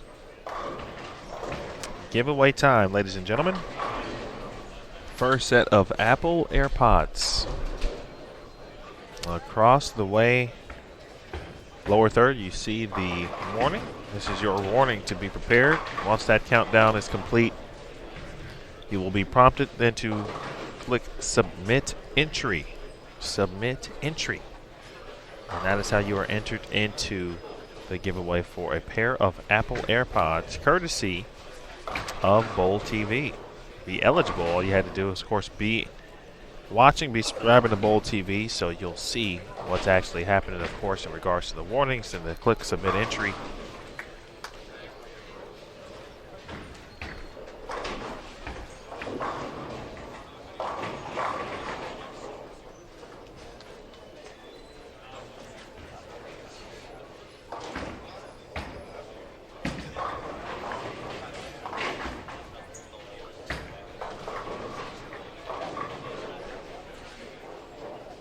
All right, it's up. Submit entry.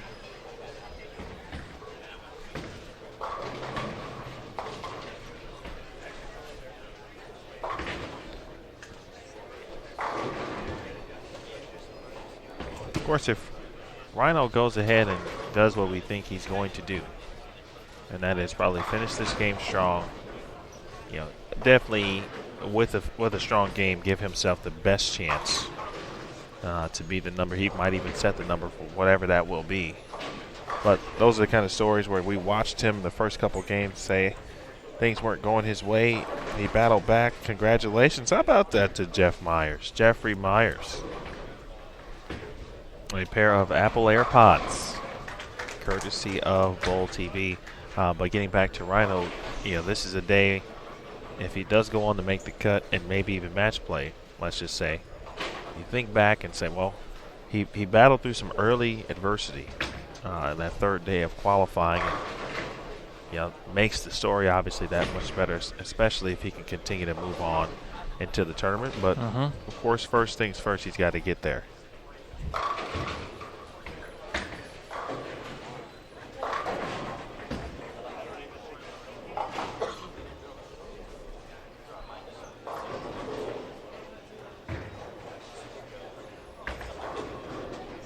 Daniel, have a great day,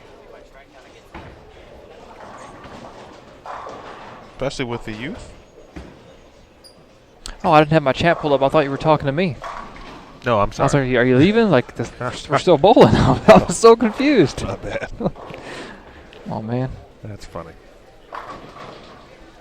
No, although we are about done, and we're ending with a nice flurry. As Greg Young Jr., our national champion at McKendree, the top youth players prior to obviously his collegiate days, and still trying to find his way here on the PBA tour. But he's got all the talent, and showing you some of those flashes right now. Michael Davidson, another young up-and-comer, recent collegiate graduate. And for Matt O'Grady, was OG, he was plus, right? Plus. He was in he needed 260. He went front 5 split strike, and then he just wrapped another mean 10 pin. If you go back to 25 and 26, he left a 9 pin and another disastrous single pin where he just crushed the 1-3. I'm trying to think. I was watching right when it happened. But yeah, he's had some bad luck on 25 and 26. But, over the course of 24 games, and this isn't just for OG, this is for anyone who's close or just outside, it's unfair to yourself and unfair to your effort to just point at one game. You've got to look at the entire tournament as a whole. Certainly when it comes down to you have one game to get there, you're going to look at some non-carries. Maybe you had that game that cost you, but really it goes back deeper than that. Rhino Page, his first shot in the 10th, buries it, puts him in the 240s.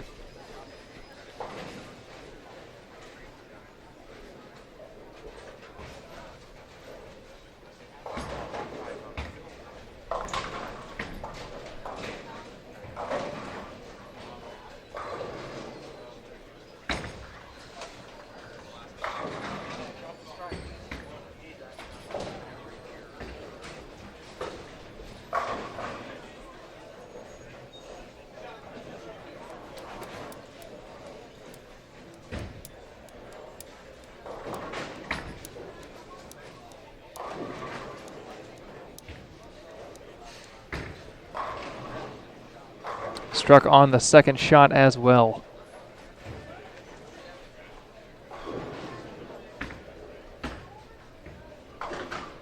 Well, I think I'm going to say that's going to be enough.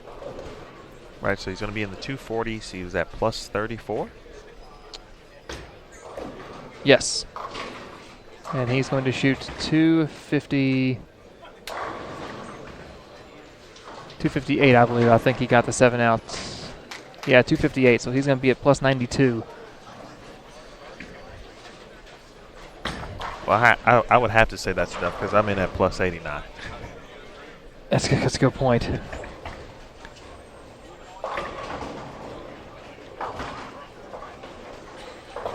I don't think that number would keep me from eating lunch. Like, I wouldn't be so worried about it that it would bother me.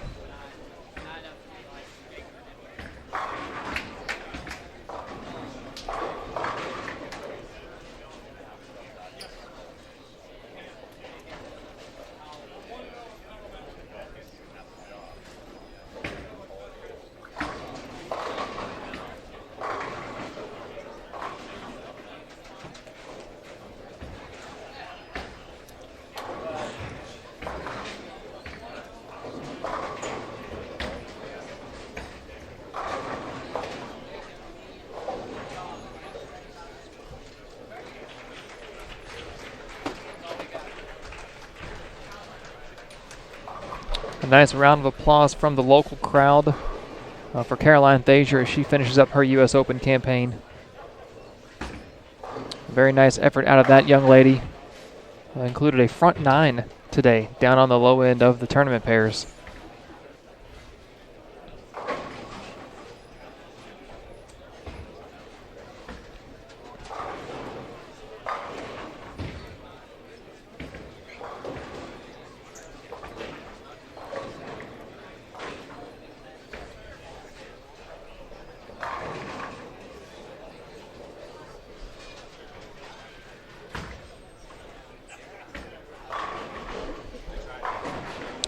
Yeah, Joe, I'm with you. Nothing's only a really, really, really bad set that I thought might cost me a cut at a U.S. Open, might keep me from eating lunch, but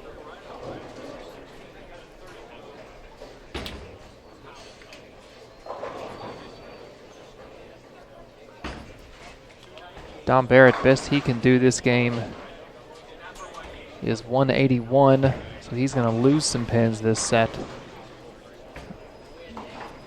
I lose quite a few pins.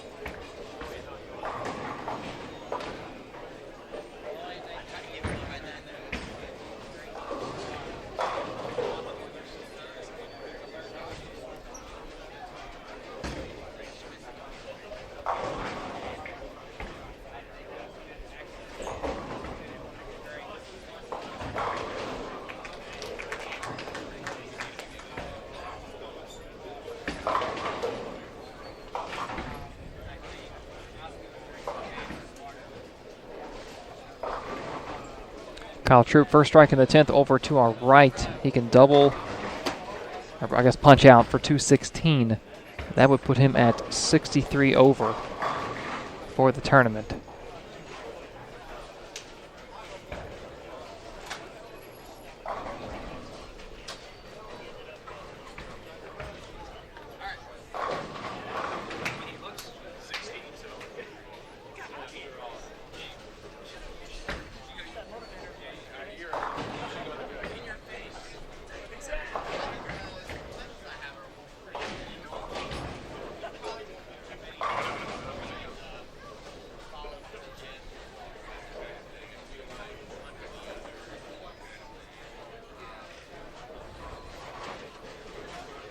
A squad is coming up next, folks.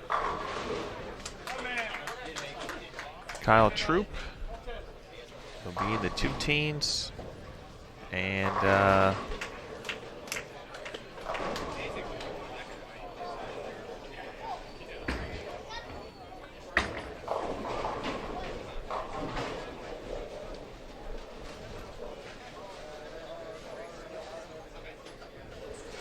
if he strikes here, that will put him at plus 63 overall. Speaking of Kyle Troop.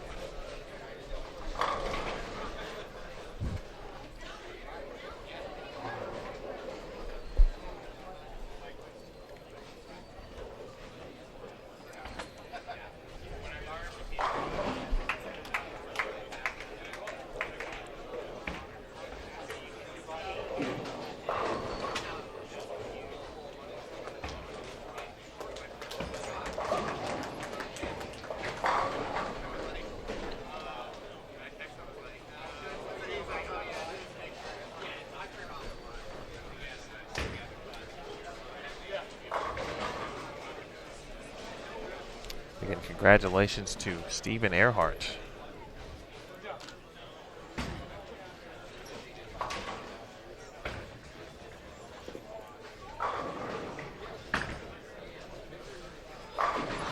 To give you some more bowling bonus action here. Stephen Earhart shot 300.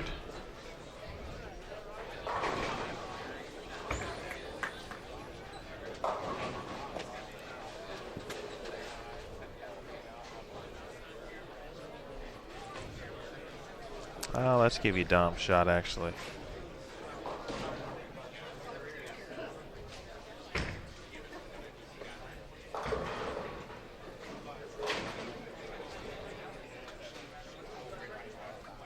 We saw Dom a few games back on 23 and 24, and it was going through fifth arrow at that moment.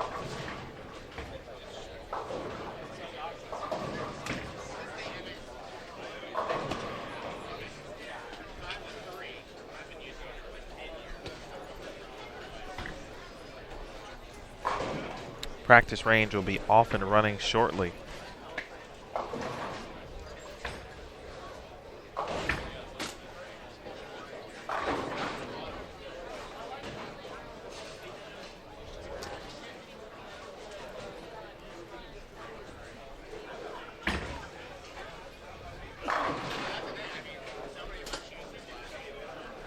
Tom Hess on the right of your screen. Zach Doty's bowling ball to the right of us.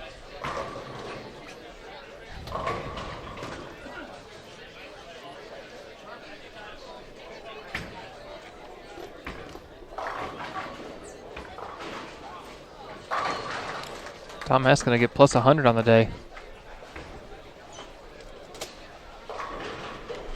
Plus 103 on the 4-pin conversion. Unfortunately, just gave too many pins away the first couple of days. Going to finish right around minus 55. And he was consistent. 15-21 the first day, 15-22 the second day. And 17-02 today.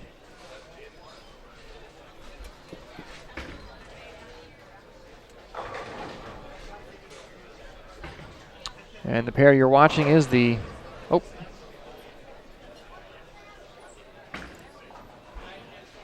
last pair to finish up. That'll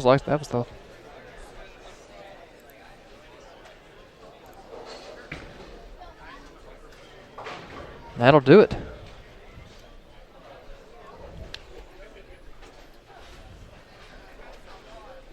All right, that's it. Everyone go home. C squad done. We've probably got, I'd say, 7 to 8 guys that are pretty happy right now.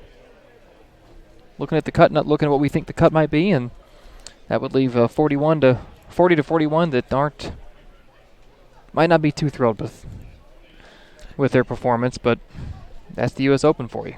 Yeah, and I think my takeaway very early on, right, we talked about it just wasn't happening in regards to the first 3 games. Looked a little disjointed across the squad, and then all of a sudden Game 4, we started to see some higher scores. That went into Game 5, and then Game 6 was kind of like, okay, let's get back to that disjointed. So I just fully believe we won't really see that this next squad. I think they really took the time, and I don't know if they did or not, obviously, because we've been sitting here, but I feel like they did their due diligence today, either whatever methods of communication, whether they watched today to find out what was actually happening today on this fresh. What do you think? Well, there wasn't, this disjointedness in the first 3 games. There wasn't a lot of conformity, in inter-squad conformity.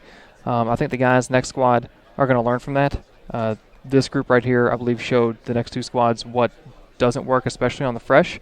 I thought maybe they were too far right. Brett thought maybe they were too far left.